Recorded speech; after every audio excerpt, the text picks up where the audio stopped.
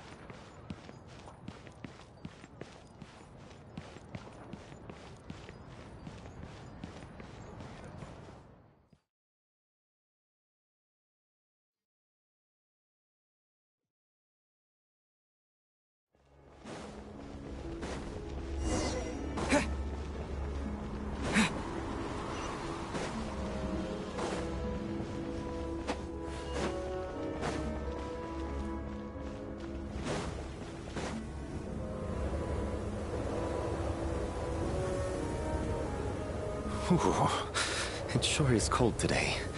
Here to see Odette? I just need... Perfect. Thank you.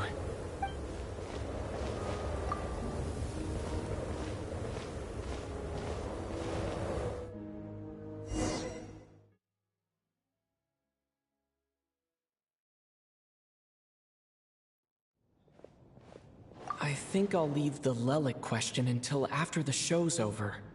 Then I'll go find Odette.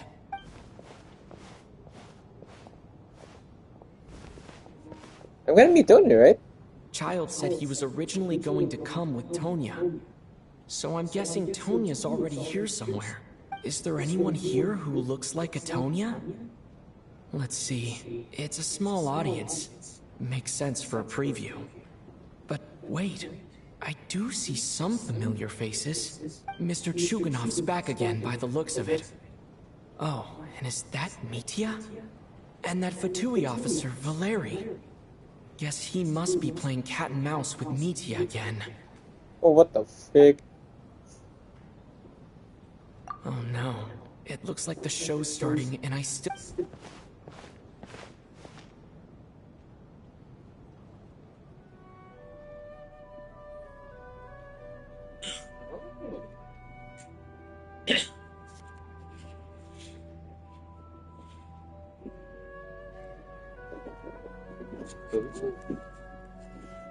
Oh.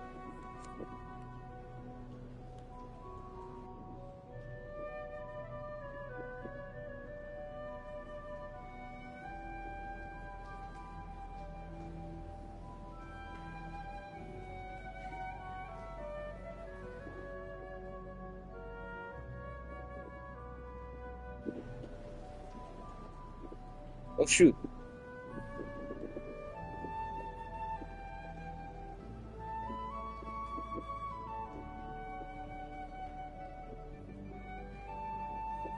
Shoot, the snow.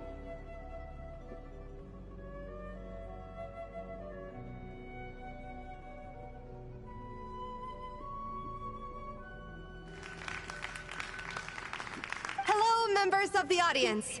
I'm a staff member here at the theater. Today's performance was a very special one for us, as it marks the first attempt in a long time to revive the classic Snezhnayan ballet, Spirit Seeker. To commemorate this occasion, we would love to take a group photo of the cast, crew, and audience members present today.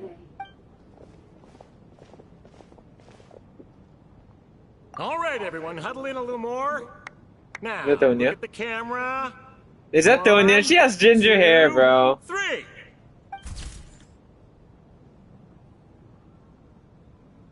That's Tonya. That's Tonya, right? Oh my god. Are you quite satisfied, Mr. Energy Scientist? I rather hope you don't have any other escape plans to add to my workload today. Oh shoot. What are you talking about, Sarge? This was simply my way of inviting you to watch Miss Odette's new show with me. And wasn't the performance spectacular? In the future, I heartily encourage you to take a leaf out of my book. Find some soul-nourishing pastimes to enrich your time outside of work. It was indeed a fine performance, but I must correct you on one point. This is not time outside of work. These are working hours. Working hours and non-working hours are just a social construct. Human technology can never advance if we're too rigid in our thinking, Sarge. May we leave now? Already? I mean, I was kinda hoping to soak up the atmosphere for a little longer, but... no. Off we go then, Sarge. Back to the land of working hours. Lead the way. Oh shit, it's Tonya, right?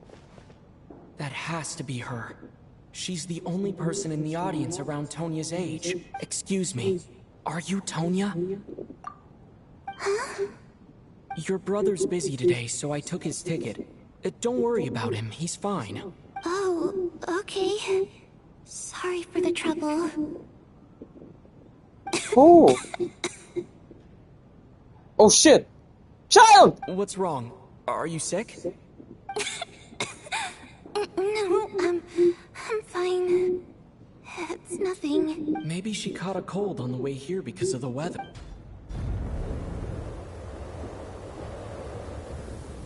I haven't seen snow like this in a long, long time. It's most unusual. I know. It's completely white out there. You can barely see a thing. I've never seen such heavy snow in my life. Let's wait it out for now. You'd be lucky not to freeze to death in this weather, let alone find your way. Oh, shoot. Well, look at that. Maybe we shouldn't be in such a rush to get back after all. What do you think? Let's wait and see. Why do you need to take it so seriously? Fate has given us this... Come to think of it, there's a small inn not far from here that always keeps plenty of extra blankets on hand for guests. I know the route well. Shall I head over and borrow a few blankets? That way, anyone in a hurry can wrap up warm for the journey back. Just remember to return them next time you're over this way. Sir, there's really no need to go to all that trouble. Hey, it's no trouble at all. What a kind gentleman. Very good. My wife and daughter are waiting for me at home, so I shall be heading back as soon as I get my blanket. So...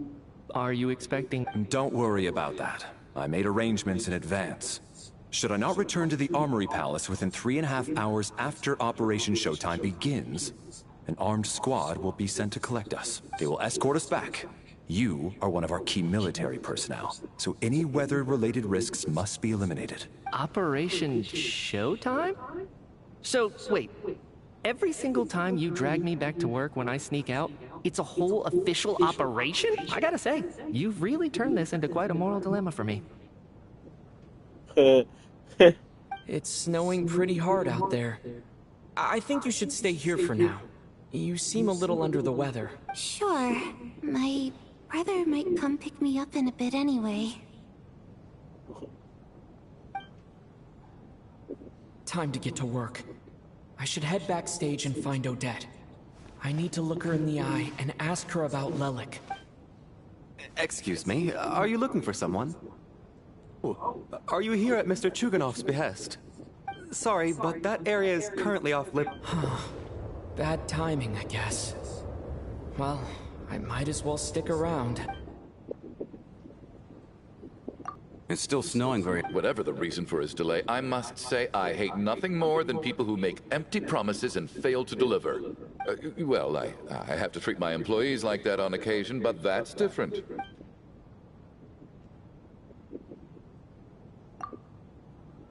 You seem anxious, Mr. Valeri. It's been nearly 4 hours since I left the armory. They know how much I despise tardiness and disrupted plans. There's simply no reason that they shouldn't have shown up by now. Surely a snowstorm like this one counts as such. Few things in this world can stop the Snezhnayan army, Mr. Meat. Why don't you go out and take a look? They might be right outside, waiting for your orders before they dare come in. An absurd hypothesis. I have no intention of leaving your side for even a moment until I have This doesn't look like an ordinary snowstorm to me. That guy who left earlier. It looked like he just vanished into thin air. Either that, or my... A man-eating snowstorm? Come on. Night hasn't even fallen yet. Spare us the ghost stories.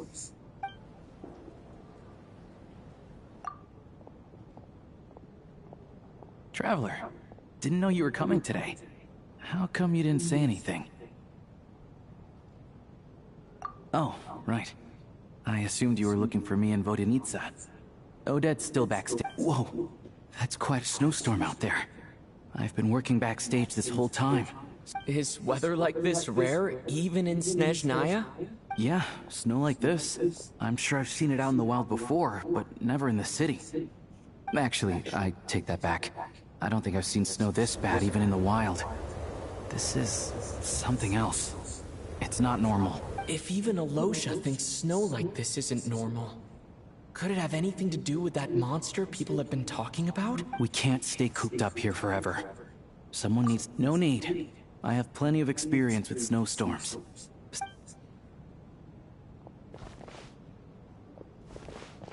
Everyone by the door. Careful not to let the snow soak into your shoes. In a snowstorm, you gotta look after your toes above all else. Heading out, my man? Be careful. I've been told the snowstorm eats people alive. Thanks for the advice. I am planning to be careful. I just want to take a quick look at the situation out there.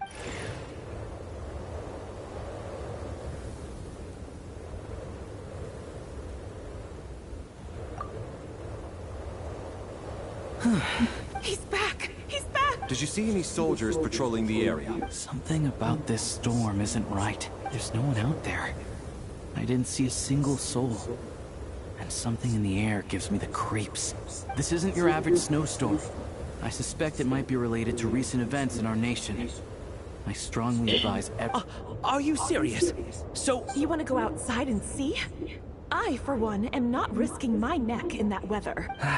This just turned from a minor delay into a major hassle. We can only hope that our friend who went to fetch the blankets just ditched us and went home. Is it really that bad? But my daughter, I won't be able to read her a bedtime story tonight. Huh? What are you all still doing here? Whoa! It's snowing hard! So now we're stuck here? Oh, this is terrible! Luckily, it was just a dress rehearsal today, so there aren't too many people here. On the bright side, the theater's always well stocked with supplies. If the snow still doesn't let up as we get it, at least, I assume that's alright? Odette? Fine by me. This seems like a sensible backup plan. What are you staring outside and praying for, my man? You anxious? Oh, your majesty the Tsaritsa, I beg you, please do not let tonight's snowstorm stop. What? This is a golden opportunity to spend the night under the same roof as the two top stars in all of Snezhnaya. I think I've changed my mind. Sir, if you so much as look at us funny, you'll be seeing stars in a whole other way. Behave yourself, or you'll be begging for that blizzard. It's getting colder. We need to keep the indoor temperature up. Close the door and lock it tight. Let's head somewhere warmer.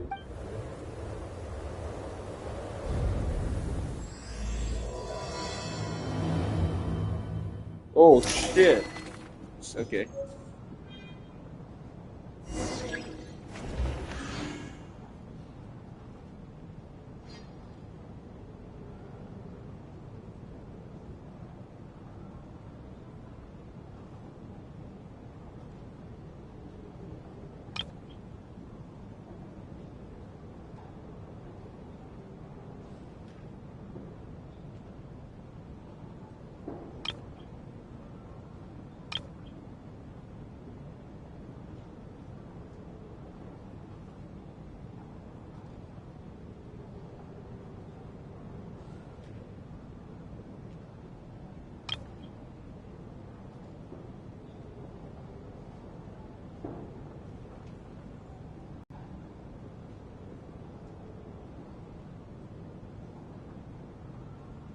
Hi, Mommy. I'm good. Yeah, it's very nice. It's cold. Laters.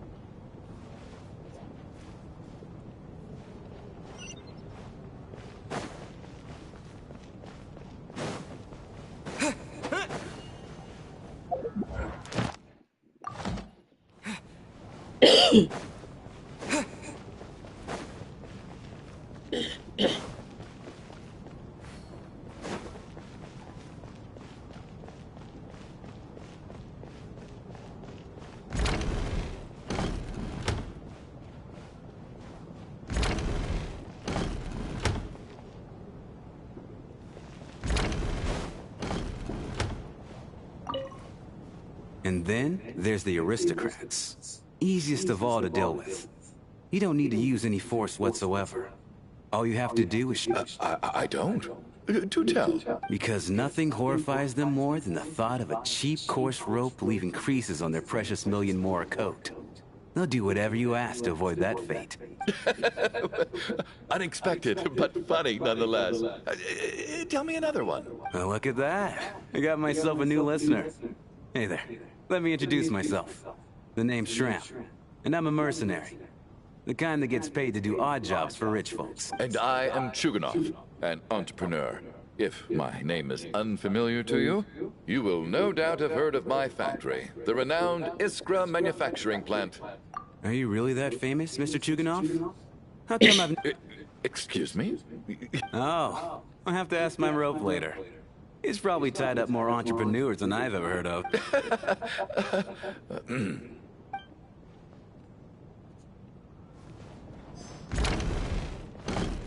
How are you feeling, Tonya?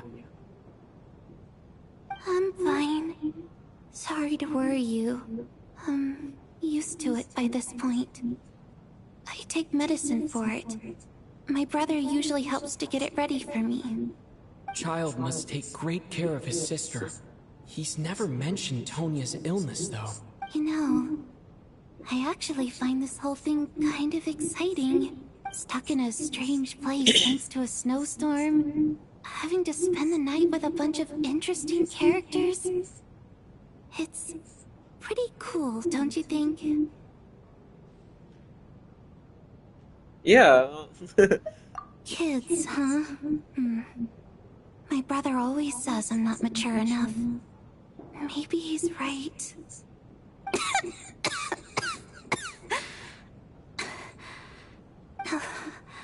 I'm fine. Look after yourself.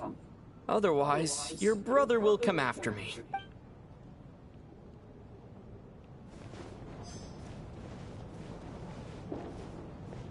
My husband has major trust issues. To him, I doubt even this snowstorm is a good enough excuse for me to stay out all night. That's the price of marrying into wealth. You'll get used to it. I'm not about to stop you if you want to leave. But don't drag me along. Hello?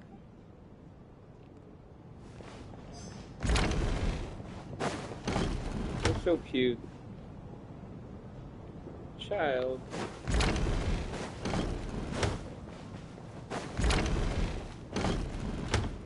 This is highly irregular. A delay of over an hour during an operation like this theoretically warrants a Harbinger-level response. I wonder what the issue is. The storm, or something else. Sarge, the day you learn to let go and just enjoy moments like this is the day you'll finally understand the meaning of life. Why, hello, sir. I believe you were the one sitting at a nearby table back at Podvorye Restaurant. Any friend of the theater's star performers is a friend of mine. It's a pleasure to meet you. Greetings. Major Valeri, head of the Special Assignments Battalion. Armory Palace Royal Grenadier Guards, 1st Regiment. I am here to ensure Mr. Mitya's personal safety. Please let me know if I can be of any assistance. Mr. Traveler, I cannot help but notice that Miss Odette is stealing glances at me. Any idea what that could be about? I've racked my brains, but I can't think of anything I might have done to offend her. Perhaps she noticed me spacing out during her performance? What? You mean I really did do something to upset her? Well, thanks for letting me know. So, Mr. Mitya, is your work related to Project Stuja? Whoa! You're really asking the questions, straight up. Yes, that's right. The higher-ups in the Fatui transferred me from the Energy Commission to the Armory Palace because they wanted me to... Really? I can't even talk about that? Pretty sure it counts as part of my private life. All right, I won't say anything. Sorry, Traveler. As you can see, I'm afraid this pleasant chat will have to end here. Damn it!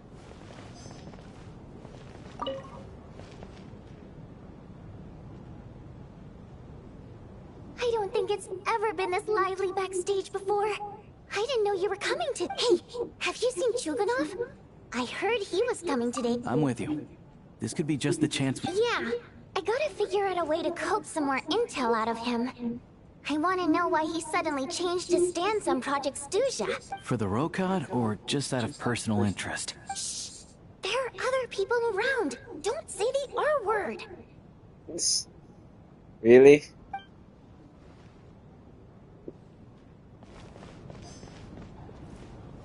Okay, coffee time. Coffee. I gotta get coffee. Coffee.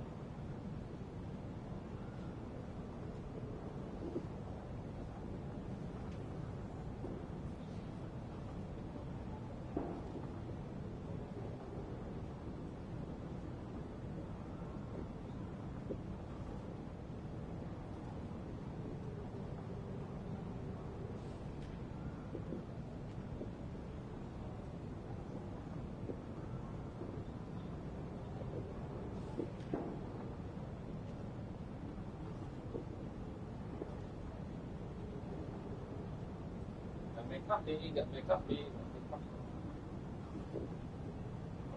Oh yeah, baby. Cryostorm! Oh shoot, that scared me. I have to say, even though today was a rehearsal and there were some hiccups along the way, Miss Odette's performance was one of the best I've ever seen. Oh, I couldn't agree more, especially considering the weight of the subject. Do you think we were coming on too strong? What about you? What did you think of today's performance?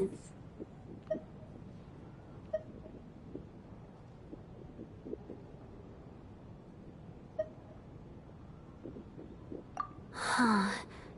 That's actually a more insightful critique than I was expecting. My mother would agree. She's always thought that was my biggest flaw. Maybe I need to work on making my facial expressions appear more natural. I'll make sure to save a ticket for you when the show's performance ready. This doesn't seem like the time or place to bring up the subject of Lelik. I need a chance to speak with her in private. So unfair. Talk about double standards. And now it looks like I've been spotted. What the frick is going on? You know Mitya too? No, I don't. Hello, I gorgeous. just have a feeling that he might be dangerous. This is so cool. Yeah? I don't know what they did, but they're hitting a part of me when I was a kid. I don't know how that works. What do you mean sentimental? No, it's like a feeling that I had when I was a kid. I don't know. I don't know because I always imagined this too. Yeah. I imagined this when I was a kid, and they brought it up here, and it was kind of cool to hear. I don't know how they did it, but they did it. It was kind of cool. It feels so like it's like how do I put this? I don't want to. It okay. It's kind of like a spoil, but at the same time, not too spoily because I'm just explaining what's going on. Yeah.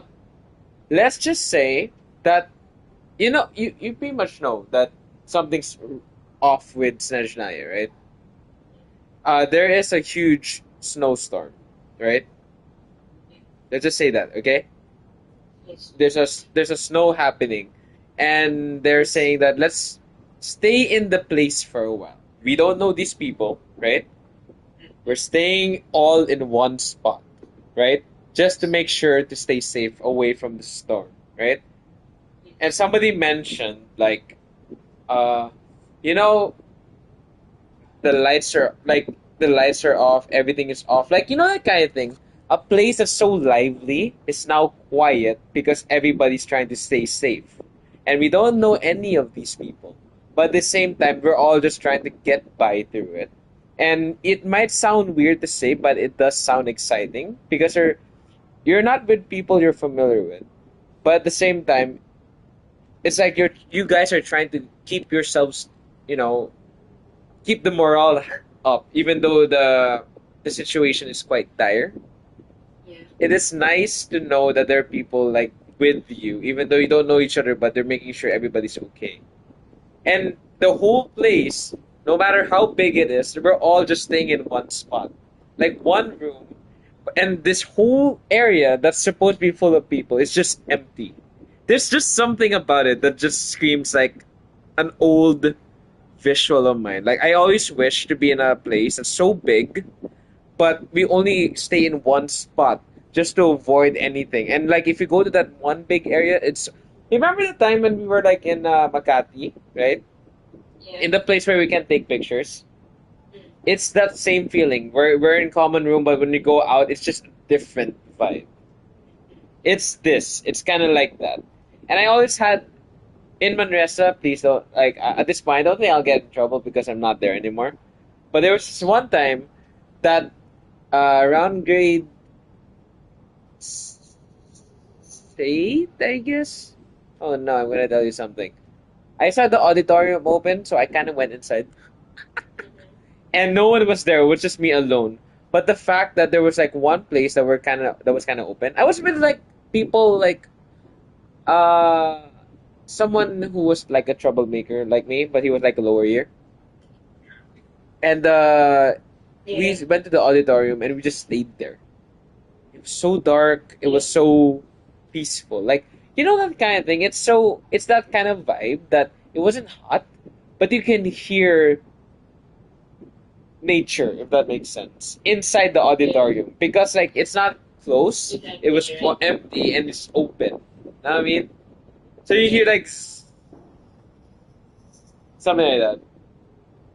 It was so cool because this is the feeling I'm having right now. So it's kind of like it takes me back a bit because I I didn't exactly have people to be around with like in that area. Like we were not in a dire situation, Yeah. but I had similar experiences like that.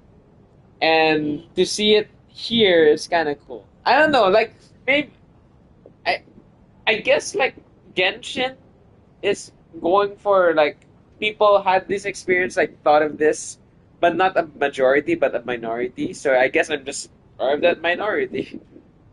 So it's just kind of cool because like you might not have the same visual or thought of mine, but I just find it really cool to be with a couple of strangers. Like obviously, hopefully they're like fingers crossed, like they're good people, right? But we're all just trying to keep morale up in a small little room in a big vast area. I don't know. There's just something about it. Yeah, there is. I don't know. There's just and there's a snowstorm outside, but I just imagine because we're in the Philippines, right? A typhoon. So it's kind of like that. You know what I mean? I'm not sure how to explain that. And remember, and there was a moment in the game where the lights were flickering in the area. Remember, like when it was suspended, like lights will like it'll go brown out in Manresa and go back on. Yeah. Yeah, it's that. I don't know. There's just a vibe, I guess. Sorry. It's like a small thing, but like I really enjoy it. They're hitting some parts in me, and I'm like I don't know these characters, but it's a cool way to introduce these characters because you have no choice but to get to know these people because you're stuck in this situation together. You know. I don't know. Close proximity, force proximity. Yeah. But at the same time, we can be outside, but we're all staying in one room. That makes sense. I don't know. It's cool. It's cool. Anyway, is it fine if I continue? I feel like I can't get out yet. Yeah, sure. What are you gonna be doing? But yeah, that sounds nice. I'm also just trying to explore this road because I've been road and keep bumping into. Okay, I'll leave you to it. So,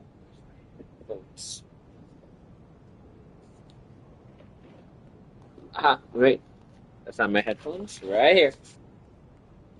Sorry, this is so cool. I don't know. I'm smiling a bit. All right. I will be. I'm live. Frick. That means everybody heard my talking. People, can you hear me, miss? Hello? Hello? Oh no. Hello?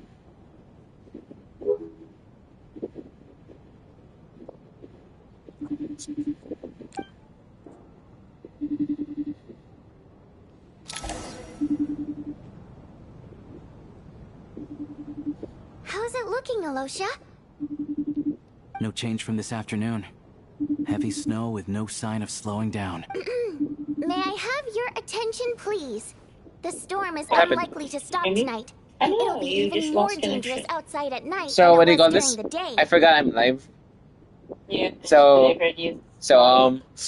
People of Manresa, I apologize for going to a restricted area, but like, you can blame a person who was kind of curious, you know. It's fine, it happens. Nothing to be, lie about.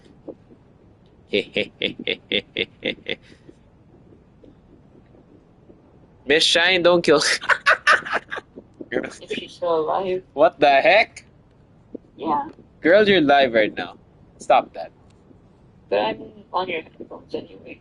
What? I'm on your headphones. You're not! And they don't know who I am. What are they gonna do? Look for me through my voice only? Sure. Oh my gosh. Okay. I'm gonna go back. Shush. Go ahead. We at the theater owe everyone here a duty of care. Therefore, we strongly suggest that you stay on site overnight and avoid going outside unless absolutely in a few short moments, we'll give you a tour of the theater's various quarters. You can choose to sleep in the VIP room, the office, or backstage. Or on the stage if you'd prefer. We won't mind. I'll pass on sleeping on the stage. What if the snow is stopped by tomorrow morning? The early birds in the audience might think we're part of some experimental new show. A drama about sleeping? That could be fun. Maybe we could come up with a title for the production. Not bad. Clear selling point, at least. Could be a big hit. Anyone who doesn't wish to sleep on the stage, please follow me. I'll show you to the rooms. I want to sleep on the stage. Let me sleep on the stage. I guess I'll call it a night. Though I feel like I won't sleep very well without Paimon here. I'm sure she'll be worried that I haven't made it back yet. But as long as she looks out the window, she'll probably realize what's holding me up. I wonder if she's feeling any better yet. At least she hasn't been getting any worse. Still, I should try and get back first thing tomorrow morning. Whoa, whoa, whoa, whoa, whoa, whoa. Oh, shoot. Ah, finally. Welcome back to the world of the living, lazy bones. I was about to wake you. The black mist is almost on us. Still waking up, huh? You know, the black mist.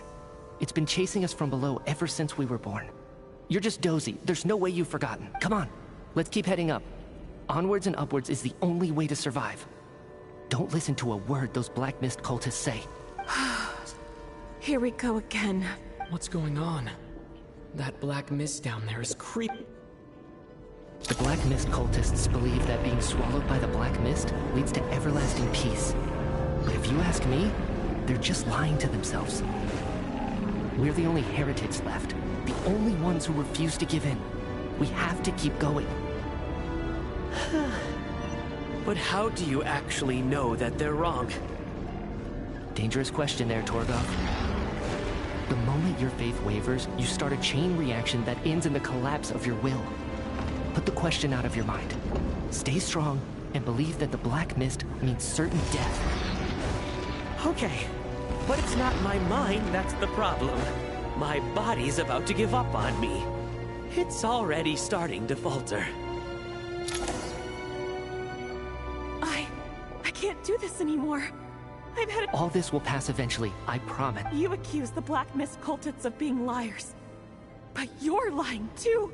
The cult of the Black Mist has poisoned your mind, Sobolova. Are you thinking of giving— I am. I think I'll take my chances with— As much as I detest the Black Mist cultists. Then I bid you both farewell. Let me put my personal opinions aside for a moment and say, I hope that you both find peace within the Black. Fate always appears so impossibly complicated. But at moments like their fate was sealed from the instant they entertained doubt. From then on,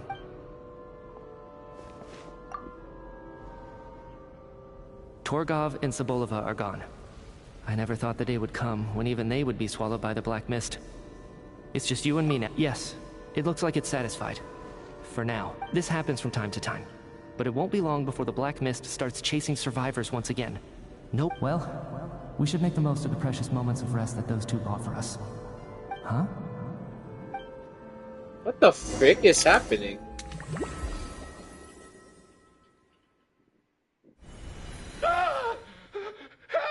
What is it, Chuganov? What's wrong? Is it morning already? Oh, sounds like it's coming from next...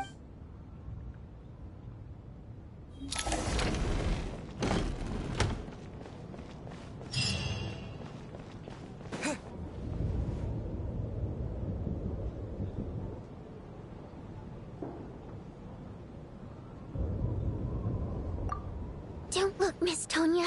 Stay here. Okay. What happened to...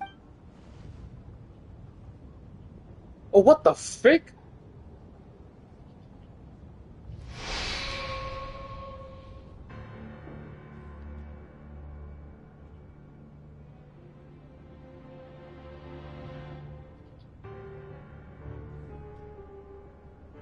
These two people have passed away. And the strange thing is that somehow, I knew this was going to happen. I knew that they would be the ones to die. Have I seen this moment before? Whoa. Or did I have some kind of I did not expect Genshin to take this route. I can't remember what it was. Let me take a look. I'm doing the gun area. Okay. I was kind of crashing out for a bit. You were? Yeah. But I'm alive, so... No vital signs in either of them. They're dead. Ain't no way! They said the D word! D word? Death? Dead! Oh, really? Whoa! The cause of death, however, remains unclear. No wounds on the bodies, no signs of a struggle, and no skin discoloration caused by the buildup of toxins. But just last night, they were Could they have had pre-existing medical conditions? Even then, the odds of them both dying of sudden complications on the same night are extremely low. It's hard to believe that they died of natural causes. Nor does this appear to be a suicide. Who was the first to discover the bodies? Oh, It was me. But these deaths have nothing to do with me, officer. I got up early because I wanted to see if the snow had stopped. Then I noticed that the door to this room was open, and it looked like there was a man and woman inside. I just went over to see what was going on. I had no idea they were... I can corroborate this. I was doing my morning exercises near the stage. When I saw Mr. Chuganov heading this way, I followed him. I can also confirm that I didn't see a single person approach that room before him. The snowstorm was raging all night, and it's still going now. There's no way... You mean an intruder? No, not possible.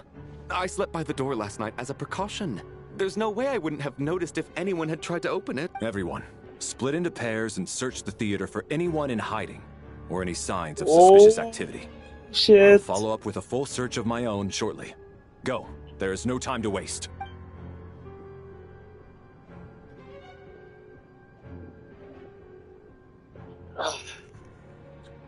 Okay. Alright. Nothing on your end either? Backstage is clear. No signs of suspicious activity. We checked the basement. Also clear. I don't think there's anywhere here that a living person could hide. Are we certain that the theater doesn't have a back door? Or any tunnel? No, there's nothing like that. If people were sneaking in through some secret tunnel to avoid buying a ticket, we'd have sealed it off ages ago. I also checked the windows. All of them are locked from the inside, and... It sounds like we can safely rule out the intruder theory. If anyone came in during the night in this weather, there'd be no way for them to avoid leaving footprints or water stains. This can only mean one thing. It's like one of those murder mysteries you see in novels and plays, isn't it? The ones where the killer is... Oh my god! One of us. We can't quite jump to that conclusion just yet. Could he be right? Set in a theater during a snowstorm, a murder takes place, and the killer is among us. Such a classic trope that it seems unbelievable. Looking at who the killer targeted, and the clean entry and exit, it all adds up. I know what this is. It's obvious now that I think about it. The hell are you talking about? What is? What have you figured? Both victims were wealthy, well-known local merchants. And the door was deliberately left open, so I would discover the bodies and witness the crime scene first thing in the morning. Such ruthless methods. This was your doing, wasn't it, Lelik? Lelik? You mean Lelik is among us? And he's the killer? Lelik. I know this code name. Member of the Rokot, anti-Project Stuzha. Always works alone. I've read the case files at the Armory Palace. Walk me through your reasoning, Mr. Chuganov. What do you know about Lelik? What now, huh? What now, Lelik? What more do you want from me? I already voted against Project Stuzha at the snezhnaya. You snuck into my house the other day while I was asleep. Left a threatening letter. And I did all that you asked. But Project Stuzha cannot be so easily shaken. Not with the rooster in charge. So he really was threatened by Lelik. That makes sense. He has a shield, oh my goodness. And now you're resorting to murder to threaten me. Isn't that right? I knew it. The Rokot despises the rich. The lives of the wealthy are but refuse in your eyes. Show yourself! Which one of you is Lelik, Tell me! I'll do whatever you want! Just stop playing these mind games! You're doing psycho.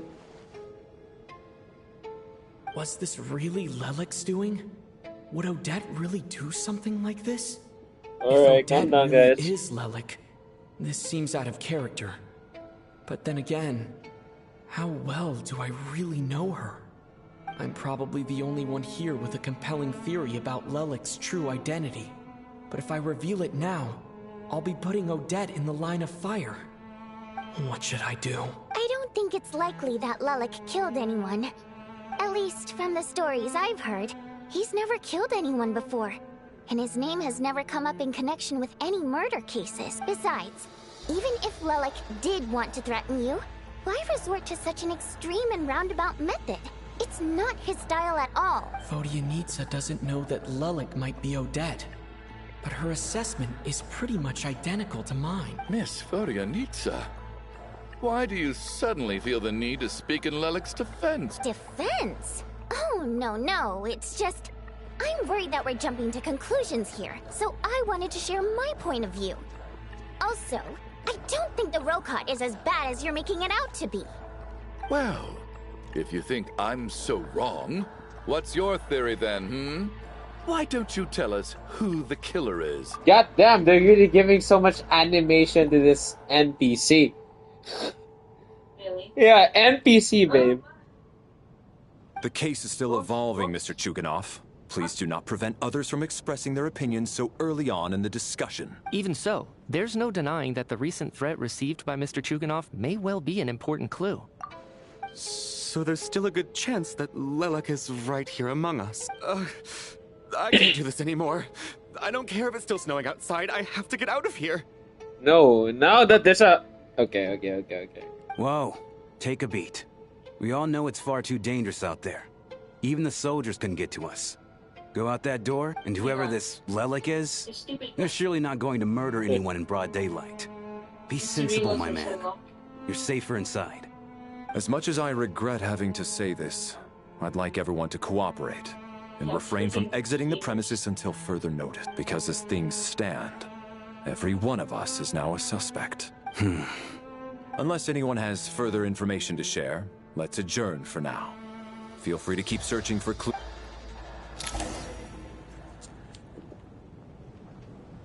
God.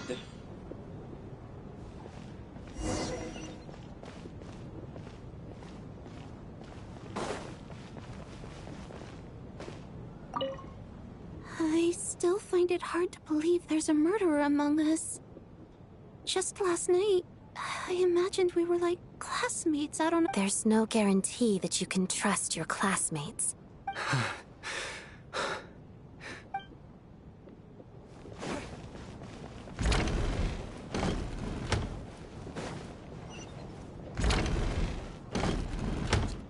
You're right, that was my bad. It was a knee-jerk reaction. I didn't think it through. Luckily, no one's...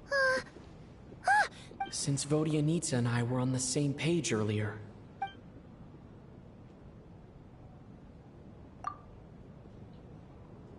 Whoa. Are you serious? I don't know if this counts as gossip, but it's definitely on track to be the juiciest this whole year. Odette? Really? Odette? Oh god, how dumb does this make me look?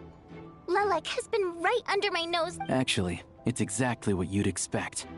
Sometimes, hiding in plain sight is the best strategy. And now that you mention it, the more I think about it, the more sense it seems to me. What are we up to now? 1, 2, 3, 4... Odette's identities. She's my coworker, specifically a ballerina, and also a Fatous, a member of the Rokot. Now, Lelik. It must be so exhausting. I just want to give her a hug. I guess since I've always known her as a member of the Fatui, it never even crossed my mind that she could be involved with the Rokot, let alone be Lelik. I don't understand. If she's with the Fatui, what reason could she have... I'm literally stuck in a freaking Archon quest. Why would I... Oh, what? Maybe you're in the main one to say. Probably best if you ask her that in person. Well, since you waited until now to bring this up instead of announcing it to everyone earlier, does that mean we're all on the same page here? Yeah. Lelik may not follow orders from the Rokot leadership, but as we need to confront her face to face... Do you think she'd really admit to being Lelik? I don't know.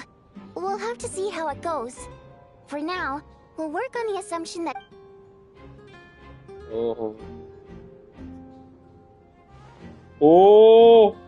Odette's alone. Let's go. Hey, Odette. What is it, you guys? Shh! Keep your voice down. We need to talk. So, you're Lelek, aren't you? What the freak? Oh my god!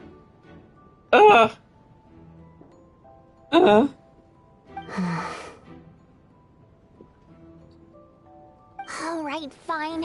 You don't have to say anything or explain yourself. None of us believes you'd kill innocent people. Whoever murdered those 2 people last night, it wasn't you. The Traveler was the first to figure out your identity. But he still... Why are you... It's clear where the group Oh my consensus is god! heading. Snitches! Everyone believes Lelek is the culprit. If your identity is exposed, you'll be in a really bad spot. Yeah. We're your colleagues, and we know what kind of person you are. So, can you clue us in? Tell us everything. The more we know, the more... Alright. What? Yes, I'm Lelek. And no, I'm not the murderer. Okay. Thanks, but I don't need you to cover for me. Actually, I'm planning to reveal my identity.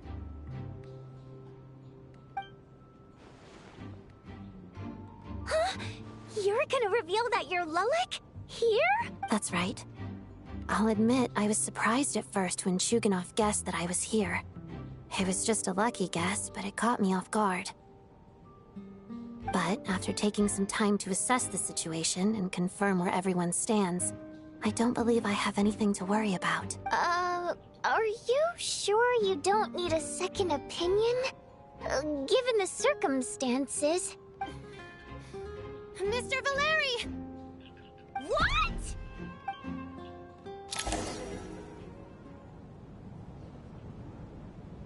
What? The freak?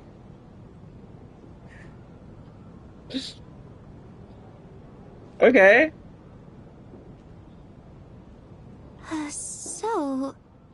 Odette is Lelek? I don't know what game you're playing, but you've got a lot of nerve. It's just one identity. So what if it's exposed? I can disappear and adopt a new identity anytime I please. I made my peace with this when I chose to become Lelek. But more importantly, I promise I am not the murderer, which means that someone else is. So, if anyone still insists that I did this, you'd best produce the evidence now. Oh, yeah. Otherwise, I suggest that you bite your tongue.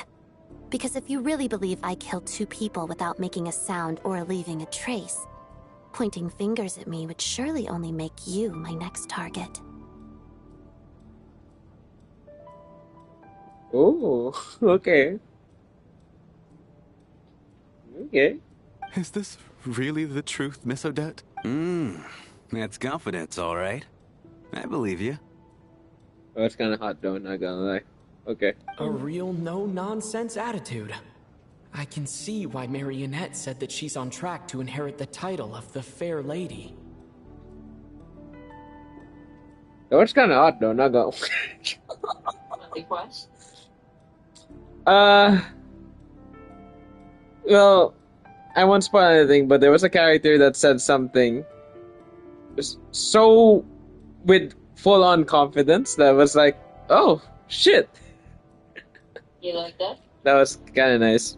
Okay. Yeah, I like that. Are you seriously buying this? Hey, officer! She just admitted to being Lelek.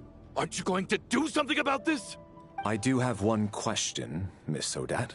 If I didn't say anything, everyone would be focusing all their efforts on finding Lelek. And that is exactly what the real culprit wants. I don't want to be the scapegoat who lets the murderer get away with this crime. Despite all the accusations, she made the smart choice. A remarkable display of rational thinking under pressure. Clearly, Odette's talent extends far beyond the art of dance. She thought so far ahead. Why do I always feel like I'm one step behind her in everything? You've convinced me. Dealing with the murder case remains the top priority right now. Let's put the name Lelik and all related incidents aside until further notice. Nevertheless, the group still considers you the prime suspect. I assume you have no quarrel with that, Miss Odette? I understand. You're welcome to keep an eye on me around the clock. I have no objections. Mr. Chuganov? For my wife and daughter's sake, I'll let you off the hook for now. But don't think you're forgiven for breaking into my house and threatening me. Just wait till we get out of...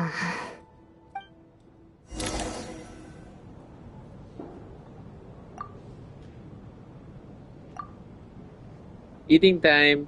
Good work, Lelik guard team. And Lelik too. Here, have some hot water. Turns out Valeri knew about my exploits. So now I've been told I have to guard Lelik with him. Shouldn't you be facing my way if you're guarding me? At the moment, it looks more like you're my bodyguard. If the true culprit is indeed still at large, as you have claimed, we must keep our guard up against them also. Don't worry, Tonya. We'll get through this. Once the snow stops, the officials will step in. The investigation will get easier, and then we'll be safe. But once the snow stops, won't everyone just leave? You okay, dude? You're gonna miss us, huh? Well, some of us work at the theaters, so we'll still be here. Really, Miss Vodyanitsa? That's awesome! You've made a fan for life. Aw, you're so cute, Tonya. All right, let's swear to it. I promise to give you the pass, and you promise to never change your mind about being my fan. Promise. Don't indulge her, Tonya. You don't have to swear an oath over things like that. You really do get carried away sometimes, don't you, Miss? Hey! Mind your own business!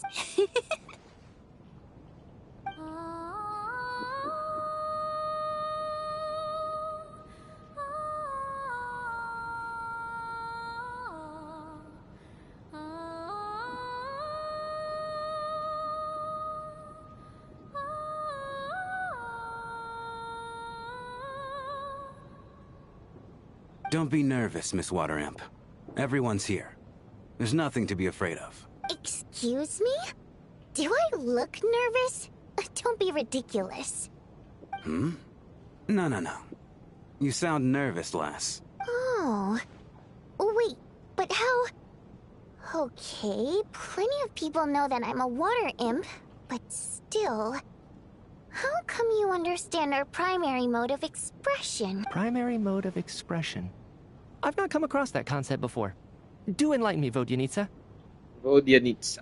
Well, it's just... We water imps tend to communicate our emotions to each other by singing, rather than facial expressions. The emotions we convey through song take precedence over our facial expressions. I'm impressed, Shram. I didn't take you for a man of culture, but you're clearly rather learned. It's not about being cultured or Learned? not. What the frick? No one says learned. This mode of expression can usually only be understood I've never by heard other anyone water say that. imps. It's You're not a simple clearly case of a song man. sounding What is? happy or What did he say?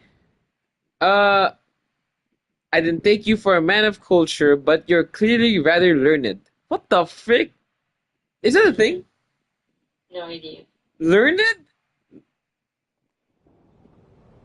And yet, you're clearly human, Miss... It's really not the big deal you're making it out to be. I think I just have a knack for it. Plus, I have a... Anyway, we spent so much time together that before I knew... Oh, I guess that makes sense. Still, the fact that you have a water imp friend is even more surprising. I'd better watch what I'm singing when I'm around you from now on. Hey, what are you implying? You're not secretly Heavens! Why would I do a thing like that? It's getting late. We should discuss our sleeping arrangements for tonight. I suggest that we don't sleep in separate quarters tonight. It will be safer if we all stay together. As long as someone keeps an eye on Lelik, I'm quite sure we won't have any trouble. Are you saying that you wish to bet your life on Miss Odette being the killer? Nonsense. Of course not. Then I propose the following arrangement for tonight. The Traveler, Odette, and I will form the Night Watch. We'll sleep in shifts, but 2 of us must be awake at any given time. An excellent idea. This allows us to handle the night watch while also keeping an eye on Lelik. Meanwhile, the rule of taking shifts in pairs resolves the other issue. Namely that we can't necessarily trust the Traveler or Valeri either. I expect that plan took you quite some time to come up with, didn't it? Actually, our field combat manual outlines a similar approach. Although the scenario there involves guarding prisoners overnight during field operations. That being said, I must clarify that I harbor no disrespect towards you personally, Miss Odette. In fact, Lelik's numerous covert operations make fine textbook examples for military agents. I care less about respect and more about the fact that you just robbed me of 2/3 of my sleep tonight. I'm calling dibs on being the first to rest. Good night. Whoa. Fake? Why? Whoa, whoa, whoa, whoa. Why is she mad? Can I want to keep playing, but I not now. Can I leave? It's almost time. We should wake Odette. How are you faring? Oh, not going to argue with that. It's finally time for Odette and I to share the night watch.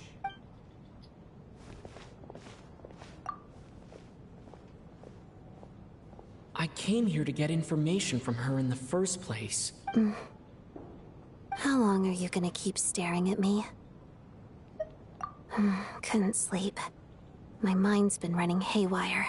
Plus, there's something I've been meaning to talk to you about. I had a hunch that you wanted a conversation too. Let's take this chance to clear the air, shall we? Okay, can we walk so I can leave? Oh my god! It's like a long dialogue. It's Rosaline. In her final moments, did she have any last words or anything? I see. Well, that was all. I have no other questions. No. She was utterly ruthless in pursuing her goals. That kind of person should be hard to miss. And yet, even though I never approved of her methods, and she was an abrasive person, the fact remains that I am indebted to her. Oh, she told you. I guess that makes sense. I think she and Rosaline were on pretty good terms, yes. Rosaline wasn't the kind to gossip about this sort of thing. Not that it's any huge secret to me, though. When I was a child, I had to join the Fatui for the sake of my mother and me. I trained under Rosaline. It was extremely grueling, and it didn't exactly come naturally to me. All I could do was try to ignore the biting cold and practice, practice, practice. I was a newcomer who'd managed to make a good first impression on a harbinger. There was pressure to live up to her expectations, to be worthy of the fair lady's reputation. Every day was a struggle against the cold, pain, and fatigue. And most nights, I struggled to fall asleep. After enduring all that, I've become almost immune to the sensation of pain. I suppose that was the cost of survival. Surely, any child who had to experience that would grow to hate her lot in life, don't you think? So, I put an equal amount of effort into my ballet. Because in my young mind, that was the only way to defy my fate. It was my way of telling her, the Fatui's demands and your expectations of me are not what I wish for. One day, I will leave. I think she probably blamed my poor performance in training on my passion for ballet. She knew my heart wasn't in it. One time, when I was secretly practicing a dance at night, she suddenly showed up. I knew she was there. I told her, "You don't deserve to watch the dance I learned from my mother." She looked stunned. I guess she was surprised that I lashed out first, before she had the chance. But strangely enough, on that occasion, she wasn't fierce with me like she was during training. Instead, she fell silent for a moment, and then left. After that, She never interfered with my dancing or asked me how it was going. She never came to watch me dance again either. Not even once.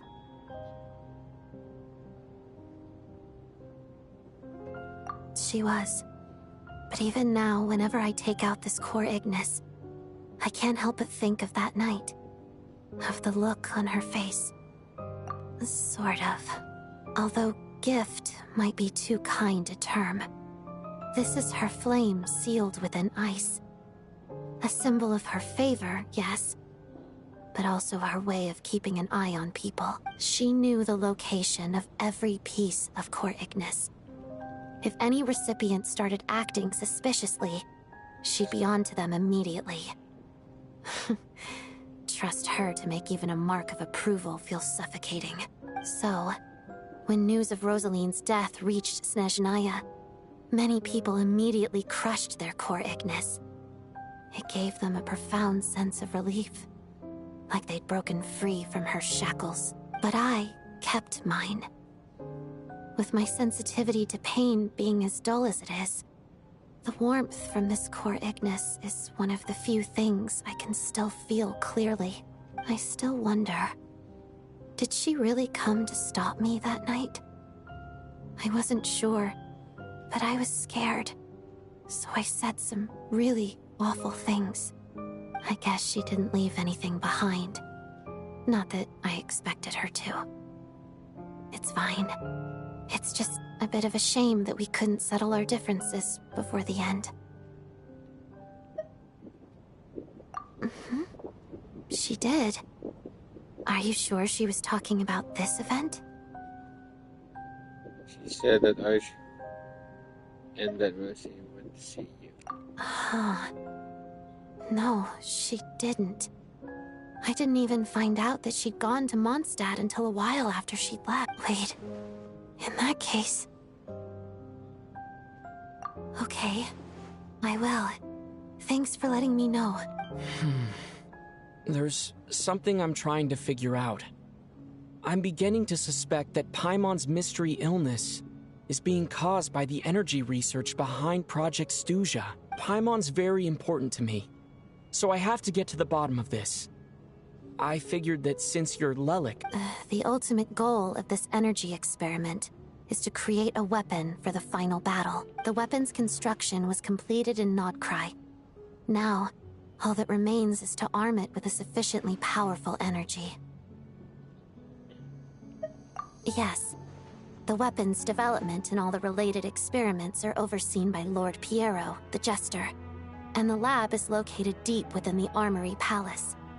I'm not sure why this experiment would be making Paimon feel unwell, though. The best way to get to the bottom of it would be to go there in person. Once we get out of here, I'll help you apply for an entry permit. And I'm hardly the organization's proudest member, as you know. You answered my question about Rosaline. I want to do you a favor in return. It's...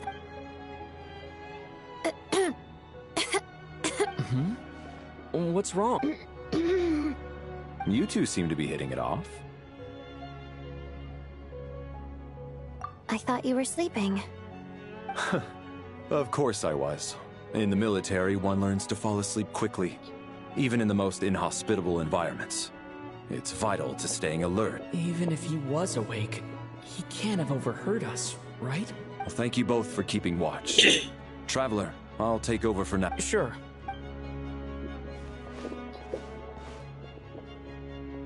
This is our second night here. I hope she's been sleeping well the past... Why do I feel like... Oh shit. Seriously? Is this payback for when I stared at her earlier? But I thought she was asleep. Never mind. I'd better try and get some sleep myself.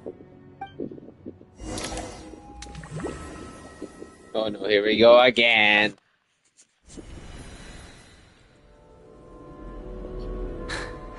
Hey, what are you spacing out for?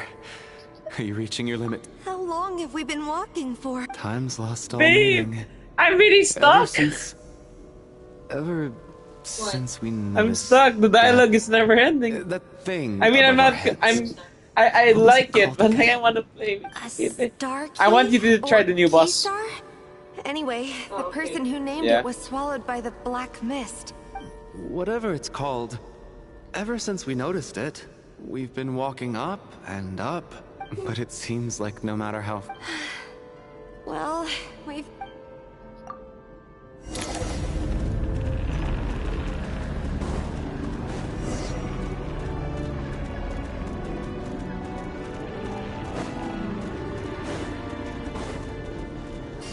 Monsters! Watch out! Not again! I've lost count of how many times we run into them. Be careful. What?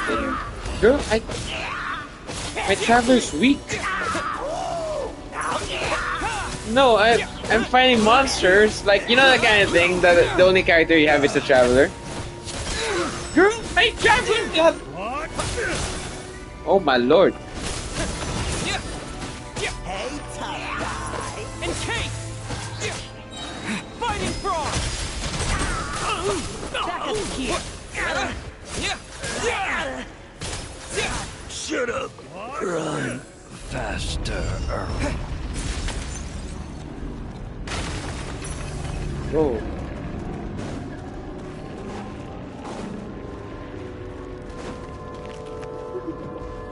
Yes, yes, yes. Here they come again! Get ready! You wanna fight? Let's go!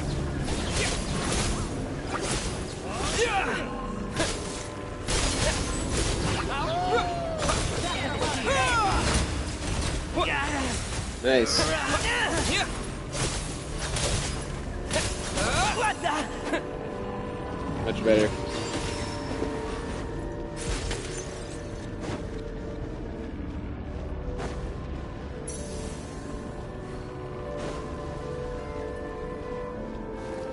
Monsters ahead of us, the black mist behind us. It feels like there's no escape.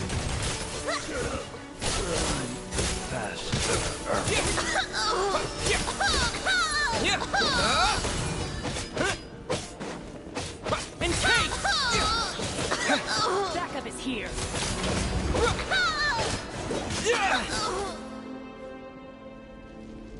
Are you hurt, Kulik? No, I'm fine. I get you. In fact, I read... Yeah. The hope that the star gives us is the only thing keeping us going. Otherwise, why would it always be out of reach? We know you mean well. Thank you, friend. What is going on, But bro? enough What is the enough. frick? You're going to continue, aren't you? I admire that. I've given up, but... Bro. It's not an illusion. We really are getting closer to the star. Okay. I did it. Baby, I did it. I'm out. I'm free. Come to join you. I'll join you or you'll join me? I'll join you, baby. Okay. You want to show me stuff, right? Yeah. No? Yeah. Hello. Look at my sword. This is the, what do you call this? The traveler sword.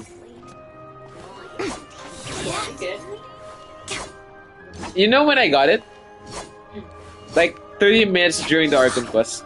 Like once after snezhnaya. That's kind of funny. And it's so easy to like upgrade it, you know how? You equip it with the traveler, you do a skill, an elemental skill toward the statue of the seven, and it'll instantly level it up by like by 10. Or like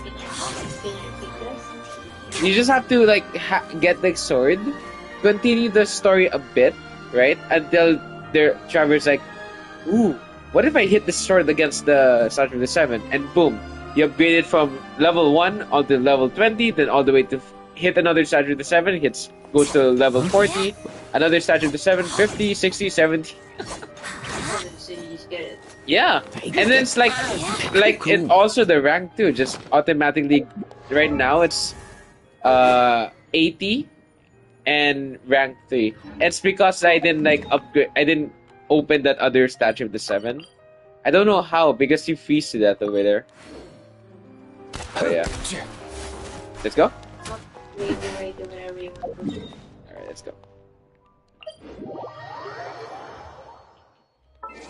We're gonna need like this. You know what? I'll be your buffer today. What? No, it's fine. You can do it. I'm not. I just want to be a support. What do you mean? I'm a dead. I'm a dead. Yeah, but you have snezhnaya tail. Okay. I can just bring my Mediocre Gamer. Okay.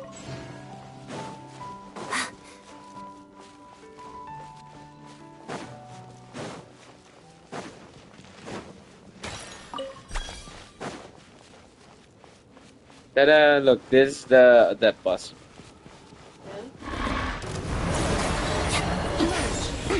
Shadow me, crystalline adagio. Kill it.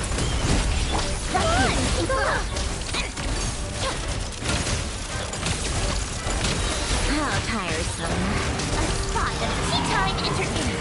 Nothing. Oh god, it's doing this thing. Break the shield. Take a break. You have to break its shield. Right? Lots of the snowflakes. Yeah. How tiresome. Yes. I'd collect it, but I actually don't need it right now. Honestly. You don't? I'm gonna do talents right now today. I also get. You want to do Mora because I kind of need the fade drops. Follow me. But like, what do you call this? Would you want to get Mora? Because I'm saving for the talents right now. I can do talents too. Or more is fine. What are you doing? Talents. Talents? Okay, yeah. Talents is fine. Yes. Though the reason why I need to do Mora is because I need to get like the fade drops. Oh, I can collect more for you then. You sure? Mm-hmm. Okay. Follow me then. Where? Over here. Yeah.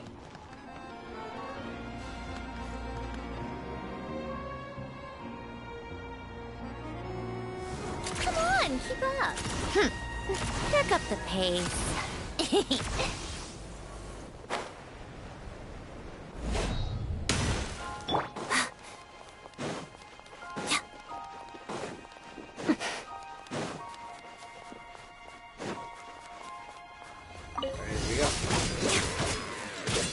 Thank you. Let's begin. Nothing lasts forever. Right now. Emerge. How tiresome. Mind your step! Come on, keep up.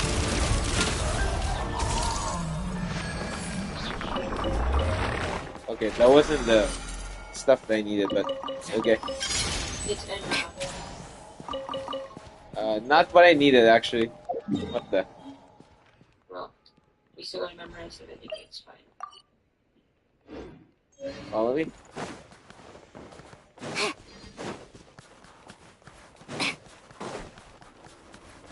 How tiresome. Take a break.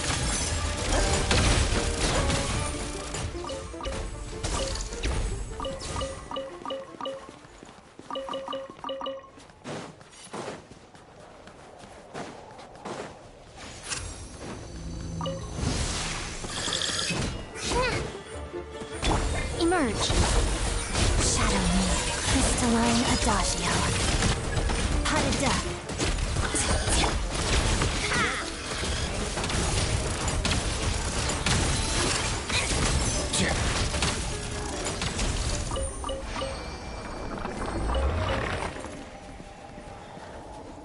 These are not the ones I need though. What the? It's in fine. Oh my lord.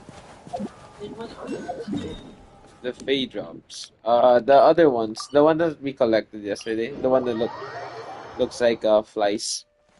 Let's go to the. You know what? Let's do talents already. Okay. Yeah. Talents for who? I'm doing for that. For who? For that. Okay. Do you have anyone that you want to do?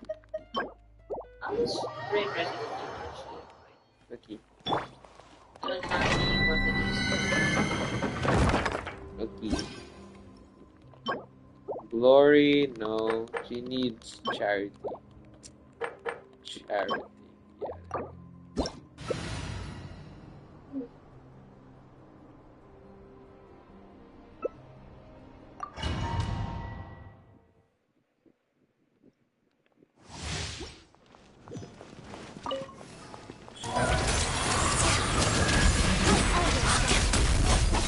Witness the snow swan's grace. How tiresome. Come on, keep up. What a joke.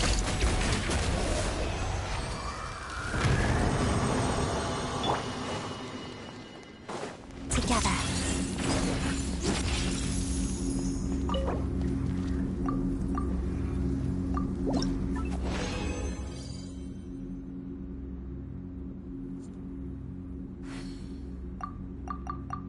charity, huh? Yeah.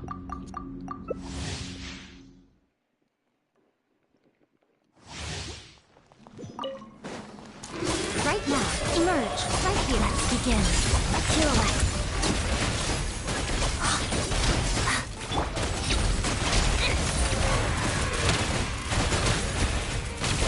Take a break.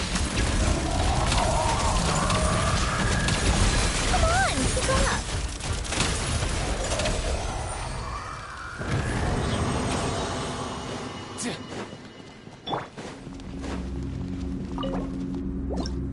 Ugh. Okay. Very nice.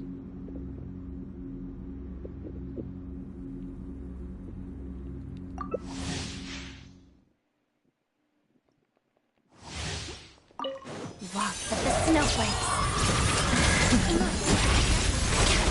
How tiresome. A spot of tea time entertainment.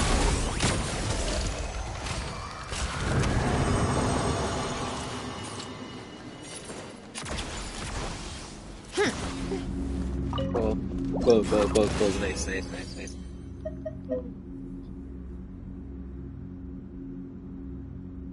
Let's try doing just swirl and like cryo.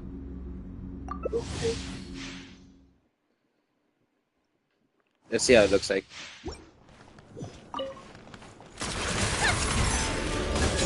Together.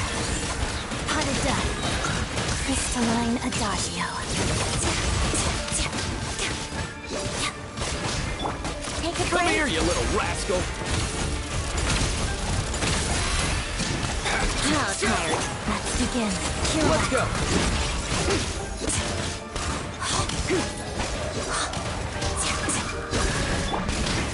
Come on, keep up.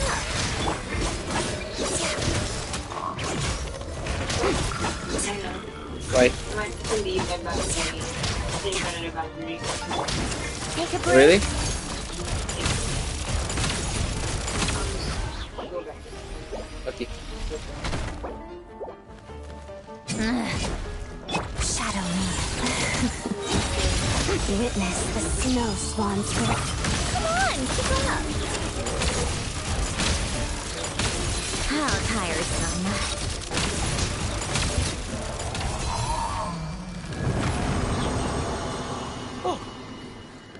Come on, keep up. Pick up the pace.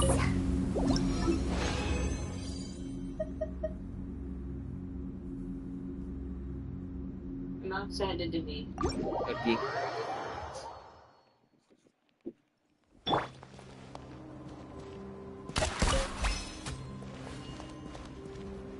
And contrast.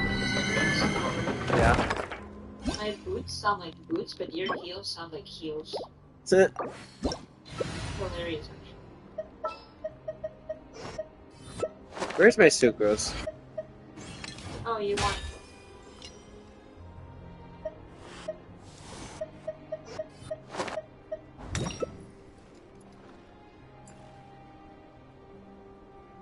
I just need cryo. You can go cryo if you want. Cryo? Cryo and an animal.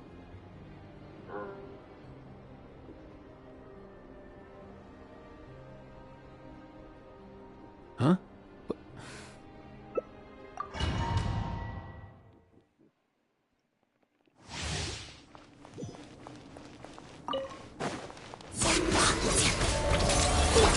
Animal Tech 6308! Animal Hypo... Potted duck.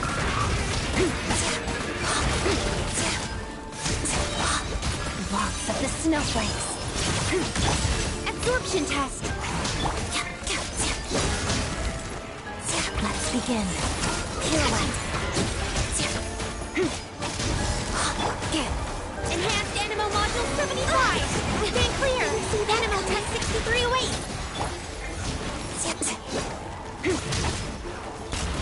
Together. Witness the snow swan's grace. Nothing personal. Stand clear!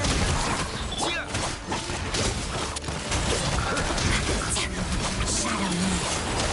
Let's go. Animal hypostasis emulation! Absorption test! Animal Tech 6308! Together.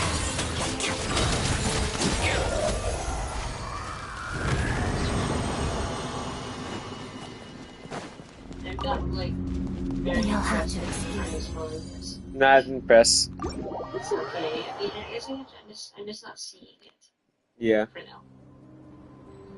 I didn't see it there. Did you leave? Yeah. You were searching back.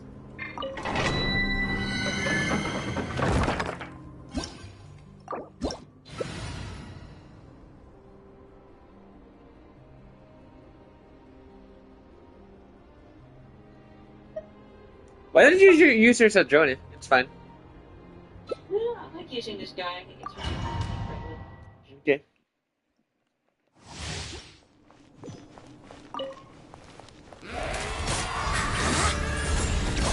I'm always watching. Crystalline adult now. Right here.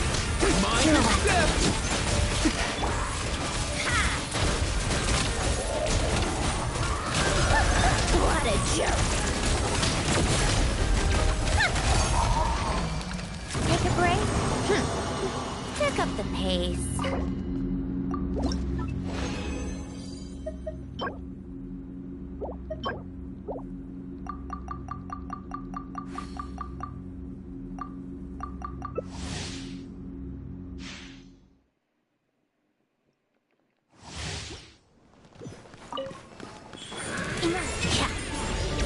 Let's begin.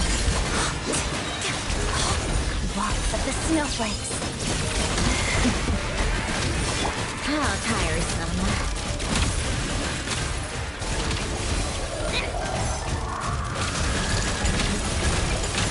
Take a break.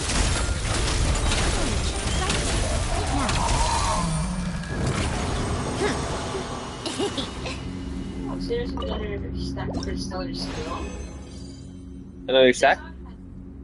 We had stacks under our names. Yeah, so one is the pole star thing, right?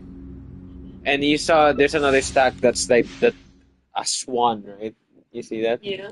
Yeah. That's what do you call it? Odette gives herself like Together. you see that, right? Wait, let me give it to you. You have it, right? Look at their stacks. You see that? 4. So essentially, so long as this is on the field, she gives stacks to all of her team members. So it's like the more stacks, if you reach max of 4 stacks, right? I gave you 60% stellar damage. I gave you 60% stellar damage if you have all 4 stacks. And that's not counting the pole star stacks. So yeah. That's how she plays. She's kind of like Albedo too, where you just like press it, that's it. Because like with like Columbina, you have to press her burst, right? To like get just the buffs, right? In her, just do this, just do her skill, and you're done. Let's go. Right now. Right Let's begin. Witness the snow spawn's grace. Pirouette. Come on, keep up. Let's test my hypothesis.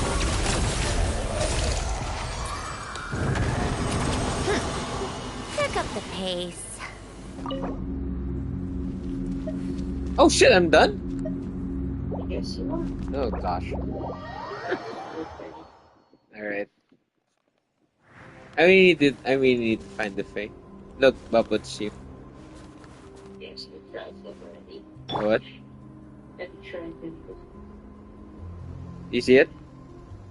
Yeah. It's you.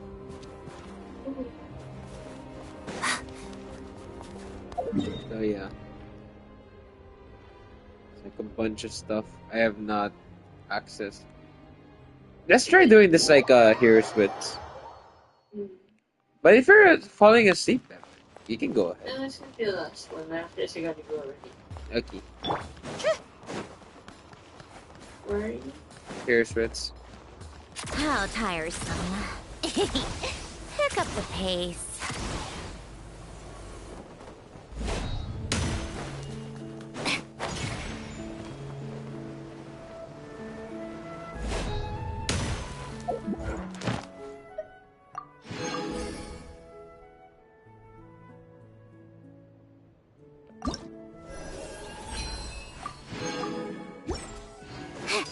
Oh, I think that's it. Ready. Right now, right here. Yeah. These are the ones I need. Find the wind. Come on, Oh god, that was it? Yeah. Oh god, I don't have any. Do I like...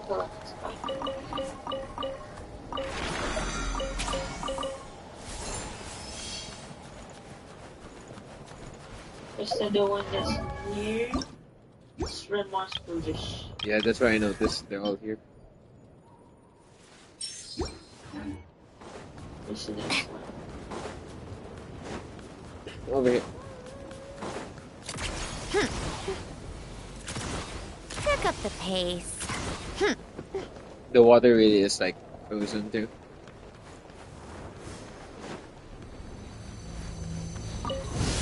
Right now, just together. The snowflakes. Emerge right now. Learned my lesson. Bro, that was it. The frick.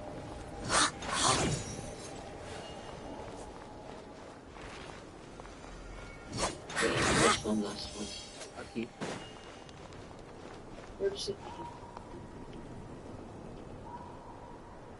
Nope. Right over there. Yeah, it's over there. Last one. Take a break. Pick up the pace.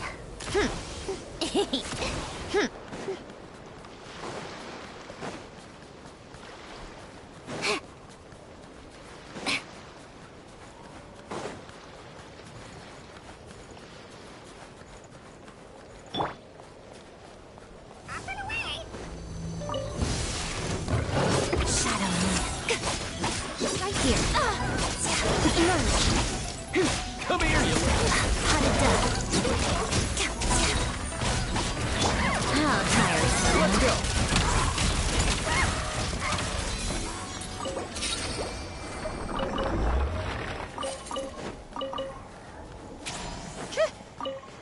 Okie dokie. Yeah, I'm gonna sleep then.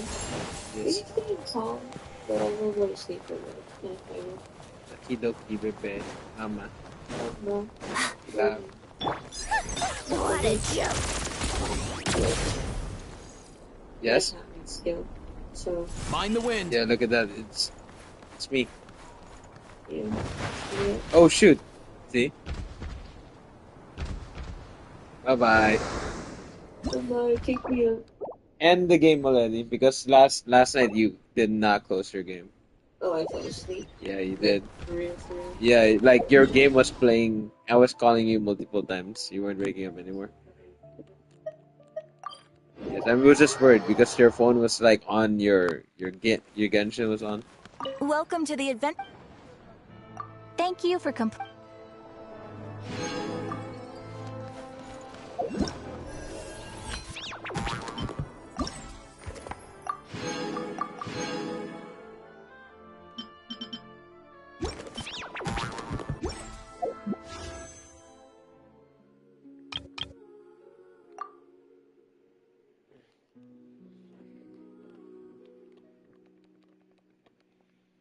Ama? Wait. Still here.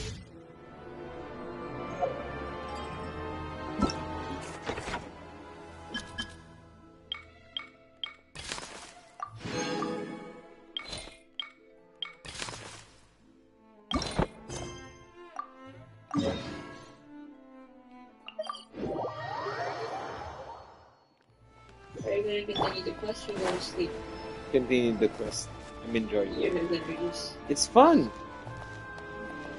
Ama. Robin ko. Love it. Ama. Are you gonna close it? Huh? Are you gonna epic go? No, I'm gonna be a cop. Papa. I do.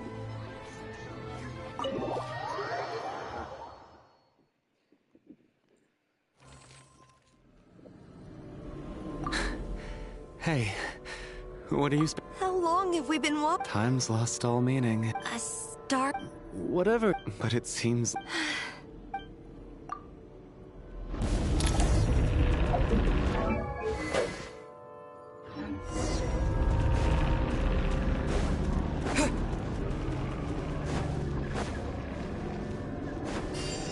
Monsters! Watch out! Not again! I've lost count of how many times we run into them. Careful!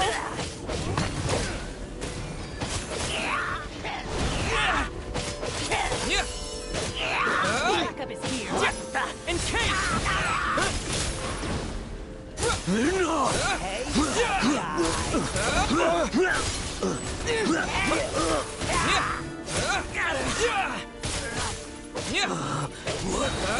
Shut up!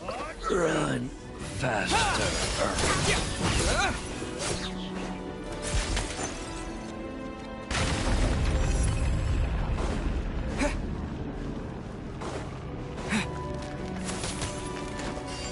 Here they come again! Get ready! You wanna fight? Let's go!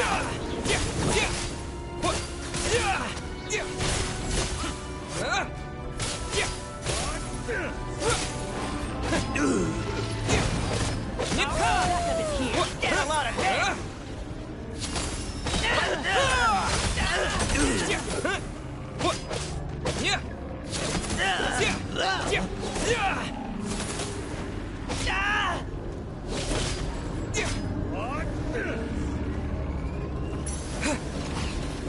Cryo storm! What the?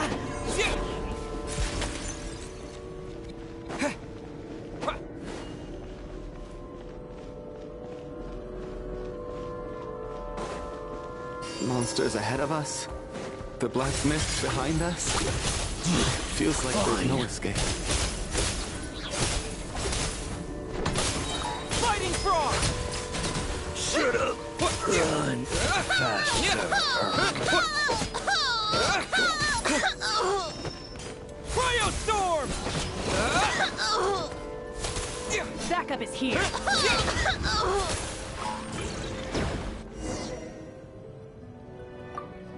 Are you hurt? No. I... Yeah. Otherwise, why would it all... We know you... Thank you. You're going to continue...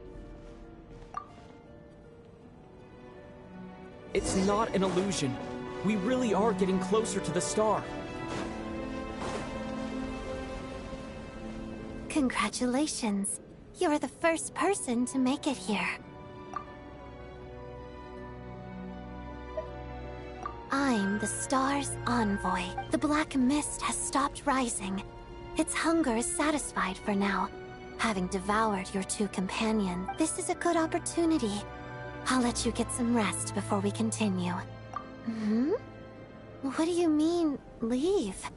The star represents the starting point. Congratulations on reaching the starting point. Once you are ready, we will head out and walk upward. Huh? What's wrong? Hey, don't give up before the journey's even begun.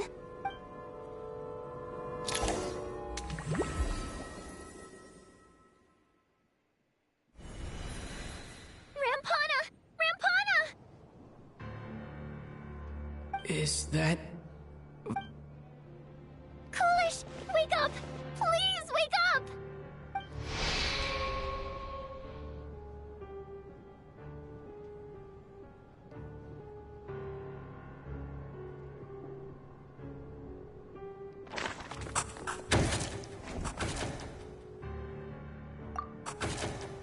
The situation is identical to that of the 2 casualties yesterday.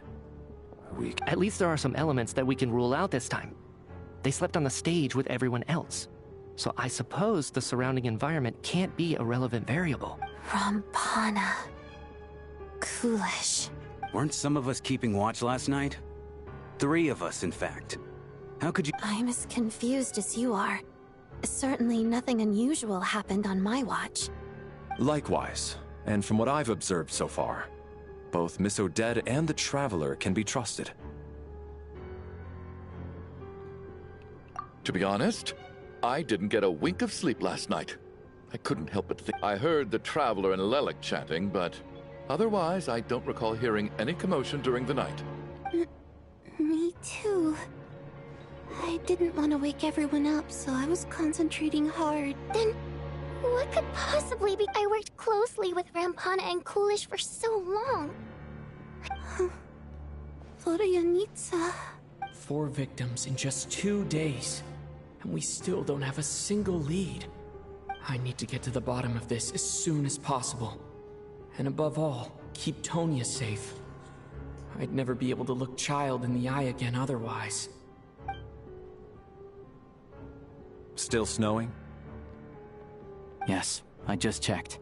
Still no sign. So we only have ourselves to rely on. If you ask me, this killer can clearly strike whenever they please. The Night Watch was a useless endeavor from the start.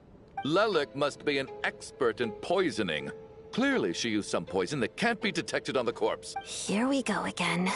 Listen, I was already thinking to myself last night, was Lelik's reason for revealing her identity the real story? Well, now I have. She's been playing us for fools. You get off on this, don't you? Revealing your identity? That's a hideous thought. One that only a hideous mind like yours could dream up. How dare you? That's enough. Yesterday, you named Lelik as a suspect because the victims were both wealthy merchants. Lelik might have had a motive then, but today's victims were just ordinary people. Not to mention that they were colleagues of Odette and mine. What reason would she— Who knows? Maybe you don't know her as well as you think. I implore you all to ask yourselves, how many people are there really in this world that have what it takes to kill another person? Lelik is well known to be a ruthless operator, and now she has Everything you've said so far is still just conjecture, which doesn't constitute a concrete lead. You need to back up your claims with some evidence. How can you defend her, officer? What did she say to you while you were on Night Watch? Maybe I shouldn't be so surprised. You military types are always colluding with criminals to target the rich. All so you can get your grubby paws on our hard-earned fortunes, then tell us to fall in line. The Fatui, the Druzhna, and the Rokot. Thugs, the lot of you. Don't you... Sir, but you were the one who told us not to stop other people from expressing their opinions yesterday. 4 people have already died. Only yesterday, turning against one another is the last thing we should be doing right now. Little girl. Even if Mr. Chuganov is a puffed-up, pig-headed windbag who doesn't have a clue what he's talking about, he's still one of the victims here, isn't he?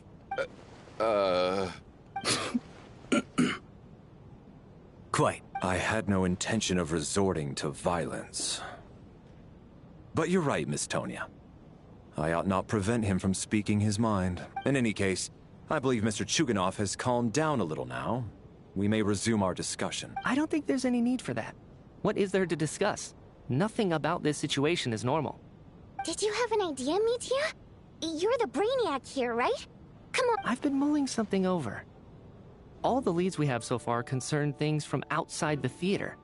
Miss Odette's alter ego, the threats Mr. Chuganov received. But then there's the 2 double murder crime scenes themselves, which have given us absolutely nothing to go on whatsoever. That's highly unusual.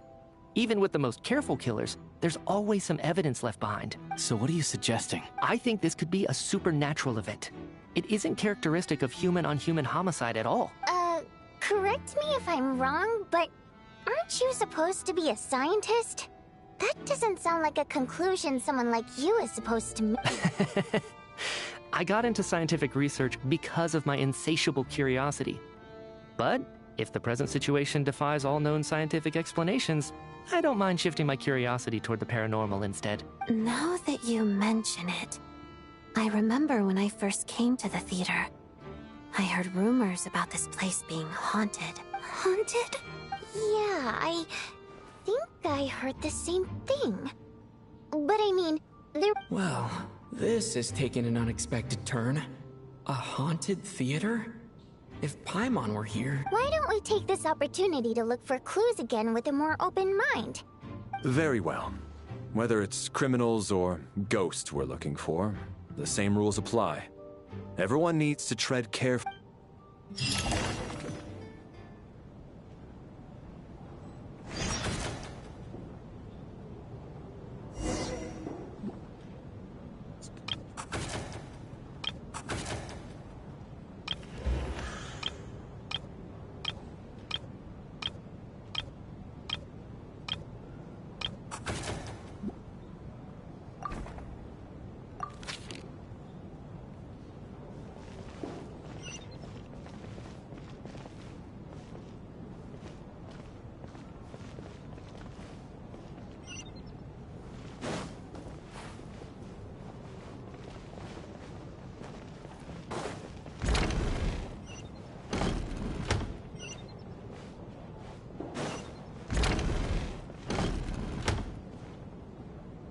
Valeri, come take a look at this.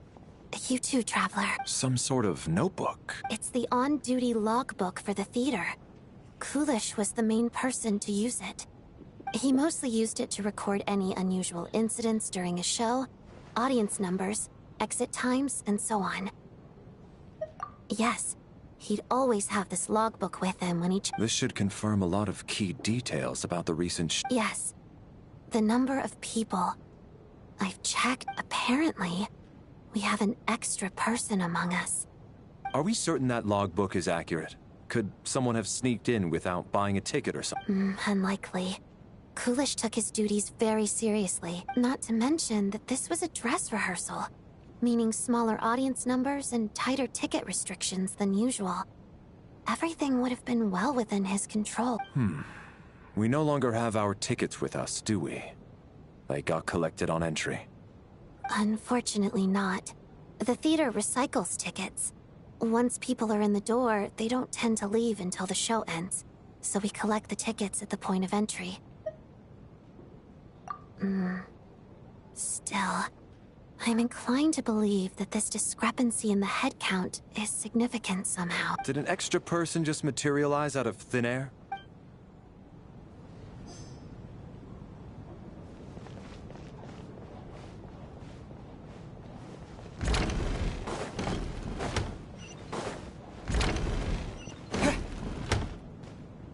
Tonya, did you find anything?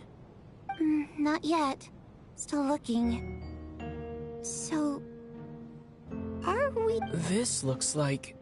somebody...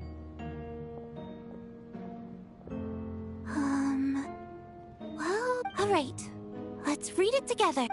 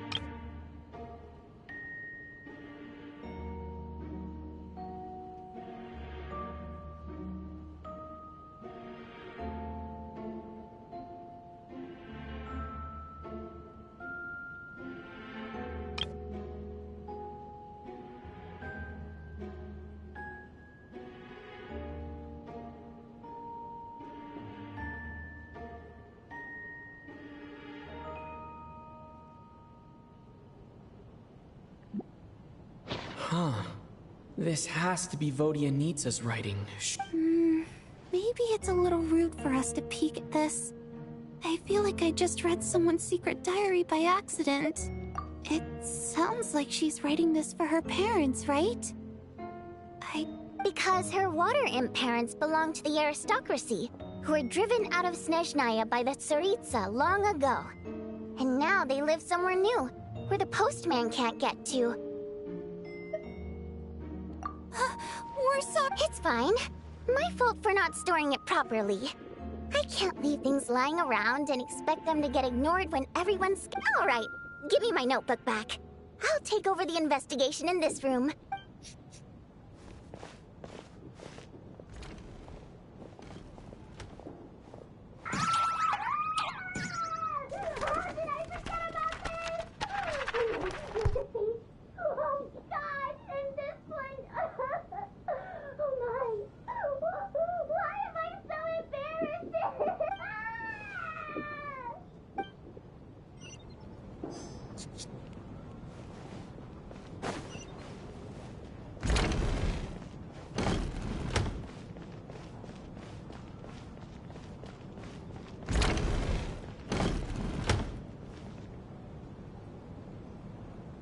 Ah, Traveler.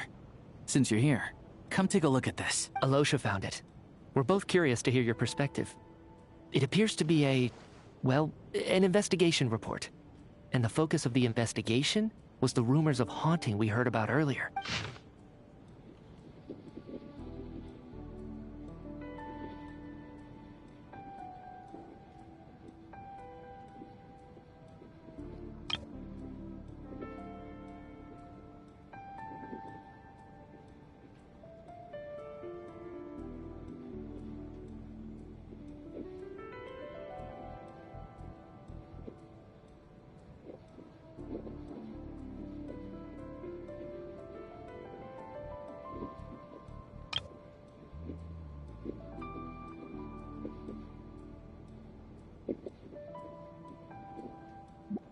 An investigation report, huh?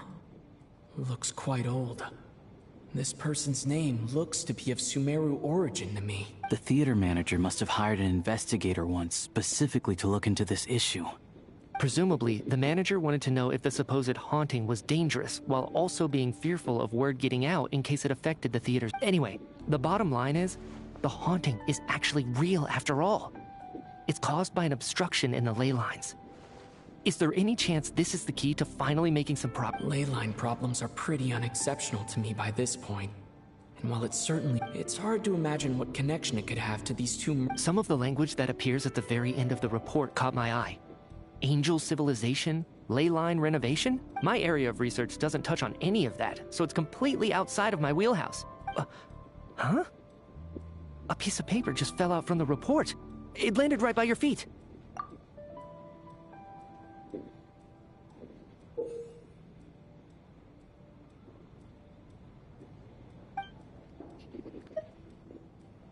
How unnerving. It was tucked inside the report, so it must be a note left by the author. Death is near. But if so, how did the author foresee it? Maybe things are more complicated than we thought. No, wait a second. If we take the report and the note at face value, they completely contradict one another. The report definitively concludes that the hauntings in the theater are harmless and cannot affect the real world. But the note seems to be warning of potential danger. The question is, what exactly does the note mean by death?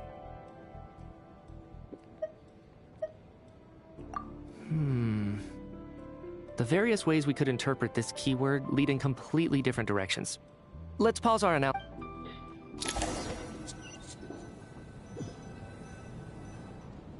If we take all this together, it's not impossible, is it?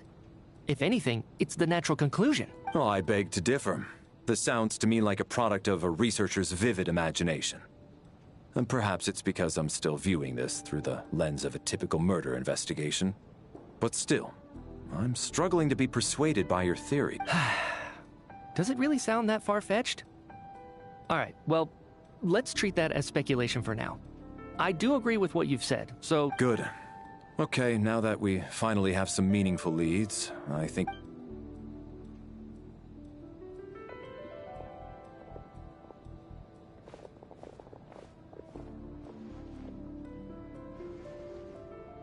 So, that's about everything we've discovered so far. I'll share my theory first. Based on what we've learned from the logbook, I believe the extra person among us is most likely the killer. If the killer had simply bought a ticket, it would have greatly increased the risk of their identity being exposed. I expect he or she either hid in the theater ahead of time, or found a way to slip past the ticket inspection. They then blended in with the group and waited. What about the note found in the investigation report? The killer may have simply planted it there as some sort of sick joke. I've seen my fair share of psychopathic killers. They love playing cryptic mind games. So, it has nothing to do... This theory makes sense to me.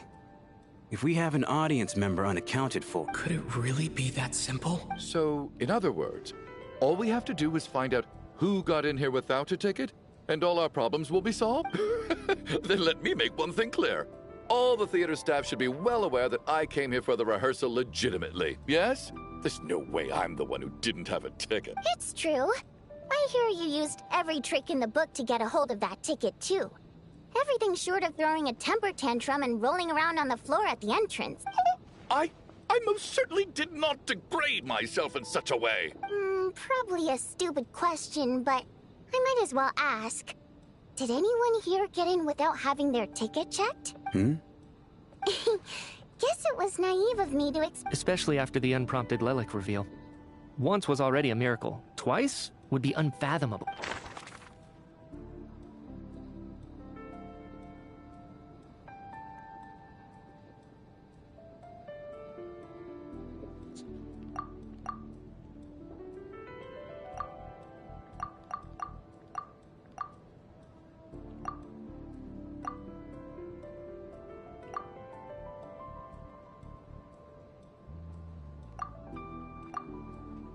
Yeah.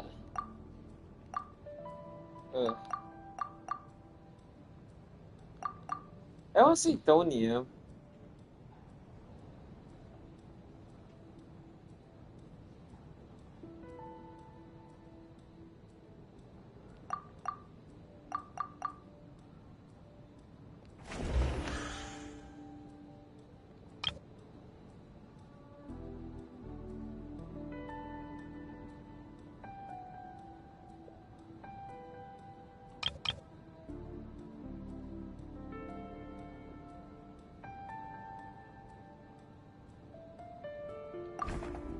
I don't believe any of us here knew Shram before all this. If no one can verify Shram's identity... Mr. Shram, did you really go through the ticket inspection to get in here? Huh? Me?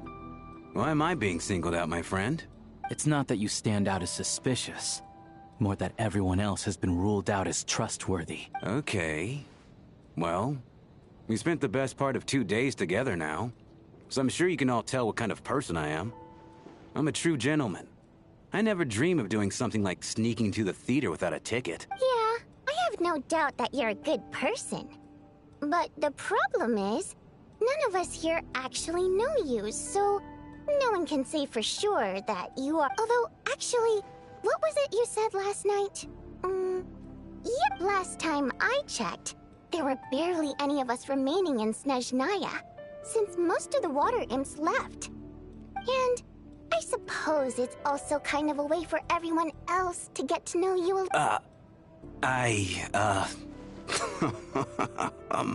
Good grief. Are you blushing? Pull yourself together, man. Stop giggling like a teenage boy. It's revolting.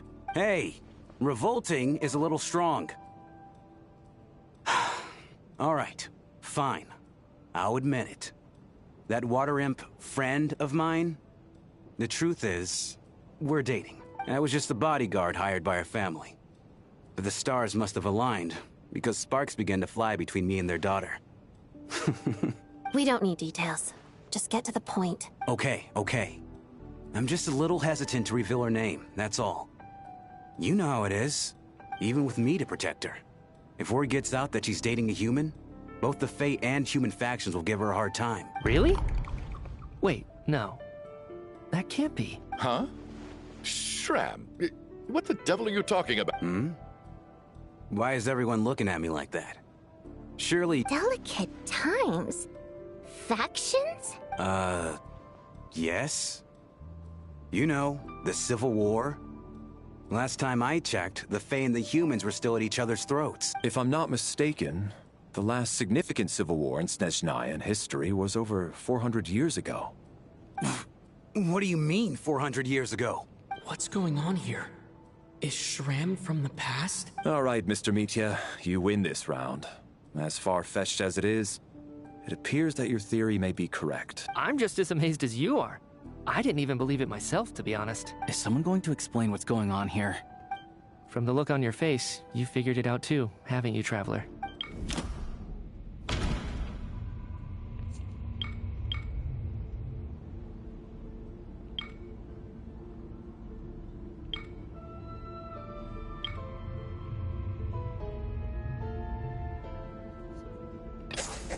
The theater's ley lines have been modified to block souls within its grounds from returning to them.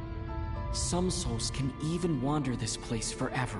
Mr. Shram's statement proves he is from hundreds of years ago, and according to the investigation report on the theater hauntings, Mr. Shram is very likely a lost soul wandering the theater.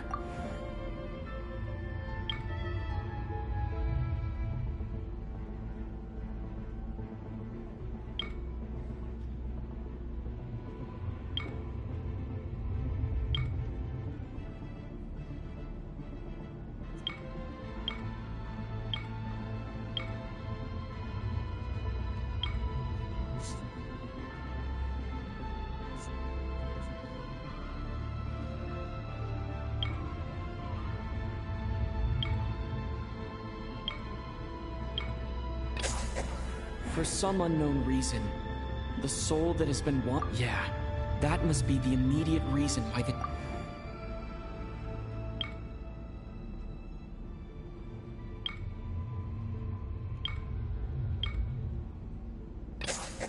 the contents of the investigation report have been verified.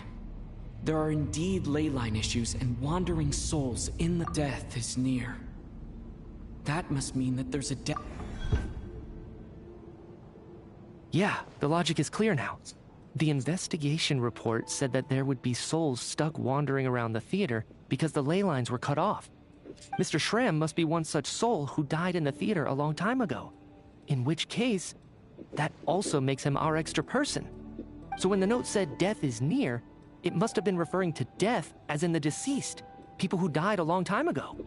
Someone who died a long time ago. In short, there's a dead person among us. The extra person we've been searching for is a ghost from the past. You mean I'm a ghost? No. Don't make jokes like that, my man. There must be some mistake. But even if I was dead, I know for a fact I didn't kill anyone these past 2 nights. Yeah, even if all that's true, the report also said the souls inside the theater can't affect reality, right? They're harmless. Then what if the problem isn't the souls at all, but the ley lines themselves? The ley lines have a powerful ability to attract and devour souls. Let's say that the ley lines are like a black hole, constantly seeking to engulf souls. But the souls that don't want to return are trying to avoid being sucked in. Huh. Why does this analogy sound so familiar? What happens when the black hole can't achieve its goal? I'm only speculating here, but what if it ended up swallowing innocent souls by mistake? Or intentionally taking other souls to compensate? That could explain why we weren't able to determine a cause of death. If you're right, and their souls were devoured by the ley lines, it does make some sense. It does seem to explain a lot of the things we couldn't make sense of. Does that mean— Except there's no concrete evidence. Mitya is relying on a lot of logical leaps. Still, it seems like the best explanation we have under the circumstance. Alright, so how could Shram not know that he's dead? Seems a little unlikely that he hasn't noticed anything unusual even after several days interacting with us. On the contrary, it's perfectly normal for a soul to wander the theater for centuries without questioning their existence or reason for being there. It's simply what's natural for them.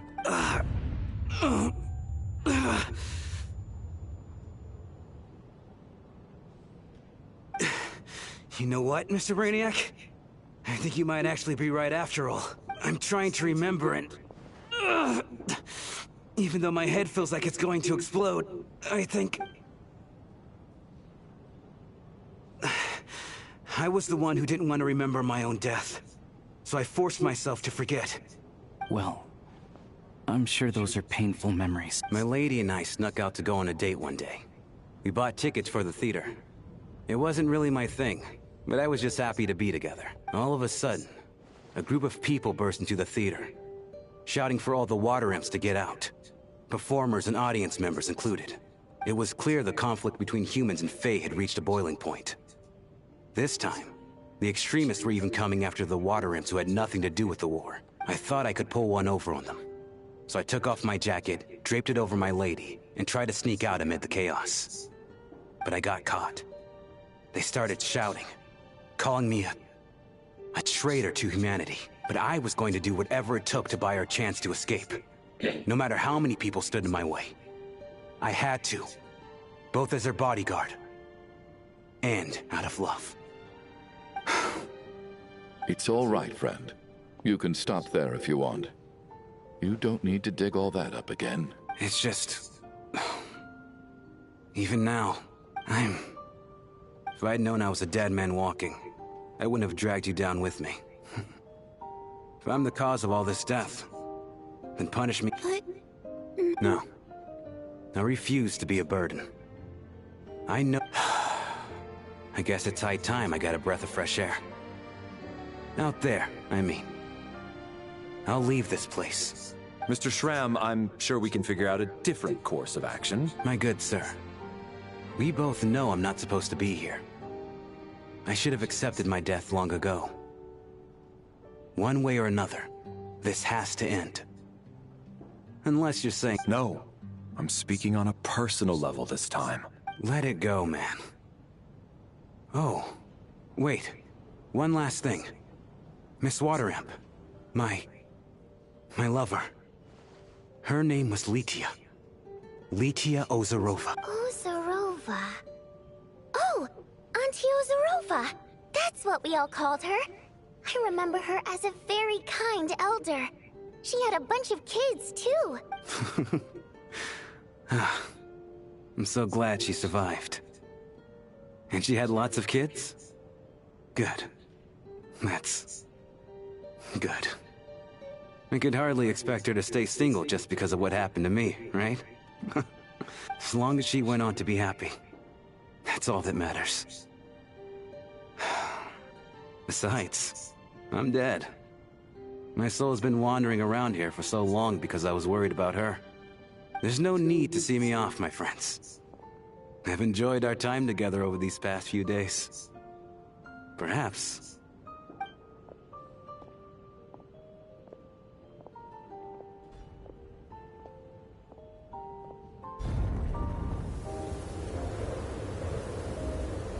Take care, my man. I knew Mr. Schramm was already dead, but... Death is cruel, no matter how we might try to make sense of it. So, was the conflict between Fae and humans really that bad back then? I was only little, so I don't remember much. It's terrible to think that even the historical records about that time period don't say much about it.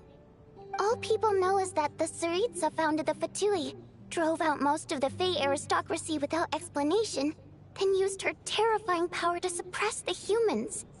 It seems to me like the Tsaritsa chose to make herself the enemy.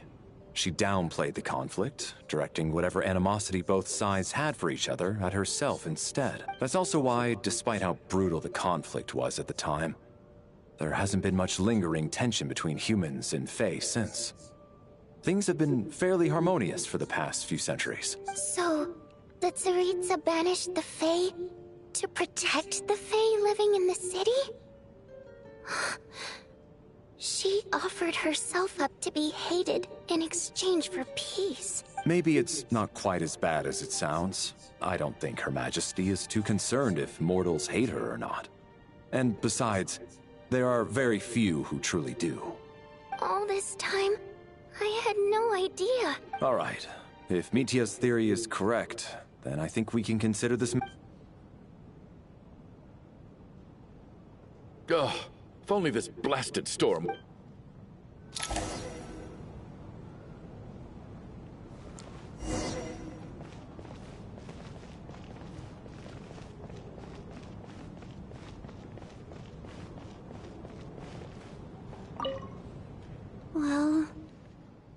information he revealed.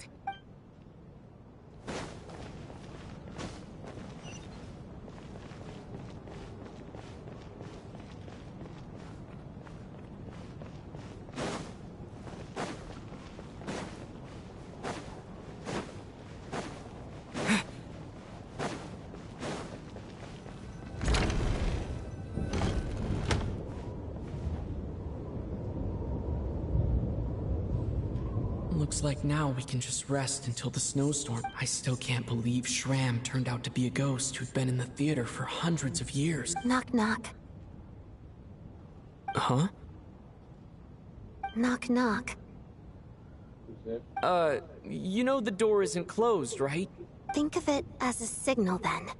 When I'm entering someone else's room and I knock, I'm here as Odette. If I don't knock, it's Lelik. Thanks.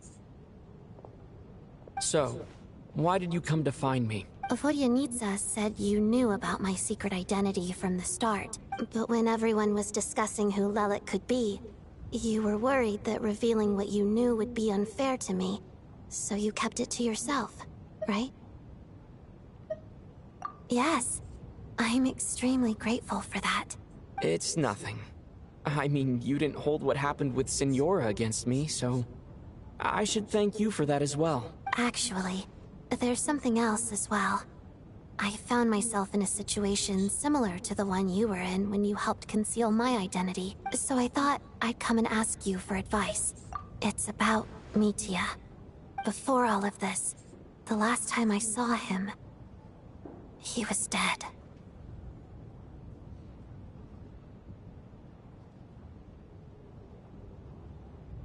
As I'm sure you know, my goal as Lelik was to stop Project Stuja.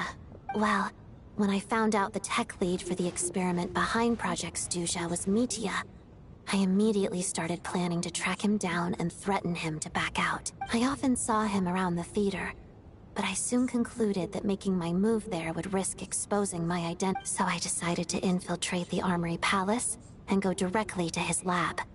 That way, the threat would be much more effective.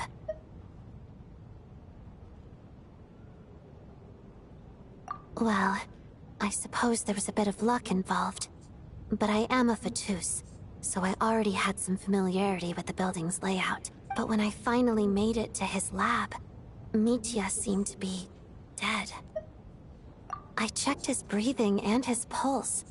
He had no vital signs whatsoever. I thought maybe another anti-Project Stuja activist had beaten me to it, and chosen a much more brutal method. So I made myself scarce.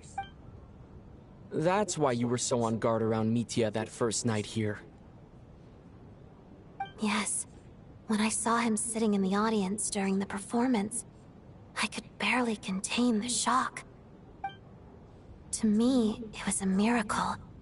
Somehow, he'd come back from the dead. But then, the murder started happening and things got so complicated that it wasn't really at the front of my mind. That is, until Mitya himself said there must be a dead person among us. And yet, you thought that bringing it up right away would single Mitya out. Just like when everyone was suspecting Lelik. Exactly. I thought there could be something I was missing. Besides, we soon figured out that Mr. Shram was a ghost. And we knew there was only one extra person. So we thought he had to be the one. But now, it seems like there's another candidate. I understand why you kept it to yourself. There was so much information being thrown around during that discussion. Bringing up Mitya would have just introduced more confusion. So, what do you think we should do? Let me confirm one thing first. Around a week ago, sometime in the afternoon. A week ago? That's earlier than I thought. I saw him just a few days ago at a restaurant. That definitely would have been after you found him dead. He seemed completely normal to me. So he was definitely alive on that day. Huh. Well... Here's a thought. The reason we even suspected a dead person could be among us was because of the problem with the theater's ley lines. But Mitya's death happened inside the Armory Palace. The ley lines affecting the theater shouldn't reach that far. You're right. I guess he doesn't fit the profile of the person we were searching for. I think the chances of it being him are very low. Surely he can't have died for real in the Armory Palace. Unless... Unless what? Unless he really did come back from the dead. You're right. Huh, what's this? A private meet and greet? Where do I line up?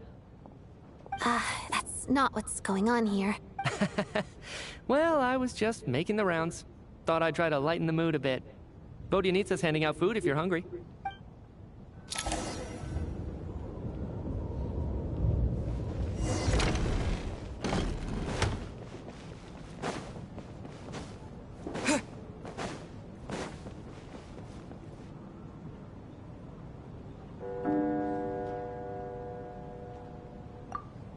What is going on with this storm?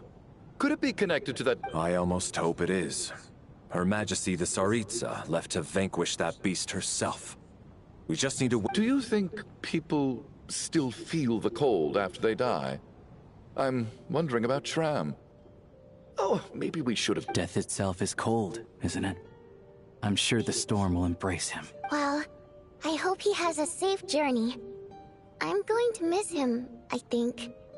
It's not like we can blame him for Rampana and Kulish's deaths. Thinking back on it, we barely made it out alive ourselves. Once we get out of here, how are we going to explain what happened to their families?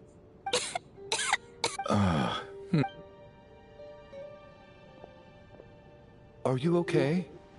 Here, take this. I've never used it. Thanks.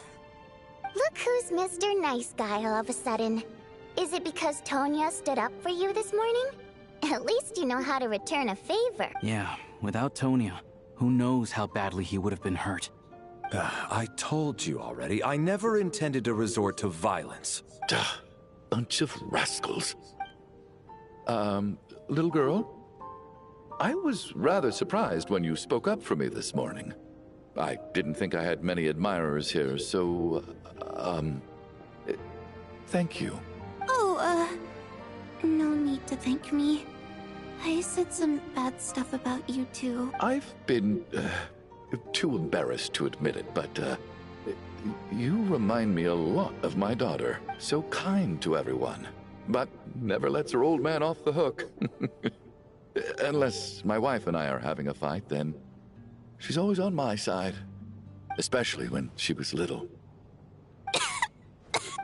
All right, easy now.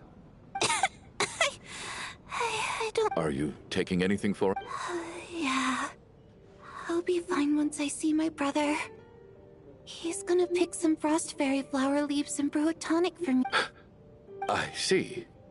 That's good to hear, then. We should probably discuss arrangements for tonight. The hell does that Now mean? that the deceased has left our midst, there shouldn't be any more incidents. However, out of an abundance of caution, I'll keep watch. Shouldn't we take shifts? I can take one if needed. No need. I managed to get a nap in earlier, so I have plenty of energy right now. After all the... What a long day. This whole situation, but Valeri's right. I should just try to calm down and get some...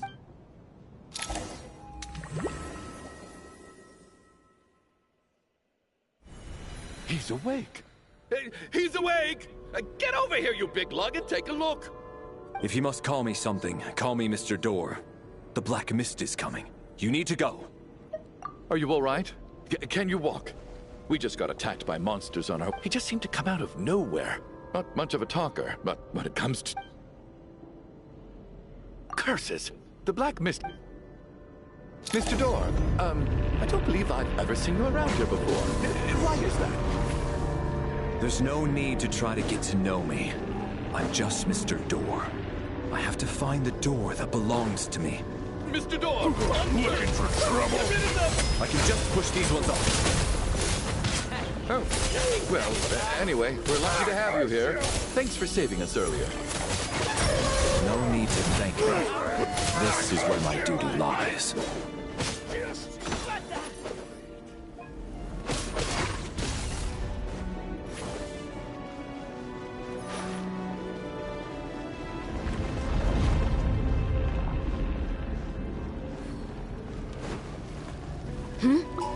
doing this the hard way. Defining Throttle!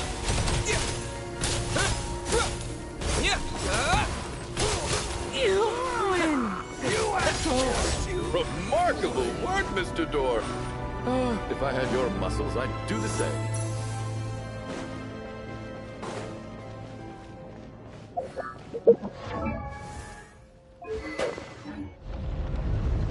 Are none of these doors the one you're looking for? No.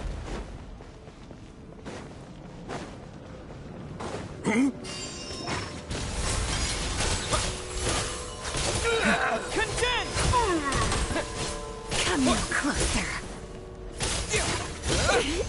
Impossible.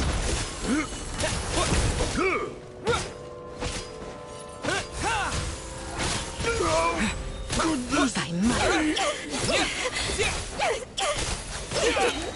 Impossible. I'm so exhausted. Wait, look! There's more monsters down there.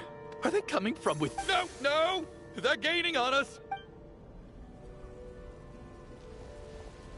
Mr. Door, what are you doing? Found it. This is my door. What? I am a door.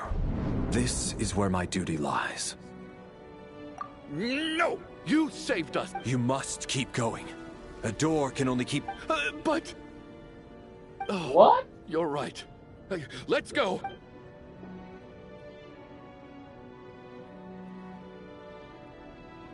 The black mist isn't moving anymore. Looks like both the monsters and Mr. Surely I wasn't so scared out of my mind that I hallucinated. Oh, okay, good. Getting sleep. What? What time is it? Is it morning? I guess everyone's still asleep? These past 2 days have been exhausting. Larry?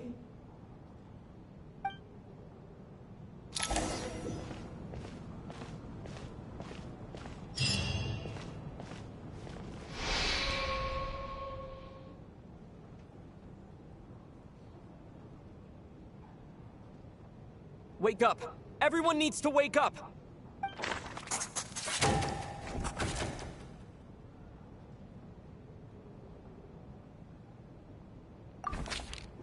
Just like the last 2 nights. No clear cause of death. I've been a real thorn in your side, haven't I, Mr. Valeri?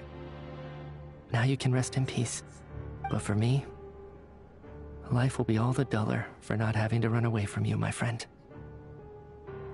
How's Tonya? Is she okay? I just checked on her, and it doesn't seem like anything serious. She's just exhausted from the past couple of days, and she's still recovering. That means Valeri was the only one who died last night. If Valeri was awake and keeping watch, it would have been impossible to kill him without waking everyone else up. That much is certain. This is so frustrating. Why has nothing changed since yesterday? I thought we already dealt with the dead person causing all this. Actually, one thing has changed. There's only 1 victim this time, not 2. Does that mean...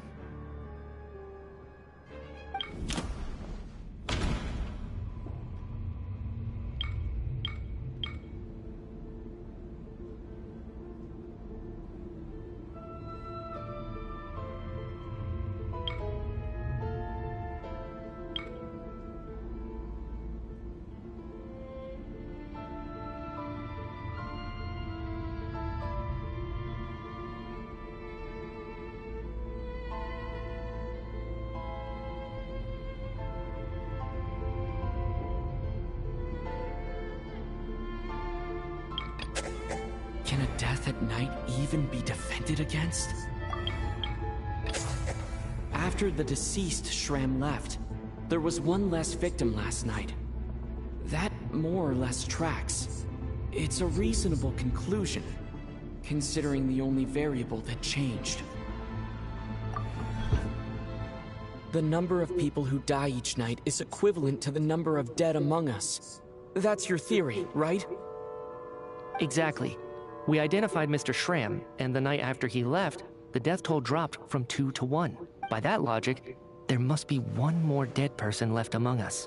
Another one? But there was only one person unaccounted for in the ticket checks. Having an extra person was definitely a cause for alarm. But being one person short isn't nearly as unusual. Someone could have left in the middle of the show, or... One more dead person among us. If Mitya's theory is right, then what Odette told me seems a lot more relevant. It's just, at the time, we had no reason to think there was more than one dead person. If only we'd taken it more seriously as a possibility. I'm sorry. This is my fault. I had information that could have been helpful, but I held back. I should have brought it up right away. I'm partly to blame as well. I was too quick to dismiss Odette's concerns. What is this about? What have you two been getting up to behind my back? Sounds like there's some big news you've been keeping from the rest of us. Well, we're all ears.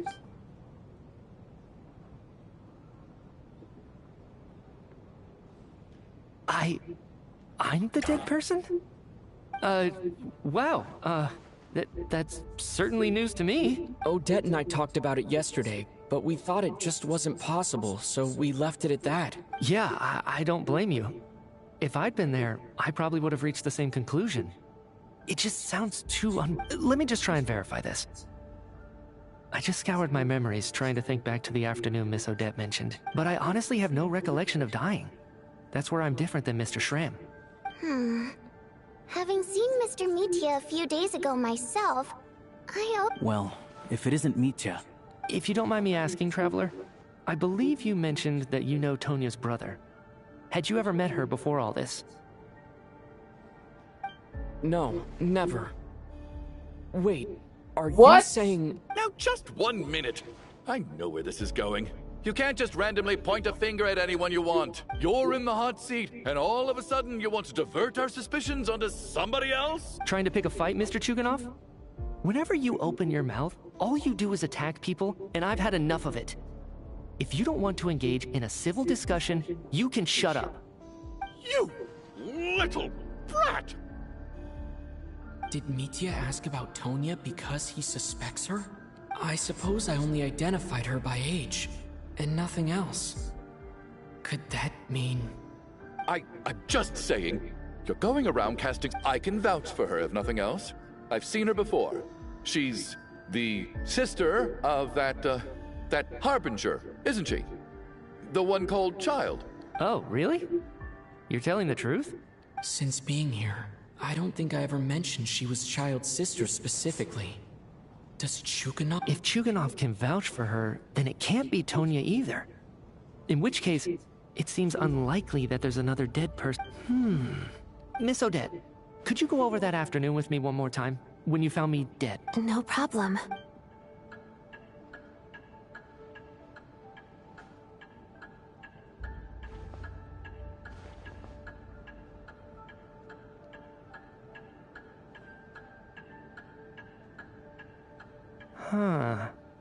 No matter how hard I try, I just can't remember anything about... Miss Vojanitsa, during our last meal together, I told you how some of the researchers were suffering from temporary memory loss. Do you remember that? Oh, yeah. You said it was hindering the progress of your experiments. Right. And even though I don't remember dying that day, I'm pretty sure I experienced something like amnesia. Some of my memories from that afternoon are missing. Are you suggesting you're missing the memory of your...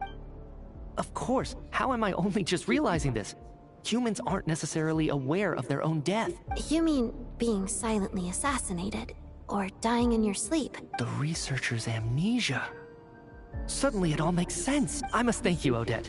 I think your perspective just helped me reach a breakthrough on a series of issues that have been troubling me for quite some time. All right. It's decided then.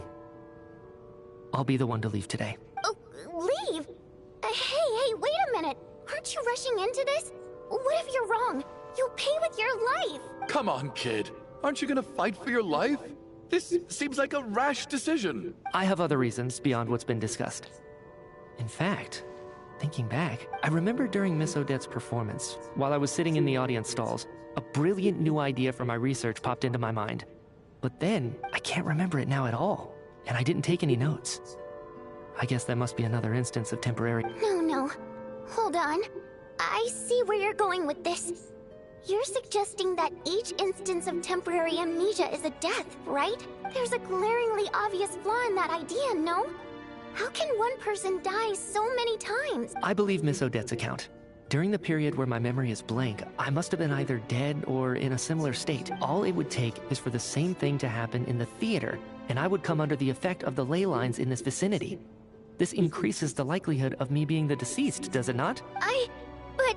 There's no evidence to suggest that anyone other than me is a candidate for the deceased.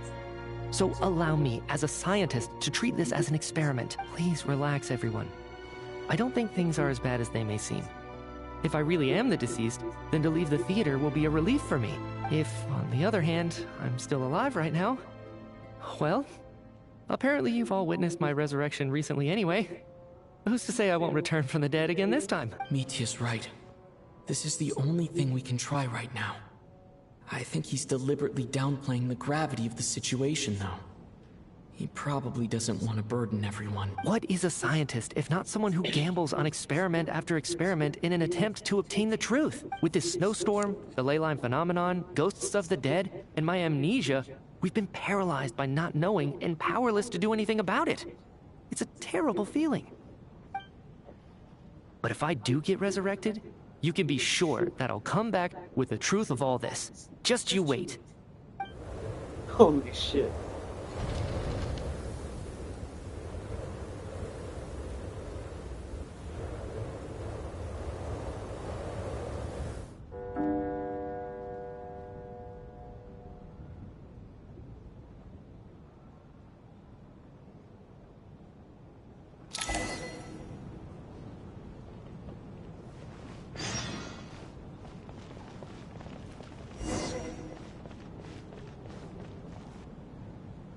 Poor Mr. Mitia.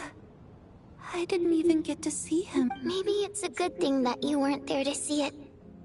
I hate goodbyes. Why does it feel like everyone around me is slowly disappearing? Maybe it's the realization that, at the end of life, everyone has to face it alone. Come to think of it, the main reason we're still alive right now is pure luck. Each morning here, for every one of us, there's the chance you could take it a step further and say that the same is true outside too. Who can never be 100% sure when they drift off to sleep that they'll open their eyes again in the morning? If I make it out of here, I'm going to cherish every moment that I'm awake and live without any regrets. Without regrets, I feel like a strange sense of anxiety has been quietly growing inside me. Are you okay? If something's bugging you, let's talk about it. There's only a few of us left here now. After everything we've been through... I have a travel companion named Paimon. Alosha and Odette have met her before. You're worried about her, aren't you? That makes sense. To be honest, I used to feel like I was just a spectator in this world, watching everything that happens from the sidelines. A descender? But with Paimon by my side, over time, I slowly felt my connection to this world growing strong. She loves eating, sleeping, and having fun, but she's also a great guide. It's over the last few days that we've been apart, I've often caught myself wondering, what would Paimon say?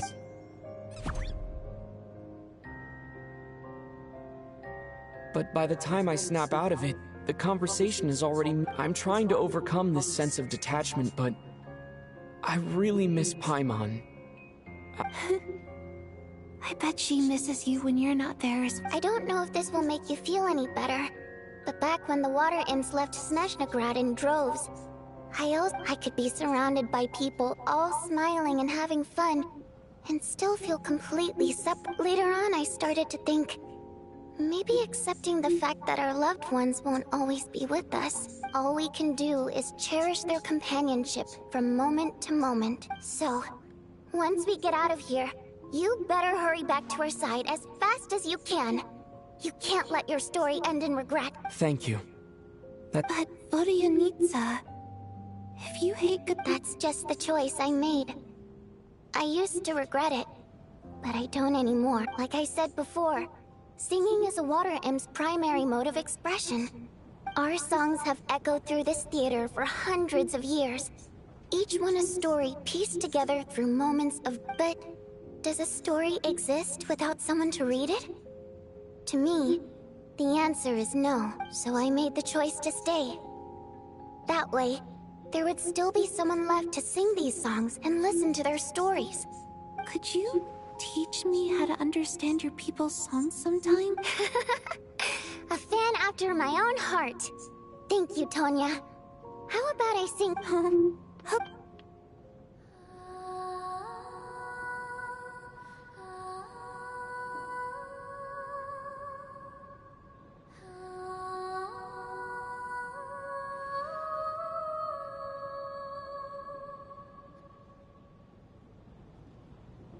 I've never heard that one before. I feel like I can... Color me impressed, Tonya. Most people can only tell if a song is happy or sad. So I've actually never performed this song in the theater before, because it has more of a ceremonial purpose for our people. It means something like, may those we have lost watch over us, and follow this song back home in the night, so that we might be reunited once... No wonder I could hear that sense of longing. It's getting late, Tonya, and you're not well. Okay, but... Of course!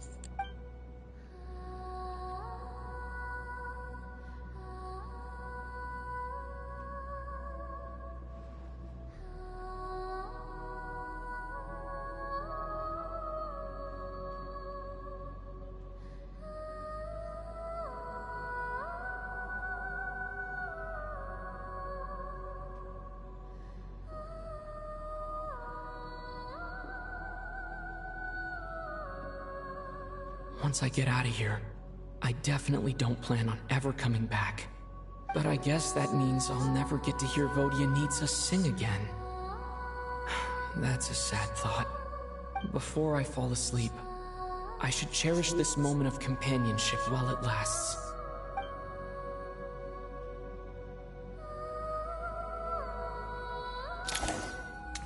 Oh shit. Where am I? It's so dark in here, and I feel kind of Huh? What was that noise?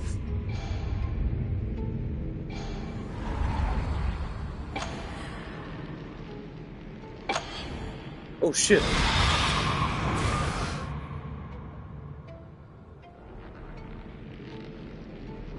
Return, O spirits. Fulfill your oath of protection.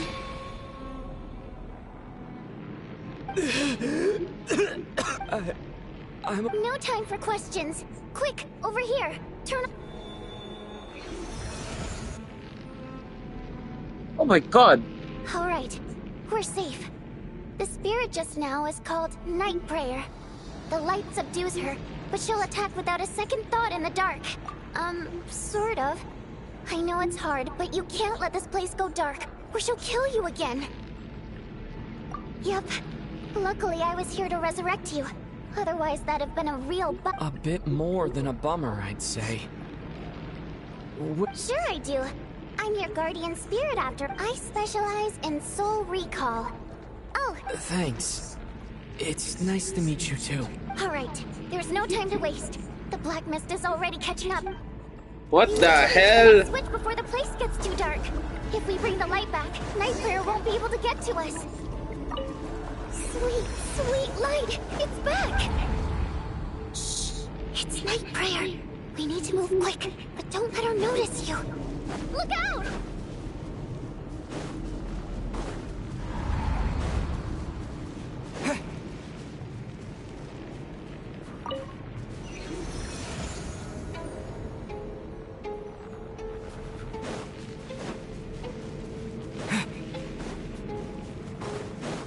Next switch is over there.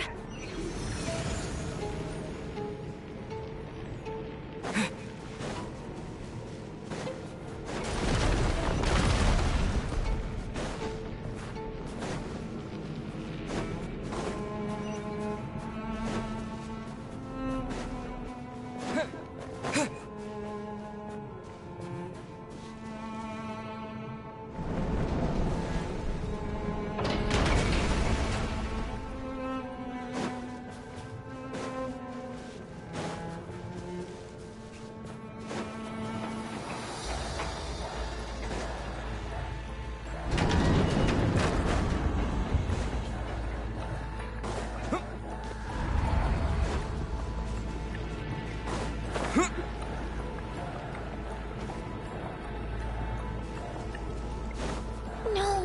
Night Prayer is here too.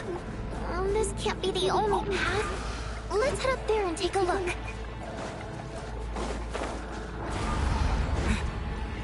The switch is just up ahead. Hurry! It's morning. It's too dark. We're not gonna make it.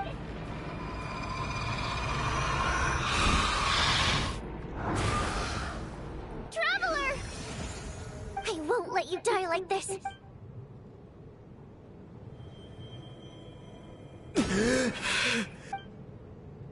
Even though it's not permanent, dying is definitely not a pleasant experience. Great. Yeah. Time for you to get out of here. What about you? I can't. I've already been used up. What's The that mean? Guardian Spirit skills are finite. I might not look any different, but I can go no further. Why didn't you tell me? Because it wouldn't have changed anything. That knowledge would have just burdened you. But... Go. Now, before...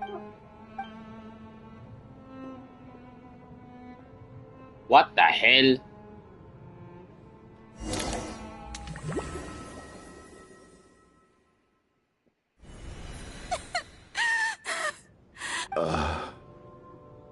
Well, I guess there's no need to inspect the body.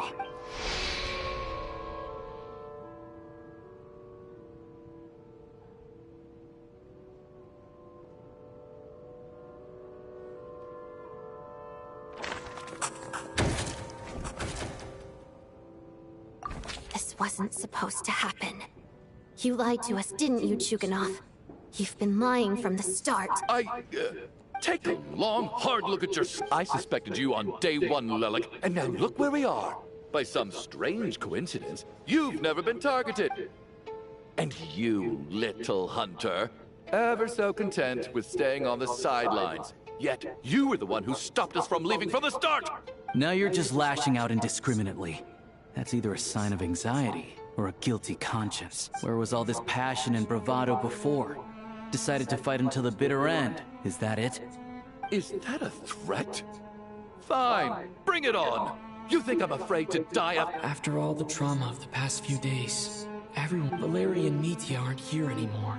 Hey, Veve. Someone else needs to step up and take charge. But first, I need to think this through. Go back to sleep, Considering everyone left, who's the most likely candidate for the deceased? 1:30.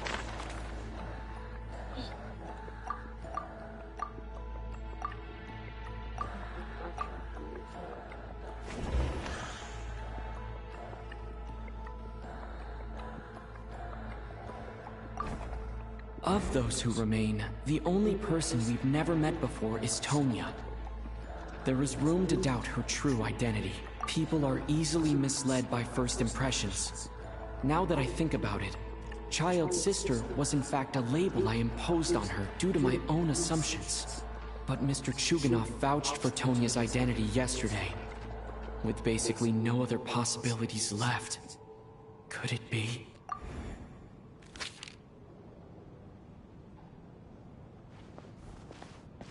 Tonya, how's Tusser been lately? Tusser? Oh shit. Your brother Ajax must have mentioned me in his letters home, right? Did he say anything about a blonde traveler? No.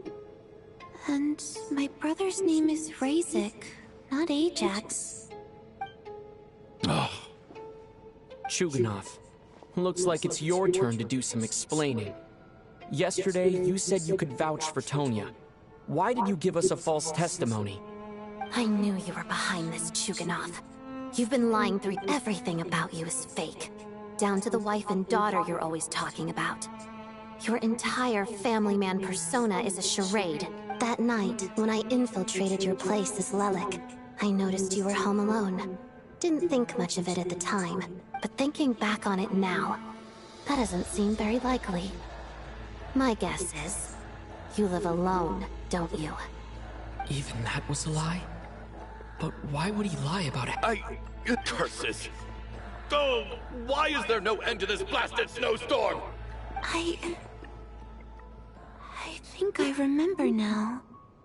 I know how I ended up here. It feels like a distant memory. The reason I'm always coughing is because I got sick with frostbite. The locals usually call it the snow cough. It's not a very common illness. It's partly genetic and partly caused by the cold climate, but it can be fatal. They sent me to the hospital as soon as they found. After a while, I felt myself growing weaker and weaker. Nothing seemed to be working anymore. Neither the treatment that the doctors were giving me, nor the medicine my brother. So one day, I told my brother that I wanted him to take me outside for once, so things could be like they used to, just for one day. I wanted to meet loads of friends, He agreed. He snuck me out of. We got to the theater, bought tickets, and went inside. It was all so exciting. Oh, Tonya. When I woke up, I couldn't find my brother anywhere.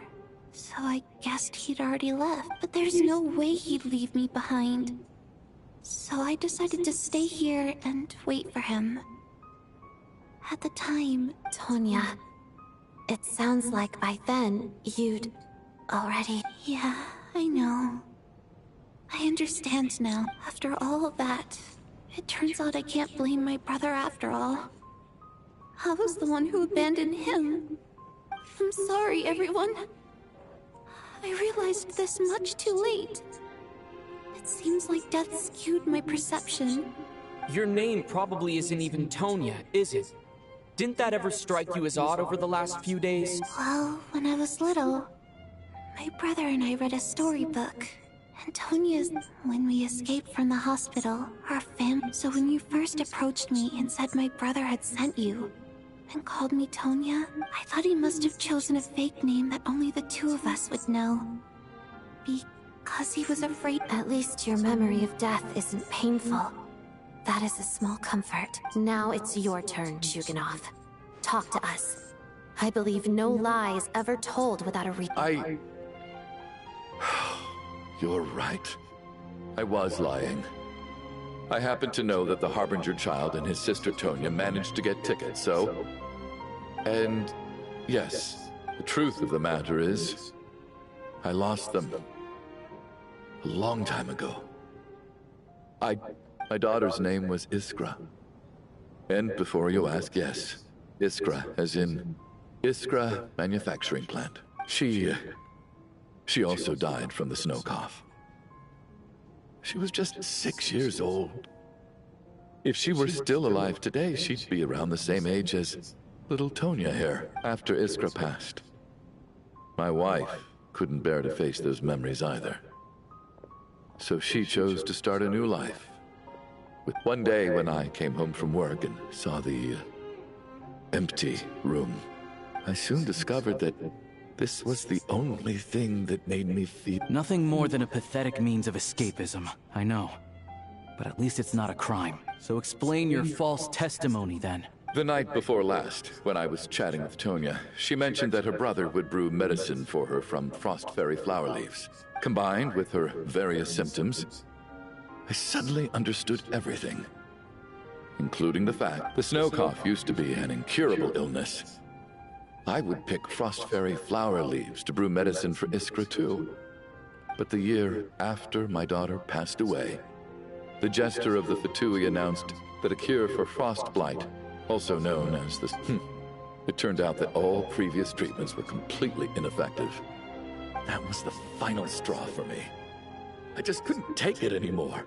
Just what? So, more than anyone, I know full well that in this day and age, no one in their right mind would still be using frost flower leaves to brew medicine for the snow cough. Poor Miss Tonya, therefore, had to have been from an era when snow cough was still a terminal illness. So, you projected your daughter onto her?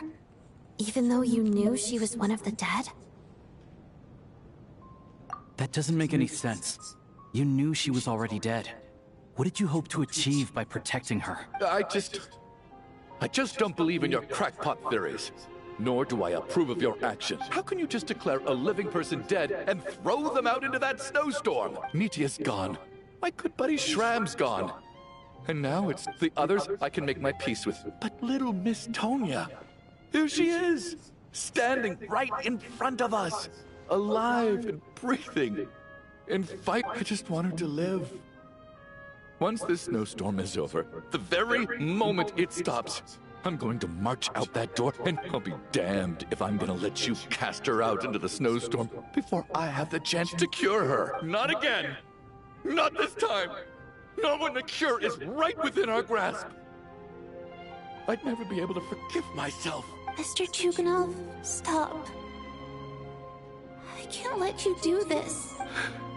Tonya. By the sounds of it, you've known I was dead since the night before last, right? I really liked Mr. Valeri, Mr. Mitya, and Miss Vodyanitsa. I'm not happy about that.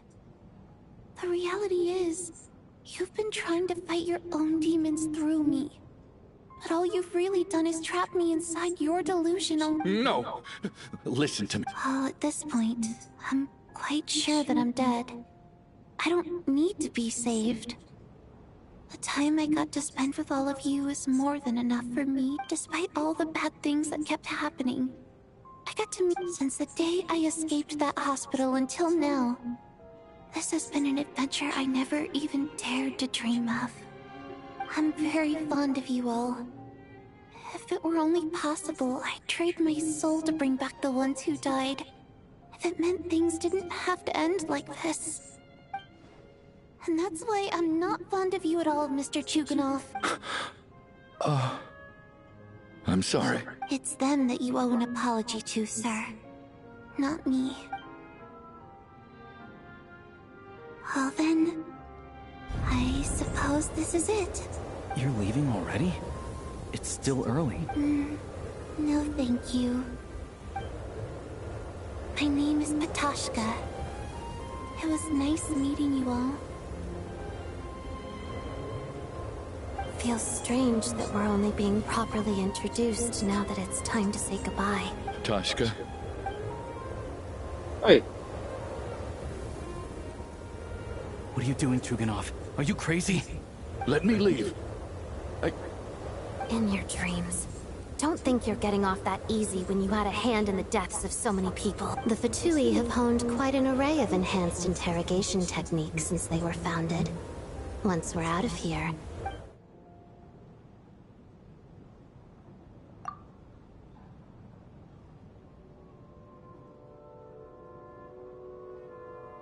I think we should leave.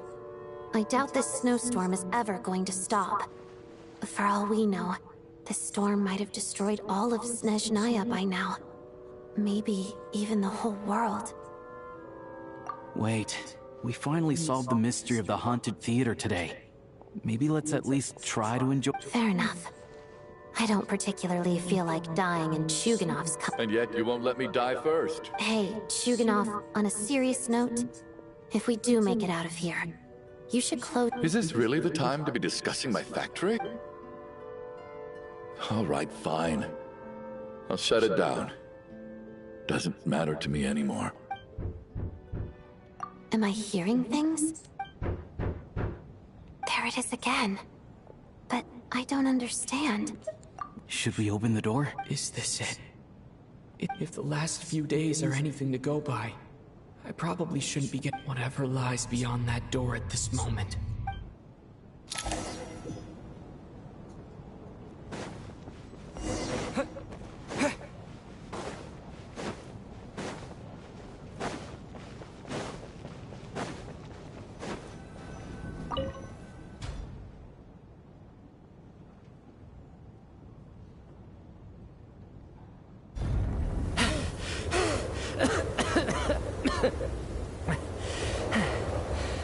Hey everyone, I'm back. How are you doing? Feeling any better? Much better, thanks. Whew, it is so good to have you guys here. I was a little worried that the theater would be empty by the time I got back. Let me see. Tonya and Vodyanitsa are missing, which means Vodyanitsa died last night. And then you discovered that Tonya was the other dead person. Am I right? Not Tonya. Pitashka. First, tell us how you made it back here, given the conditions outside. You're right. The thing that got me back safely was a song. I heard someone singing. After walking into the snowstorm, my mind grew hazy. I don't know how long I walked through the storm before my mind completely slipped away. Then, suddenly, I heard the sound of singing. The voice instantly brought me back to my senses, and I regained consciousness. So I followed the voice, searching for the source of the singing. I searched and searched, until finally, just a few moments ago, there was the entrance to the theater, right in front of me. I've actually never performed this song in the theater before, because it has more of a ceremonial purpose for our people. It means something like, may those we have lost... That must have been Vodyanitsa's Requiem. Who knew it actually worked? That song is meant to guide the souls of the dead. Mitya. Huh. No kidding. Huh? Seemed like I guessed right then. This is what I've been so desperate to tell you. When I first stepped out of the theater, I was still quite lucid. My memory of it is, I remember the outside world being completely different than what I'd expected. It was like, I don't know how else to describe it, except to say that... And as for the Requiem, if I was guided here by Vodyanitsa's song, it can only mean that I must already be dead. And this is my soul, not my body. But I didn't experience a clear moment of death while I was out there. Nor do I feel any different now than before I walked into the snowstorm. You don't seem any different to me either. In fact, this is something I've been wondering about for a while now. If souls aren't physical, shouldn't both Shram and Pitashka were clearly deceased, and yet their souls didn't look or feel like ghosts at all? They were visible, tangible. This raises a truly terrible thought. Is that really what Mitya is...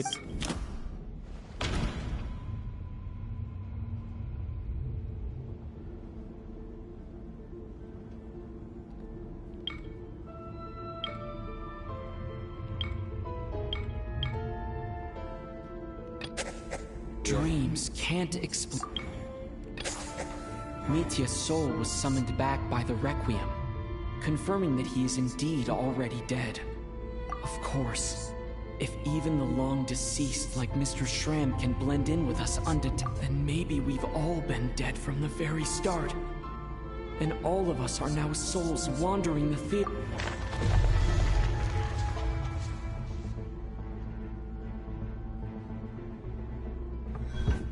Yes. I think that this is probably the afterlife. What did you say? You heard me. We died in the theater. All of us did. But due to an obstruction in the theater's ley lines, our souls are trapped here, while an endless, infinite snowstorm rages outside. It's ironic, really. All that time, we were working so hard to figure out who the deceased among us were, when the truth was, we were all deceased. The only difference being some of us died more recently than others. Do you remember that note, "Death is near"?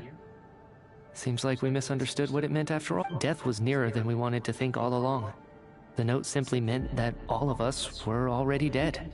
So all our attempts to survive, our search for the Hard to say. At the very least, we hope two lost souls find clarity and go to where they belong. The presence of those two is probably what caused our souls to be drawn in by the ley lines. In which case, the deaths we've awoken to over the past few days were just souls returning to the ley lines for good. If what you're saying is true... Huh, no wonder. This afternoon, when I was moving Vodyanitsa's body, I noticed that the other bodies in the room hadn't decayed one bit after all these days. That's further proof that those aren't physical bodies at all, but merely our shells here in the afterlife. Am I really dead? No, that's impossible. I still find it hard to believe that all of us are dead. How exactly did we die in the real world? Not even knowing how we died is preposterous. Good grief. Exactly. It's hard to rest in peace when you don't even know how you died. It gave me lots to think about as I strode out into the snowstorm. I racked my brains trying to remember the cause of my death, the exact moment I died, the root of all of this. Wait. Hold on. Right before I lost consciousness, I think I saw... I can't remember. And I think I lost my notebook and pen. Mitya, your hand. Is that blood on your fingers? Huh? You're right. There's blood on the fingertips of my right hand. Looks like it's already dried. When did that happen? What the... I guess... this was what I saw. I must have desperately drawn it in my own blood right before losing consciousness. What's wrong? Do you recognize the symbol? It's... Renova. The ruler of death. Alosha, do you still remember that Snezhnayan folktale you told me about? It was about the Grim Reaper. When someone's about to die, he appears as an incarnation of someone familiar to guide their soul into the afterlife. And as soon as you recognize his face, your life is over.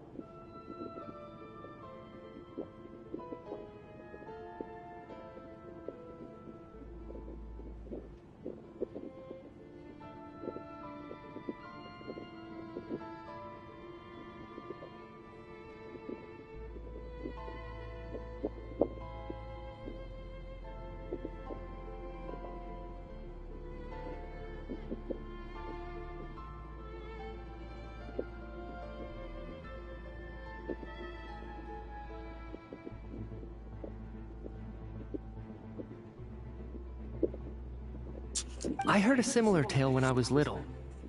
You think the Grim Reaper in this story refers to the ruler of death you mentioned? That's right.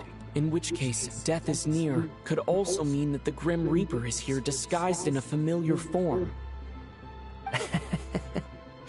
Death, the deceased, and the Grim Reaper? So it's a triple entendre. When I first saw this note, I thought it contradicted the investigation report.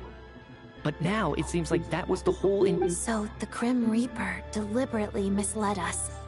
Then, we started suspecting each other. By that logic, the one person most likely to be the Fair enough. Grim Reaper incarnate is...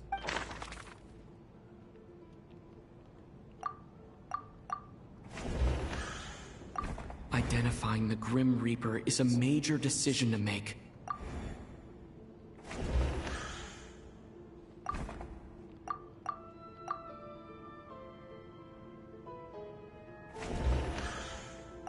Identifying the Grim Reaper. Am I the Grim Reaper? Identifying the Grim Reaper. It can't be you. No doubt about it. It's Alosha. Looking back at how everyone has acted over the past few days. Alosha. Really? Is it you, Alosha? You were the first to discover the investigation report. So? Surely you can't suspect me based on that alone. What if someone else found the investigation report first, slipped the note inside, and then put it back without telling anyone? There's no denying it. The note could easily have been slipped in much earlier than it was discovered. That's not all. I've also noticed that although on the surface, Valeri, Mitya, and sometimes I were the ones taking charge of the situation. Looking back now, even though you didn't say much, you were always subtly guiding everyone from the sidelines. What do you mean? You were the one who emphasized how dangerous it was outside and insisted we all stay here. It was also you who suggested that we all sleep in the same place. And earlier today, you tried to convince Patashka to stay. I don't understand why, but it was out of character. So, you didn't understand my intentions, and now you're assuming the worst. Seems pretty unreasonable if you ask me. He still won't admit it. Fine. The biggest question I have right now is, if the Grim Reaper is impersonating Alosha, then where...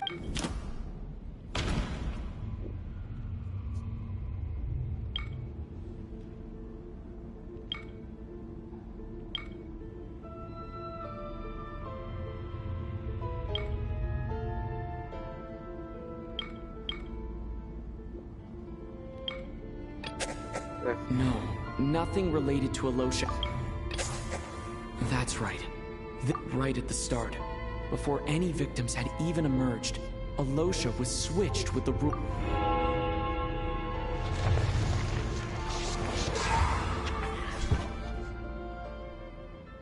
When all this began, right after the performance ended and the snowstorm began to pick up, no one suspected anything unusual.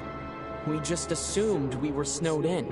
It wasn't until we discovered the bodies the morning after that we realized something, but it's clear now that the oddities actually started earlier than that, when Dimov walked into the snowstorm and never came back. Right. So Mr. Dimov was the first victim, not Sobolova and Torgov.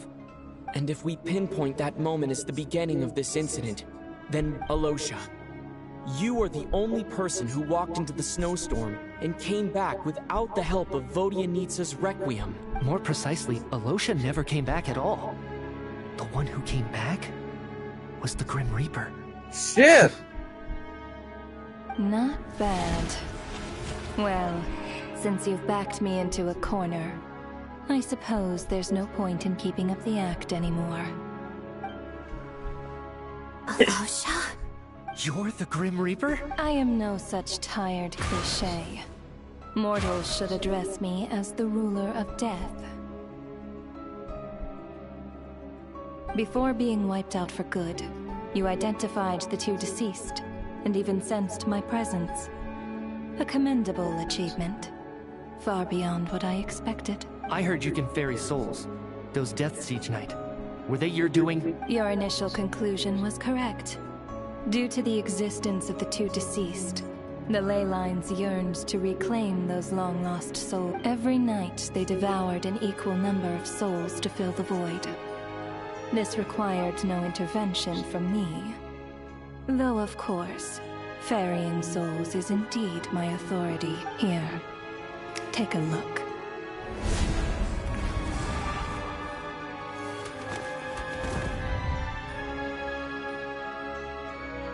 What are you doing? That takes care of today's two. Don't get so worked up. You are already dead, and your souls must return to the ley lines. I know we're already dead. You murdered us, didn't you? Murdered? No. Murder is when mortals usurp my authority. Death is my jurisdiction. If I require someone to die, I need not resort. You simply met the criteria to trigger my curse of death. I know about the curse of immortality. So there's another death related? You cursed us? So often, humans pray to me, begging to know when their death will come, and what form it will take. But few people ask why. If you must have an answer, know that death comes simply because one's time has come. So you're not gonna tell us the truth? Hold your tongue. By all rights, you shouldn't even be allowed to speak with me. Those angels from the past are to blame for the reckless renovation of the ley lines here. It's made my work on this occasion infuriatingly complicated. Work? So trapping us here, making us watch our friends die, that's just another day at work for you? You clearly have a lot of questions. Fine. As a reward for your remarkable accomplishments over the past few... After the physical body dies, the soul must return to the ley lines for that person's death to be considered complete. My work encompasses the entire process of death, including, naturally, the guiding of souls into the ley lines, with which you are now so familiar. You must also be rather familiar with Natlan's Night Kingdom, I presume? It was I who supported the creation of the Night Kingdom. It provided a convenient means of guiding the souls of Natlan. Here, too, the ley lines connected to the theater underwent some modifications. The angels hoped to make them capable of accommodating the souls of some special creations. But this actually hindered their ability to accept ordinary souls to some degree. This effect manifested itself after you died from the curse in the theater, leaving you stranded in the afterlife, unable to achieve a complete death.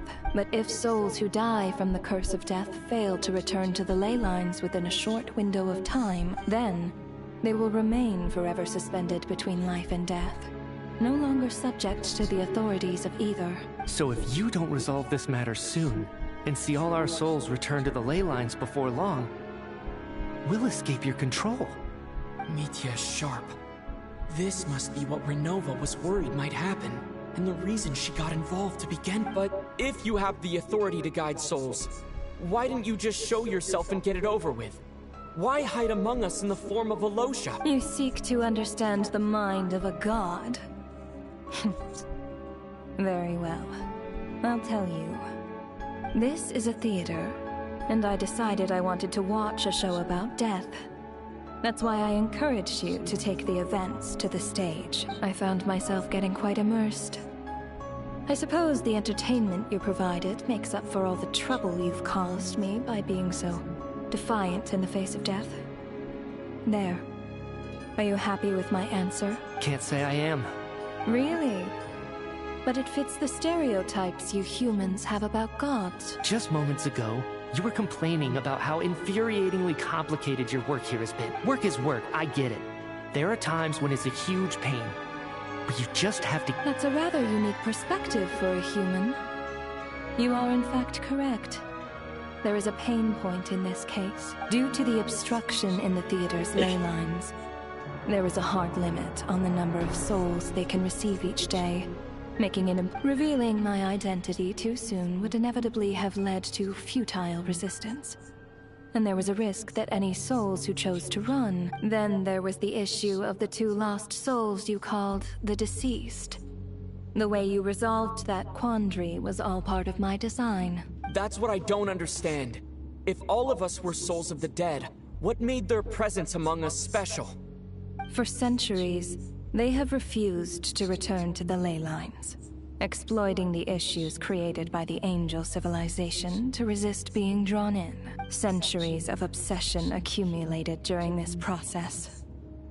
You may think of this obsession as the resentment of the dead, and in this quantity, it was a bomb that could have detonated at any moment. It reached the point where I could not afford to leave it unchecked. But the only way to fix it was to help them acknowledge their own deaths, make peace with their regrets, and willingly walk into the snowstorm. Only then, with my guidance, could they finally return to the ley lines. Otherwise, you would not like to know what the consequences would have been. I vaguely remember seeing Batashka, but in the most terrifying form. Was that in a dream? Is that what would have become of her if she had— I see your dreams brought you many revelations. So you see, death in fact grants wisdom to mortals. Souls connect to all things in the world, and see the chain of cause and effect between them. Anyway, giving psychological counseling that is more of an angel's role. It was something I could not resolve directly using my authority. So I decided it was easier to leave the bomb defusal. Meanwhile, of course, their presence caused the souls of other members of your party to return to the ley lines each night. From where I stand, that was killing two birds with one stone. As both issues slowly resolved one another without me having to lift a finger, All I had to do was stay close by and keep the situation under control. And, of course, while I was at it, I thoroughly enjoyed watching this drama, dealing with death from a mortal perspective, play out. Sounds like you had it all figured out, Grim Reaper. I just did the math. You said there's a hard limit to the number of souls the ley lines here can receive each day.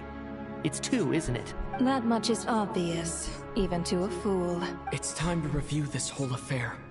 If the ley lines can only take in 2 people per day, I need to go over the deaths from these past...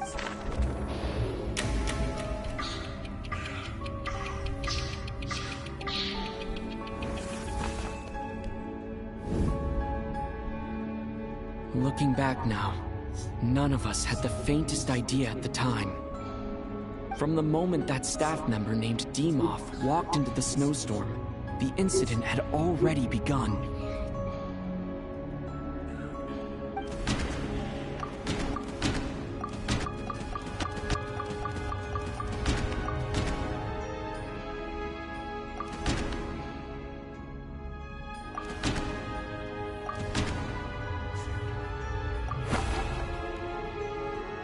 No. No. Let me...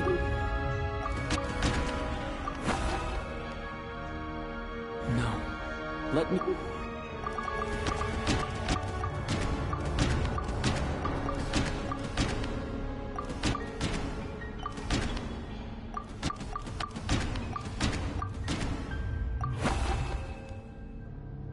No. Let me... Is it me? No. Let... Wait. Alosha was the second to walk into the snowstorm after... During this process, the ruler of death assumed his identity, making him one of the victims. During our first night in the theater, everyone was caught up in the novelty of it all. No one could have expected there would be victims the very next morning. Despite all the confusion, and with the help of hindsight, we finally began to realize that something was amiss with the snowstorm.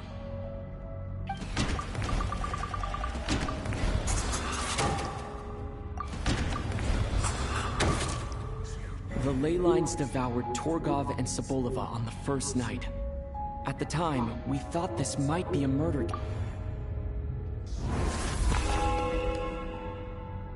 Odette and I spoke a lot that night. 3 people were on watch, but in the morning, we discovered that someone had fallen victim all the same.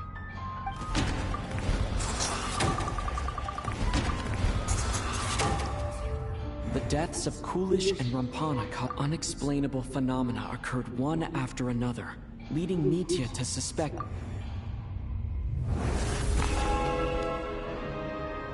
Later, we discovered that there seemed to be an extra person among us, and subsequently discovered the existence of the deceased.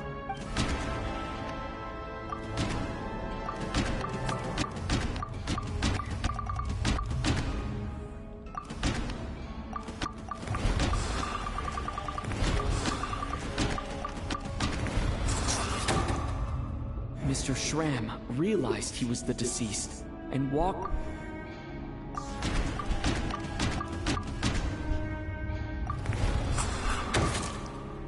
He thought it was all over, but Mr. Valeri's death was a rude awakening. A lot happened today. Mr. Valeri's death led us to discover the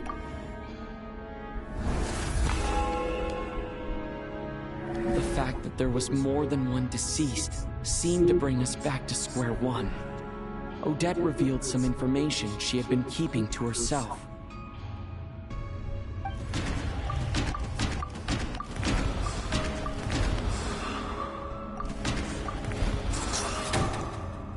Vodyanitsa was swallowed by the ley lines in her sleep, but the requiem she sang before falling asleep was...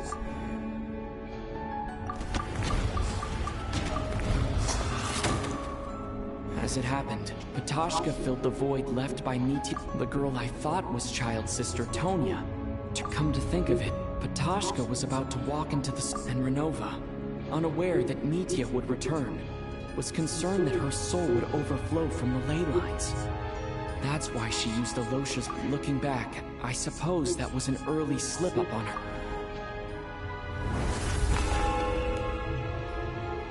No one could have expected anyone who walked into the snowstorm to return. But just after nightfall, Meteor returned, bringing crucial information with him.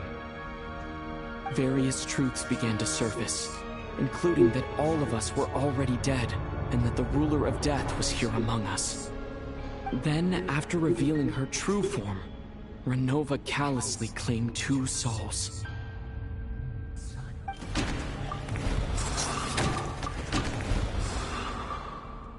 In fact, everyone was already dead by the time we took the photo. And in the days since, now, only Mitya and I remain. And the true culprit behind... That covers everything. Your work isn't finished here yet, is it? The Traveler and I are still standing here, safe and sound. The Water Imp's song threw things off a little, but it is of no consequence. The ley lines have already anchored your soul, and the first ray of light tomorrow morning will take you back. I, meanwhile, need to review my attitude towards the Water Imp race. So the reunion in the night that Vodyanitsa mentioned, I suppose that was never meant to be a permanent reunion. That just leaves you, Traveler. My power only allows me to temporarily separate your soul from your body. The ley lines of Tevat would not accept you, and your soul is firmly anchored to your body by your whip for a descender like you, who is not bound by Tevat's rules. Your death can only be brought through the most violent of means, such as directly destroying either your body or soul. I have no interest in involving myself with Descenders. For now. Although, this may change if Asmodee remains missing. Are you... One last question then. All our struggles and sacrifices here. Death abides no reason. Besides, what you call sacrifice is mere... To me, it is nothing more than a self-indulgent charade in the face of death. Mere mortals fantasizing that their actions could reclaim something from my grasp. A truly laughable idea. Grim Reaper, you really know how to get on my nerves. I'm not here to ingratiate myself with you. I kill merely because your deaths are necessary. Oh, you've made that quite clear. But humans don't take well to being scorned. Not even by the gods.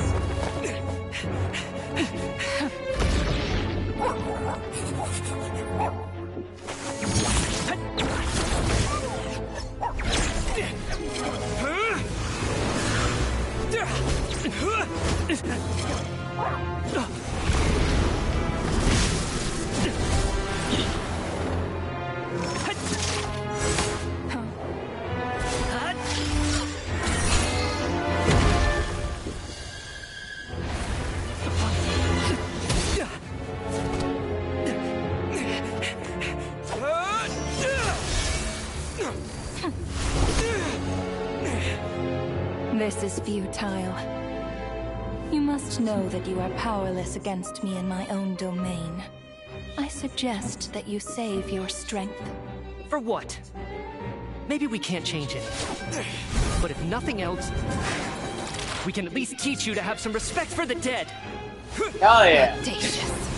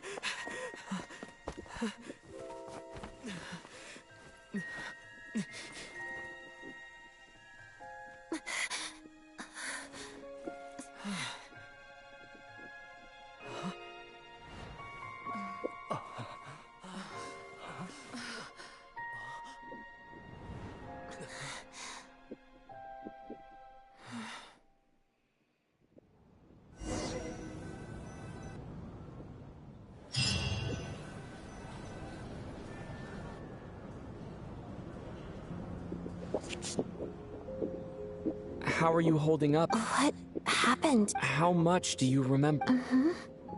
What do you mean? Has Odette already forgotten? What? Mitya? Oh, I'm sorry. I guess I spaced out there for a second. Remind me who you are? Don't you remember anything?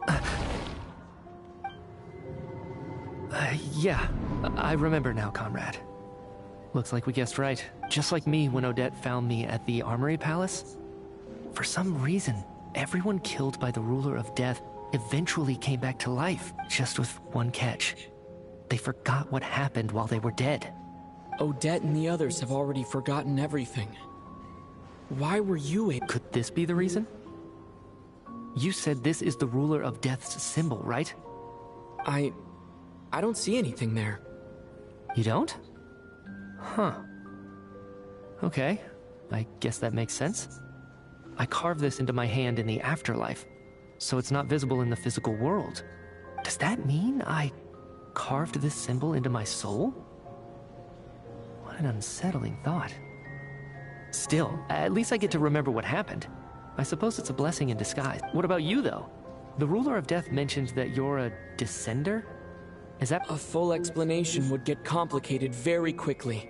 Well then, now that it's all over, the first thing I notice is that everything here is precisely as we left it, right before our deaths.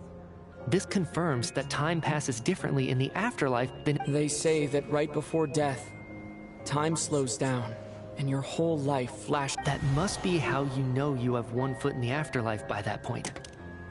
Anyway, clearly the few days we spent in the afterlife probably only amounted to a few short minutes in the real world.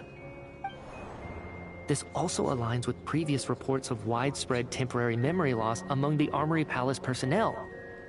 Now it seems likely that those were all brief deaths caused by the Grim Reaper's so-called curse of death. To those unaware of the truth, dying and coming back to life must feel similar to a short bout of catatonia.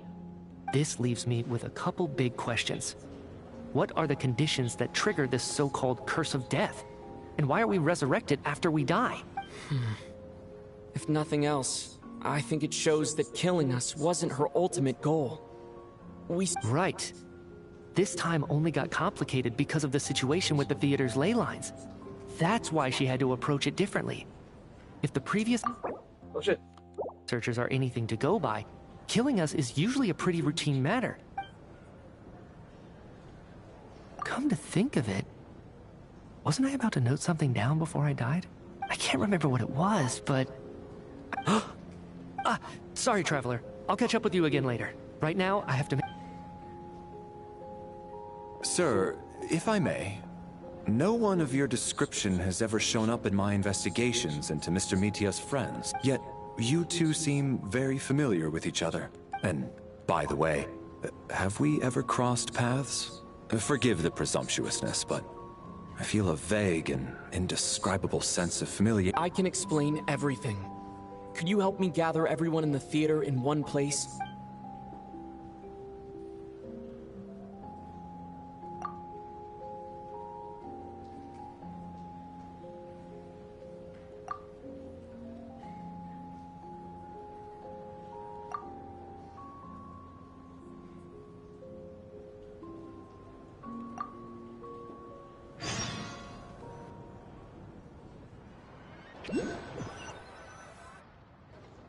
So, Chuganov really is going to shut down the factory. I guess this theater incident actually did us some good after all. So, you said I promised to take you to the Armory Palace while we were in the afterlife, yes? I believe you. I think I even have a vague memory of it.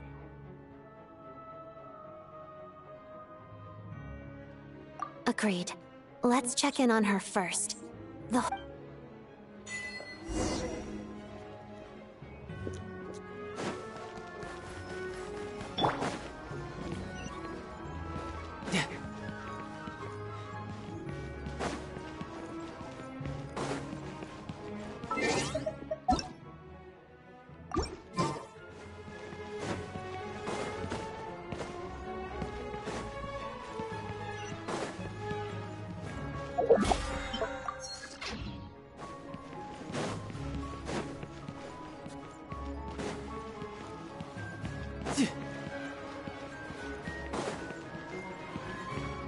No time to lose.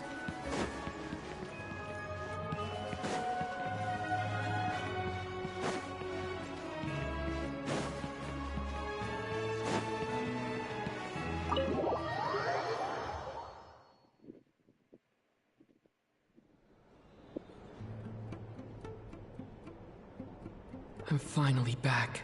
Even though a long time has passed from my I should keep my emotions in check when I see Paimon again. Wait. The atmosphere here feels off. Shh. Stay quiet. What the frick? Have we still not been able to notify Child yet? We need new orders. What if that person comes back again? I'm so sorry. Tell me, what happened to Paimon? It was the Jester. He came here in person and escorted Miss Paimon away. He's the director of the Fatui. His authority supersedes all others and cannot be questioned. How long ago did he leave? It was about an hour ago. Miss Paimon was fast asleep at the time. The Jester simply walked off with her as if it was only natural. Do you know where they went? The Armory Palace, most likely. Lord Piero, the Jester, has been... I'm surprised he came in person. Whatever his reason for taking Then lead the way, Odette. Okay, let's go.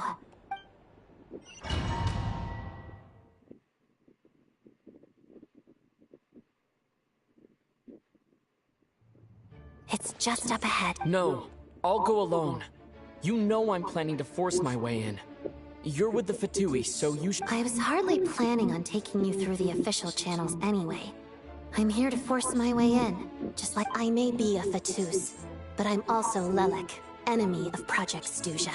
Paimon's safety is paramount right now. With me around, you'll have an extra pair of hands. If you say so. Let's go. There's no time...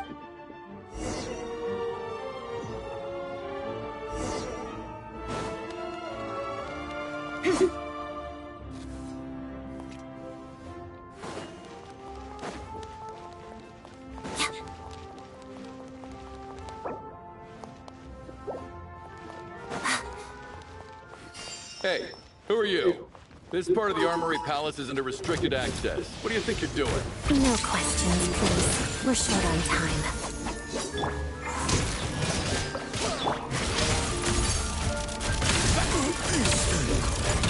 Mission. Take a break.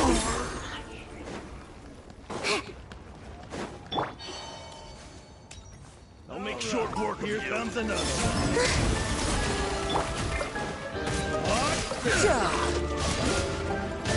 Shouldn't let your guard down. Let's begin. Crystalline Adagio.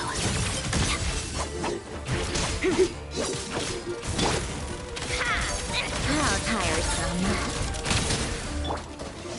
Yeah.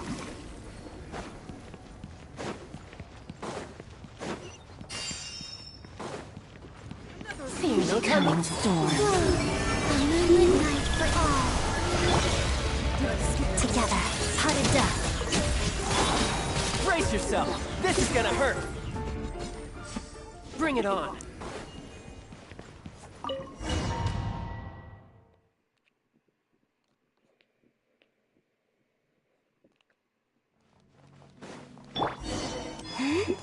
Now, do you have a pass? Where are you coming from? So, you're intruders, huh? Then don't blame me for what happens next!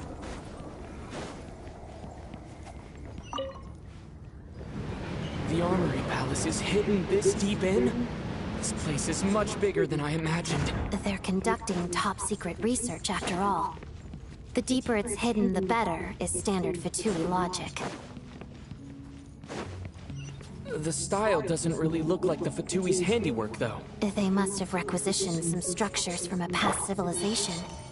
It also... Intruders! Stay alert! Witness the snow swan's flight. A spot of tea time entertainment. Come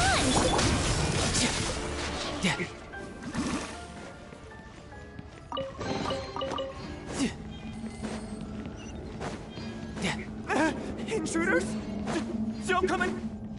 Just what are you guys trying to do here? I'm sure fix your skull! Shadow me. Pirouette. Radiance converge.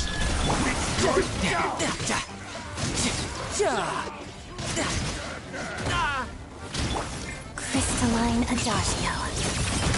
Pas de deux. Take a break.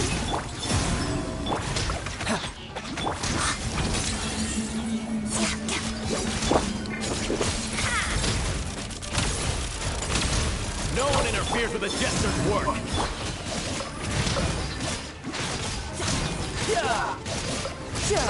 Shouldn't let your guard down.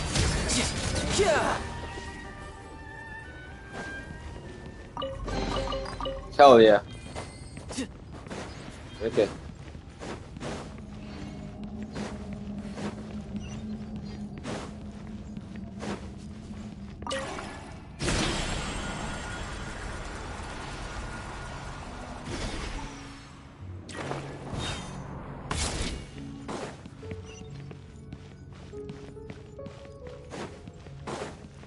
Looks like no one's guarding this place. There's something off about that decoration over there. Look out! Let's deal with these before we move on.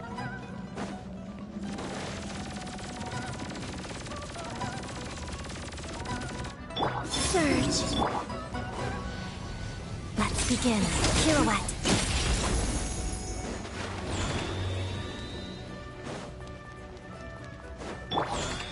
Come on, keep up.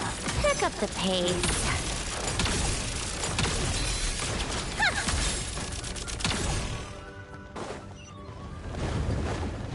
How tiresome.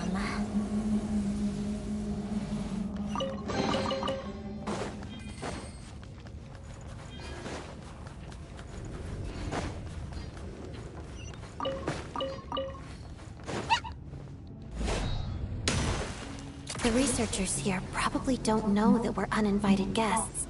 Let's try not to hurt them. What's the big star from the theater doing here? That's Miss Odette. She's a member of the Fatui. Don't tell me you didn't know that. Was the whole reason for Project Stuja to support the research here at the Armory Palace? Just what are the Fatui and the Tsaritsa planning?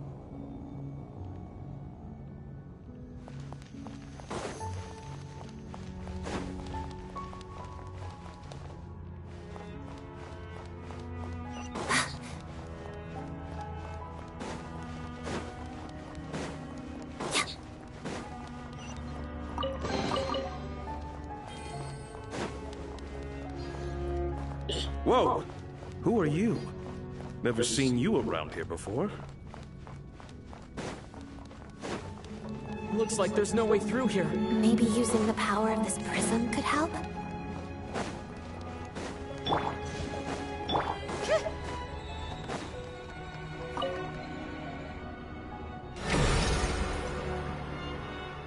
I think I see some images. It's the prism's power at play, causing images of the past to reappear. Paimon. And the Jester. Is this another scene from the past? Yes. It looks quite old, though. I don't think it happened in the recent past. What's going on here? What happened? The source seems to be the Armory Palace. They must have started some large-scale experiment. Wait, what if this has something to do with Paimon? We need to hurry!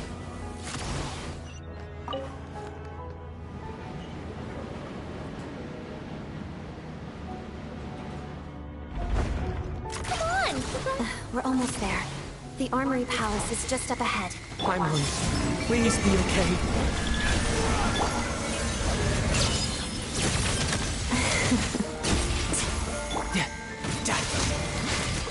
Let's test my hypothesis.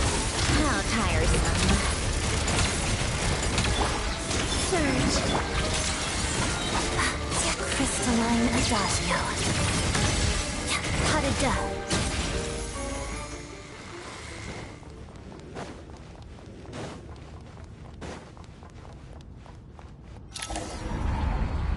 What's going on? Wait, I remember this. It's the curse of death. No, Odette.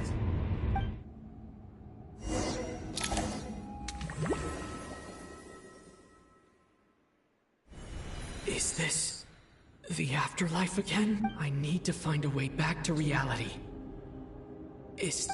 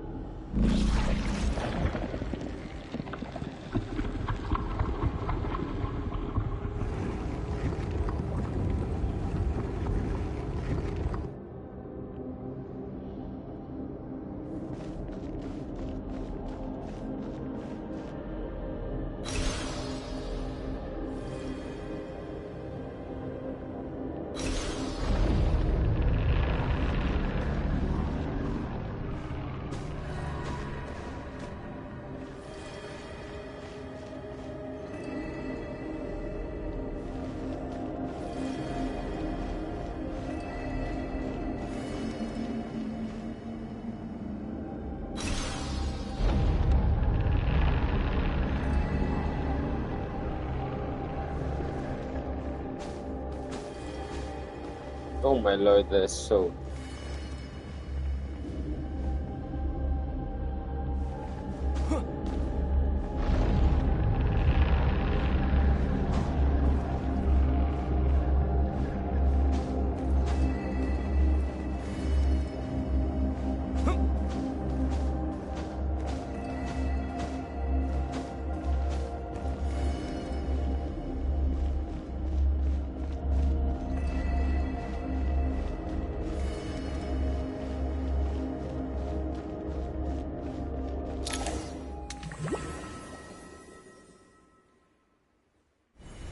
Odette? Oh, no signs of life. But past experience says that she should be resurrected. Did Odette intentionally use her core Ignis to guide my soul? Thank you, Odette. If not for you, my soul wouldn't have... But I'm sorry. I don't have time to protect you. I have to use the time you bought me to get Paimon.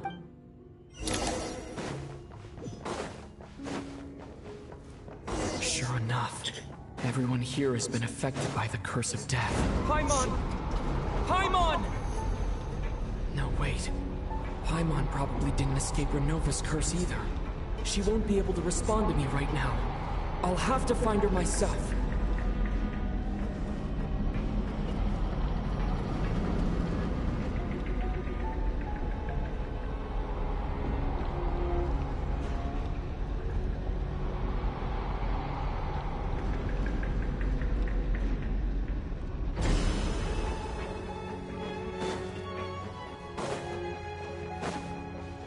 Mitya! Is this the laboratory he works in? What happened here to trigger the curse of death again so soon? I'll have to ask him when he wakes up. Finding Paimon has to take priority now.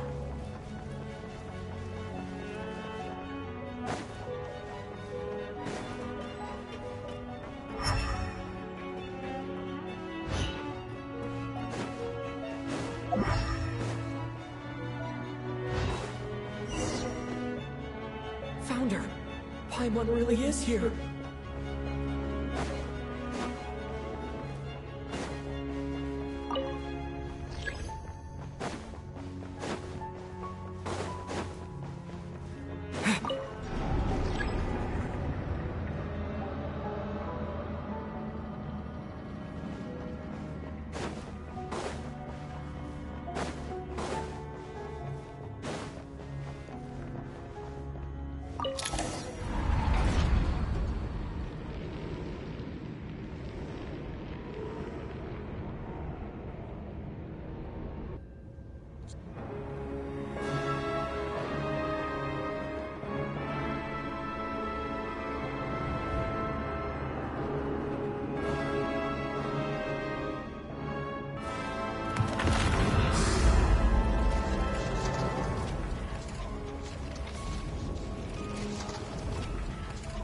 You don't learn, do you?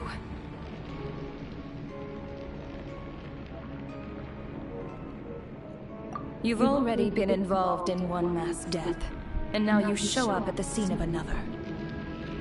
This might have passed for a coincidence the first time, but a second time? Am I to assume you are intentionally interfering in Snezhnaya's affairs?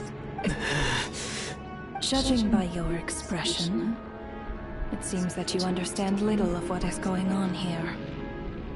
In that case, a word to the wise. Do not interfere in Snezhnaya's affairs. A civilization that fails to learn its lesson constantly depletes its own worth.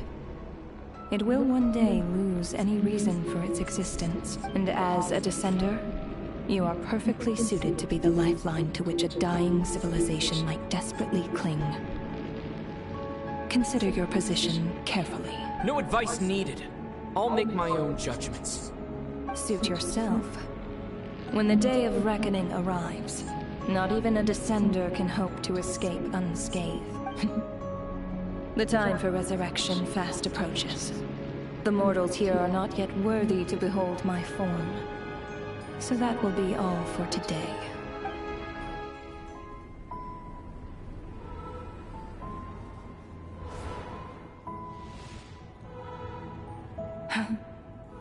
That thing is coming with me.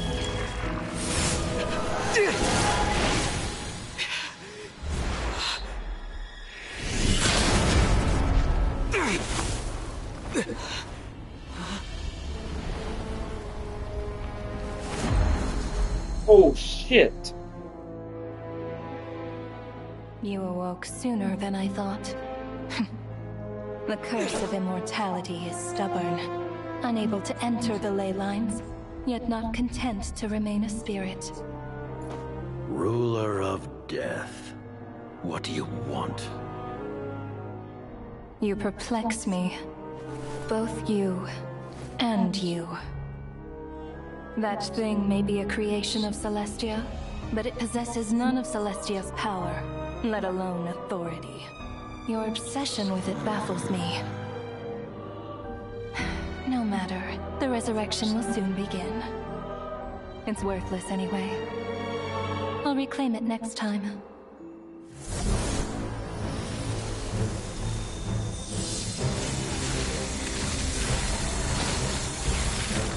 Hey, who says there will be a next time?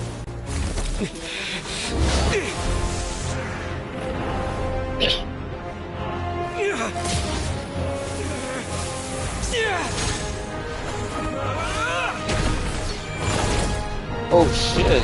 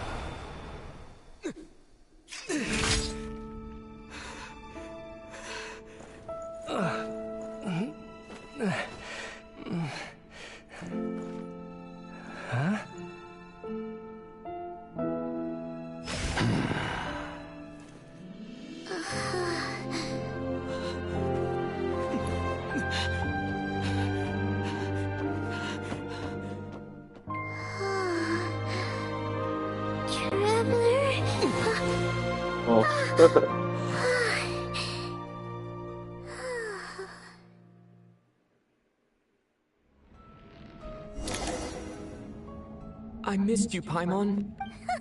What are you talking about? We haven't even been apart for that long, have we?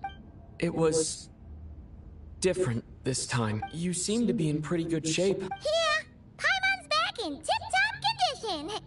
If the Jester and that guy talking to him used some kind of energy on Paimon, and she could kind of feel it canceling out that other thing that was making her feel unwell. So, Mitya helped to... apologies for leaving in such a hurry at the theater earlier. I was in a rush to verify some theories. Rest assured that your companion is perfectly safe. We reversed the effects that the experimental energy had on her. The Jester specifically instructed me to do so. I suppose this is our first official meeting, Traveler. I could not let Paimon suffer in her condition for a moment longer, and so I simply took her without explanation. I hope you do not mind. But why would a big shot like you? As I said when you first arrived in Snezhnaya, we once spent some time together in the distant past. Oh yeah, you did mention that. I'm afraid the reminiscing will have to wait. Oh my god. Let us continue with the report. What conclusions, if any, did you reach from conducting the final experiment of our energy research ahead of schedule? The good news is, my hypothesis regarding the Ruler of Death has been verified. As for the bad news, I recommend we suspend the experiments and Project Mistleton until further notice. Currently, we have no means with which to make a breakthrough. I say this purely as a scientist, guided by reason alone. I will trust your judgment. We shall put the project on hold until the Ruler of Death has been eliminated. Wait, what are you guys talking about? You want to... By whatever means necessary, so long as it removes the threat she poses to us. Until then, everything we do will be in vain. After what just happened, I've ascertained Renova's goal. Or rather, the trigger condition for the Curse of... Okay, let's hear it. What she's doing is blocking Snezhnaya's technological progress, preventing us from possessing any means with which to threaten the heavenly principles. Just like the little lapdog she is. So, any ideas, research, or experiments that lead to technological progress can trigger the curse. Just now, for instance, I was set to launch a final phase energy experiment ahead of schedule. If the experiment was successful, as expected though, the moment the experiment began, all the researchers, technicians, and witnesses died from the curse. All that effort, not to mention the energy and materials we relied on Project Stuzha to gather for us, went to waste. In the end, nothing was gained. Does that mean something similar happened when we were at the theater? That's right. During the performance, I thought of an important breakthrough regarding the experiment, and wound up dragging everyone into this. So the nature of the curse seems to be something like... when moments of technological progress occur, all life in the vicinity is taken away. God. So how do you beat that? What a violent method. Of course, that meant the curse was normally limited to the Armory Palace. Since outsiders are forbidden from entering, this mass death phenomenon went unnoticed. Until Odette came along. I believe she was the first witness. The Curse of Death was triggered just before she infiltrated the Armory Palace that day. But you mentioned something about a final stage experiment. That's right. Even with the gods locking certain key components out of reach, humanity can still advance technology in incremental steps accumulated over time. But, as I'm sure Renova anticipated, even incremental progress has its limits. A point where the truth you're seeking must be put to the test in an... You mean, the experiment you were just... Yes! We were at a critical juncture, a moment where the quantitative was about to translate into fundamental qualitative change. With this single experiment, but now, after already being forced to fumble around in the dark all this time, it feels like we've truly hit an impenetrable wall. As long as Renova's Curse of Death persists, we won't be able to advance. And with Project Stuzha having been in effect all this time, at our nation's current strength, repeated trial and error is simply unsustainable. Only by eliminating Renova first will it be possible to continue. She's the ruler of death! She can just kill whoever she wants, right? We'll see. But one thing's for sure. She definitely can't just do whatever she wants. The best proof of that is me, standing here, very much alive.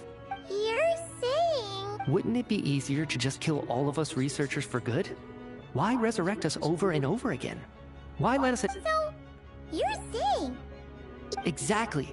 And I think that's where the key to our breakthrough lies. Regardless, the ruler of death has always been an obstacle we must overcome. Indeed, we must face life, death, time, and space. After all, our goal is the heavenly principles. The Fatui want to challenge the heavenly principle? For a long time, I've had a vague suspicion the Fatui and the Tsaritsa were targeting the heavenly principles, but hearing the Jester admit it is still a shock. No wonder the Tsaritsa's goal has always been kept a secret from the people. What kind of road will that lead Snezhnaya? In that case... Lord Jester, I would like to request some leave. I'd like some time to organize... Granted. Get some rest, put the experiment out of your mind, and take care that the curse of death doesn't affect any civilian.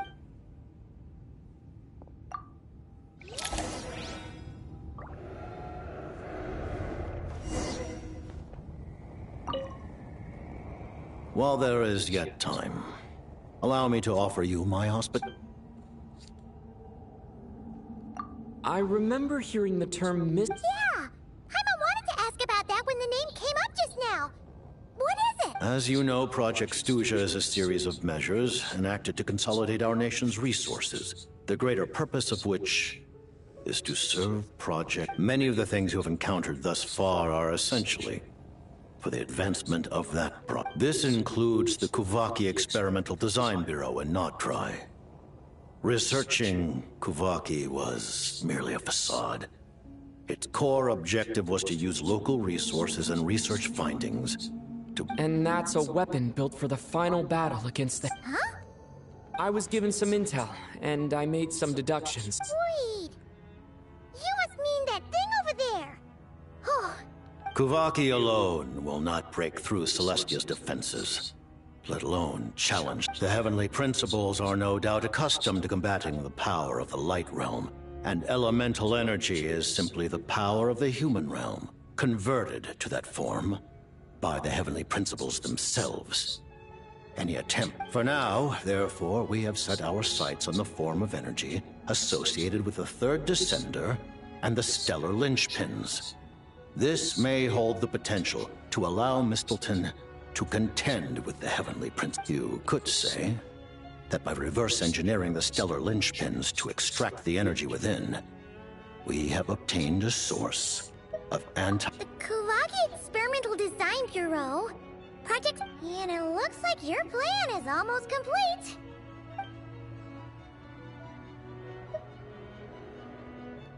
Her Majesty the Tsaritsa has embarked upon an expedition to vanquish a monster. Were it not for this, I imagine she would have been delighted to grant you an audience. Seems like the powers that be in Snezhnaya don't intend to hold my past conflicts with the Fatui against me. The Harbingers have been granted significant autonomy in retrieving the Gnosis. But by the same token, they do not... You read my mind. Speaking of the Gnosis, Paimon's been dying to ask this question since forever. What exactly... The Gnosis will undoubtedly serve as a key bargaining chip when she confronts the Heavenly Principles.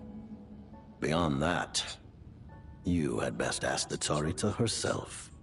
What do you mean? Not sure. Don't you make the role... Taking on the Heavenly Principles is something most people wouldn't even entertain in their wildest fantasy. Into that today, civilization is nothing but an illusion. Our civilization may very well be destroyed in the struggle only by changing the state of affairs, only by overthrowing the Heavenly Principles. Otherwise, the fate of the people of Conria and Hyperborea is a cycle doomed. Accepting potential destruction? Furthermore, perhaps this is still somewhat difficult for you to understand. Are you aware that all the rules of this world are made up of curses? Huh? All of them? Paimon knows about the curse of death you mentioned. Then the birth of the Hilly Churls, the rules of Natlan's Ode of Resurrection. Those are curses too? Farina's long life seems to stem from a curse placed on her by Focalor as well. Yes. Even a god's love for humanity is a curse the Heavenly Prince... What? The Tsaritsa has always had ample reason to hate the Heavenly Principles.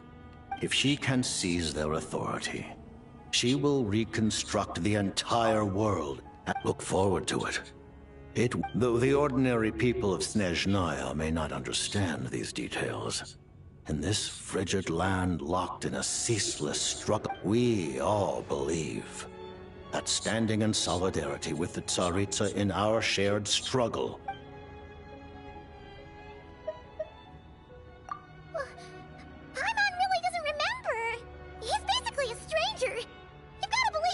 Allow me to explain.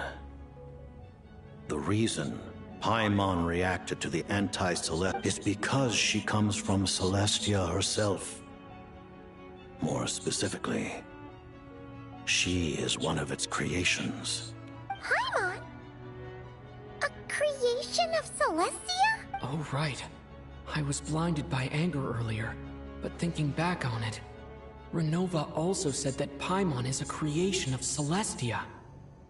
But she lacks Celestia's power or As you know, the lunar fragments in Nodcry were pulled down from the sky using Fatui technology. But the first application of this technology was in Conria. I used this technology upon the heavens, and the response I received was none other than Paimon, descending from Celestia. I presented her to the Vinster King, but he took no interest in this. Paimon then took up temporary residence in my palace until, of course, the arrival of the Cataclysm. Wait, Paimon's a little confused. You're talking about things that happened in Conria 500 years ago. But Paimon doesn't remember any of that. Falling from the sky? Being given away as a gift? None of it! Having lived through the Cataclysm, perhaps you too were burdened with some manner of curse. Although, losing your memories would indeed be the smallest price I've ever seen paid. But it's not just her memories from Conria. Paimon doesn't even know how she spent the last 500 years! What was Paimon like back in Conria? Did she— Unfortunately, when you arrived in Conria, your consciousness was like that of a newborn infant. None could say what kind of being you once were in Celestia. During the time you lived in Conria, your personality was no different from how it is now.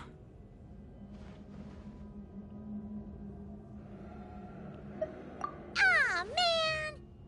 Paimon's plan to get her memories back and become super smart is ruined before it could even start. You know, even though Paimon lost her memories, she still feels weirdly close to you for some reason. That must mean you took pretty good care of Paimon back then. On the contrary, I completely ignored your existence. But now, as I see it, it is as if you are the only sane thing that survived that era of insanity. And thus, are we— Noted. Man, Paimon's gotta stop projecting friendship on everyone she meets. But, Traveler? Even though you know Paimon's some creation of Celestia now, you still want her. Oh, phew. That's— Thank you for telling me so much. I'm a bit surprised, Given the circumstances, the Fatui need not hide anything from our allies. Allies? To advance Project Mistleton, we must first resolve our issue with the Ruler of Death. That's right. Ever since she said she intends to reclaim Paimon when we next meet. Against an opponent of this caliber, deliberating over our allegiances would waste time we do not have. We must join. You're going to challenge the Ruler of Death? Just for Paimon? But— thank you. Thank you. The Tsaritsa will return in triumph in short order, and the Fatui shall hold internal discussions regarding the enemy. Got it. Thanks for your help with Paimon. There was just one other thing. Well, it's just a request, really. Of course, Paimon knows it's top secret and stuff. Certainly you may. Oh, for real? Actually, maybe it's best not to. While the technology is not yet fully developed, it has nevertheless— Oh. Wow. No wonder Paimon felt so out of sorts recently. Even though it was super far away.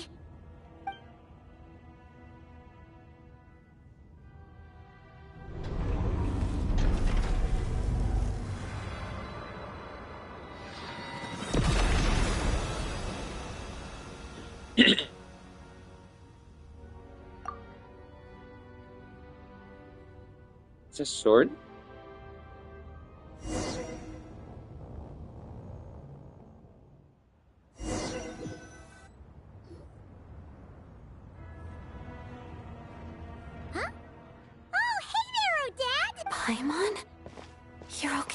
long story short, yep, hi.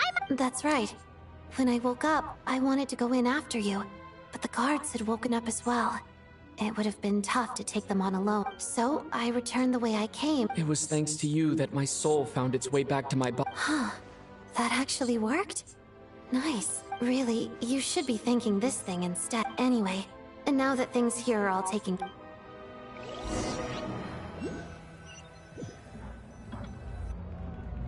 Ah, Director Chuganov, you're back. We just received notice that Project Stuzha has been suspended. So we've convened an emergency. This is the preliminary plan. In addition to our calculations indicate that the factory's profits will increase by at least 30%. That won't be necessary. Leave the energy for those who need it. Whether they use it just to get by or to run a business, that's up to them. Start preparing to halt production and lay off the staff. Make sure the workers are able to land on their feet and that they are duly compensated. Thank you all. Am I hearing you right? Why? After all the time... I just... suddenly don't want to do... Iskra.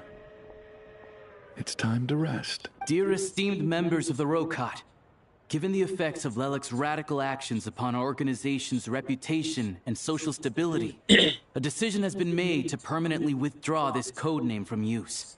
Considering that Lelik did what they did for the benefit of the people, the Rokot Lelik will be suspended for a period of time. Depending on their future performance, they may be allowed to adopt a new codename and continue. The purpose of this notice is to remind everyone once again that motives and methods are equal. Even with Project Stuzha's suspension and our interim operational victory, we must guard against complacency and rashness. We act only for the greater glory and solidarity of our nation. We act only for the greater... You mean... Just thinking out loud. I've never seen the Snezhnaya so lively before. I never once thought I'd come here. But I understand everything now, Rosaline.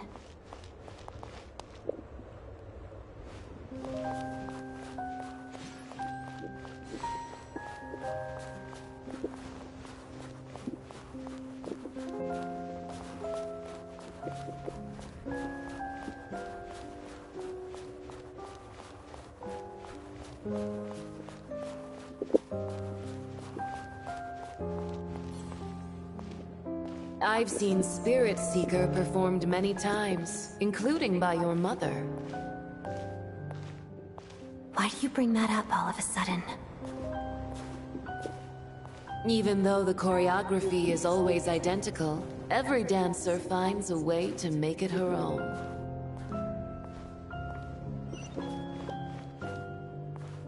So you actually want to talk to me about ballet? I just think it would be a pity if the dance was lost to history. She didn't teach it to you, did she? That was an unusually subtle taunt for you.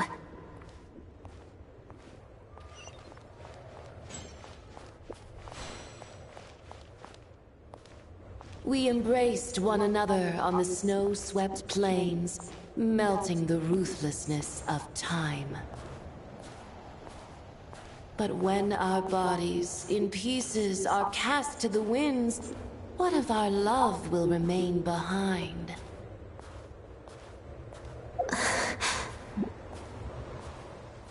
Don't tell me you can't sing. Shush.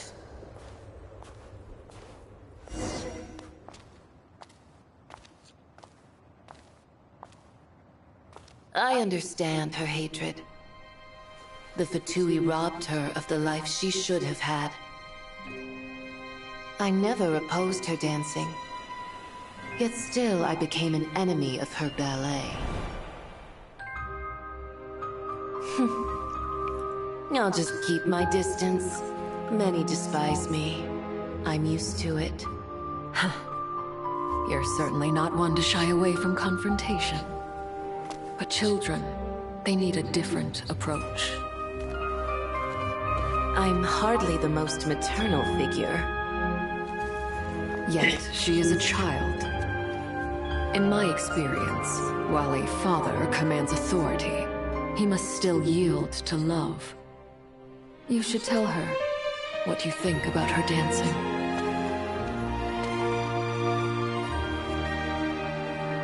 Odette will soon take the stage at the Koralyevsky Theater.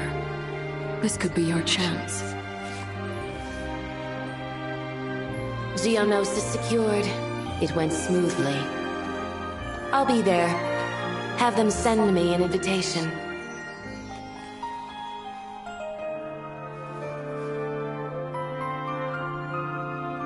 Sadly, things didn't work out. Her final words are inside that block of ice. This? Aren't these for monitoring her subordinates? Not yours. This one isn't her witch's flame, but my two worlds' flames. The two worlds' flames can burn away memories. It was my parting gift to Rosaline.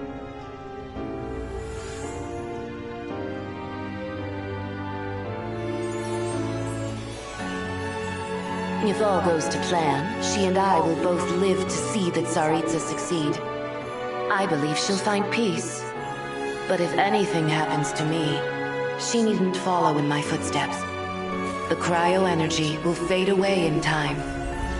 Then the two worlds' flames will burn away all memories of the Fatui. She'll be free to dance. She deserves this. I will handle the aftermath. The choice is yours, child.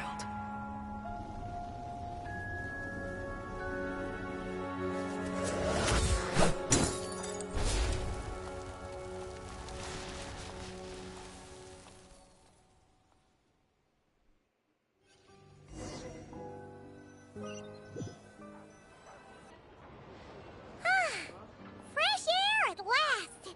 Oh, it's nice to finally know where Paimon... Like, who cares if Paimon's a creation of Celeste? And like you said, this doesn't have to change anything between us. You're not getting... You've spent the last few days lying in bed and stuffing your face. Says who? Paimon originally wanted to check out the bookstores in Snezhnaya, but she's more in the mood for flying around, right? Wait! They've got light novels from Yieeee Publishing House here, too! The local snezhnaya books look pretty interesting, too! I thought you were in the mood for flying around. Paimon can read while she flies! Hey! Look at these two dolls! Which do you like better?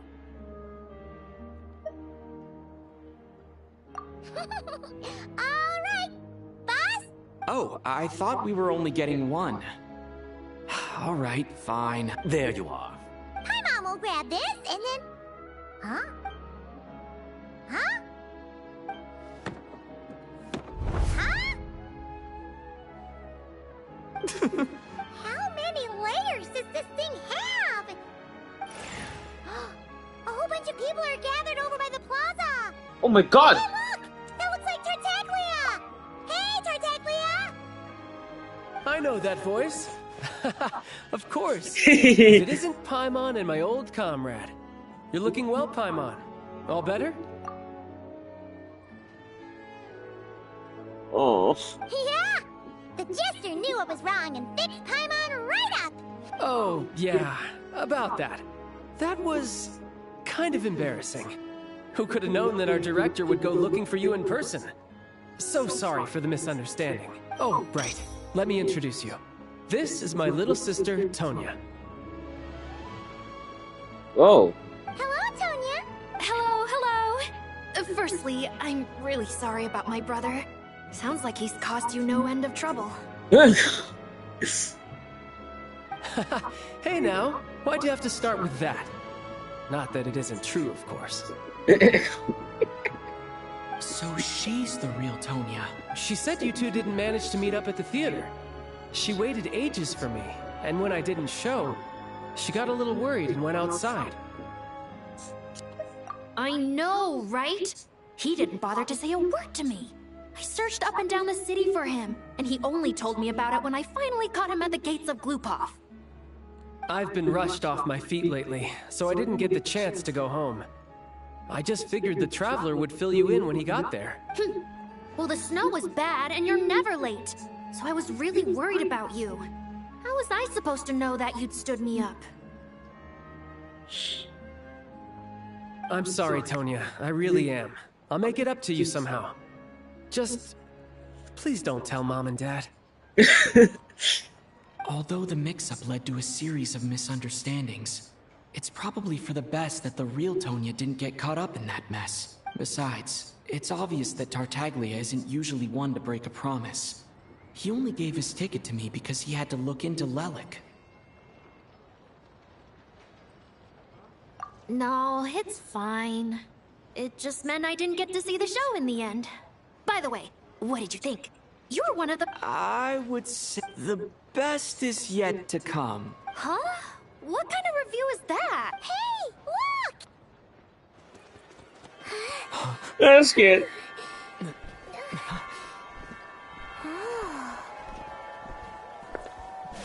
Oh! Oh!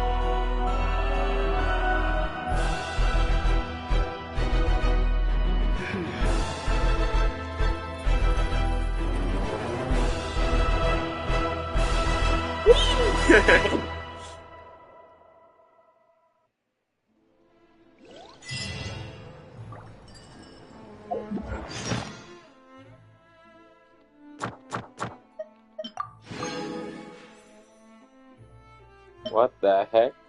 Oh, what's that?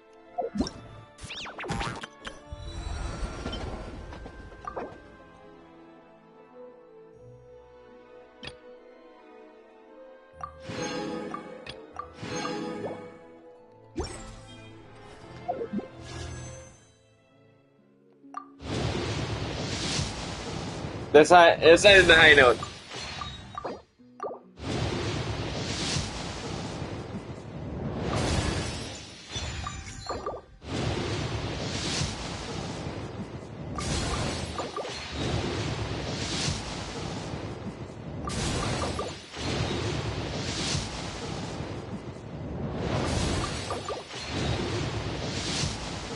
No.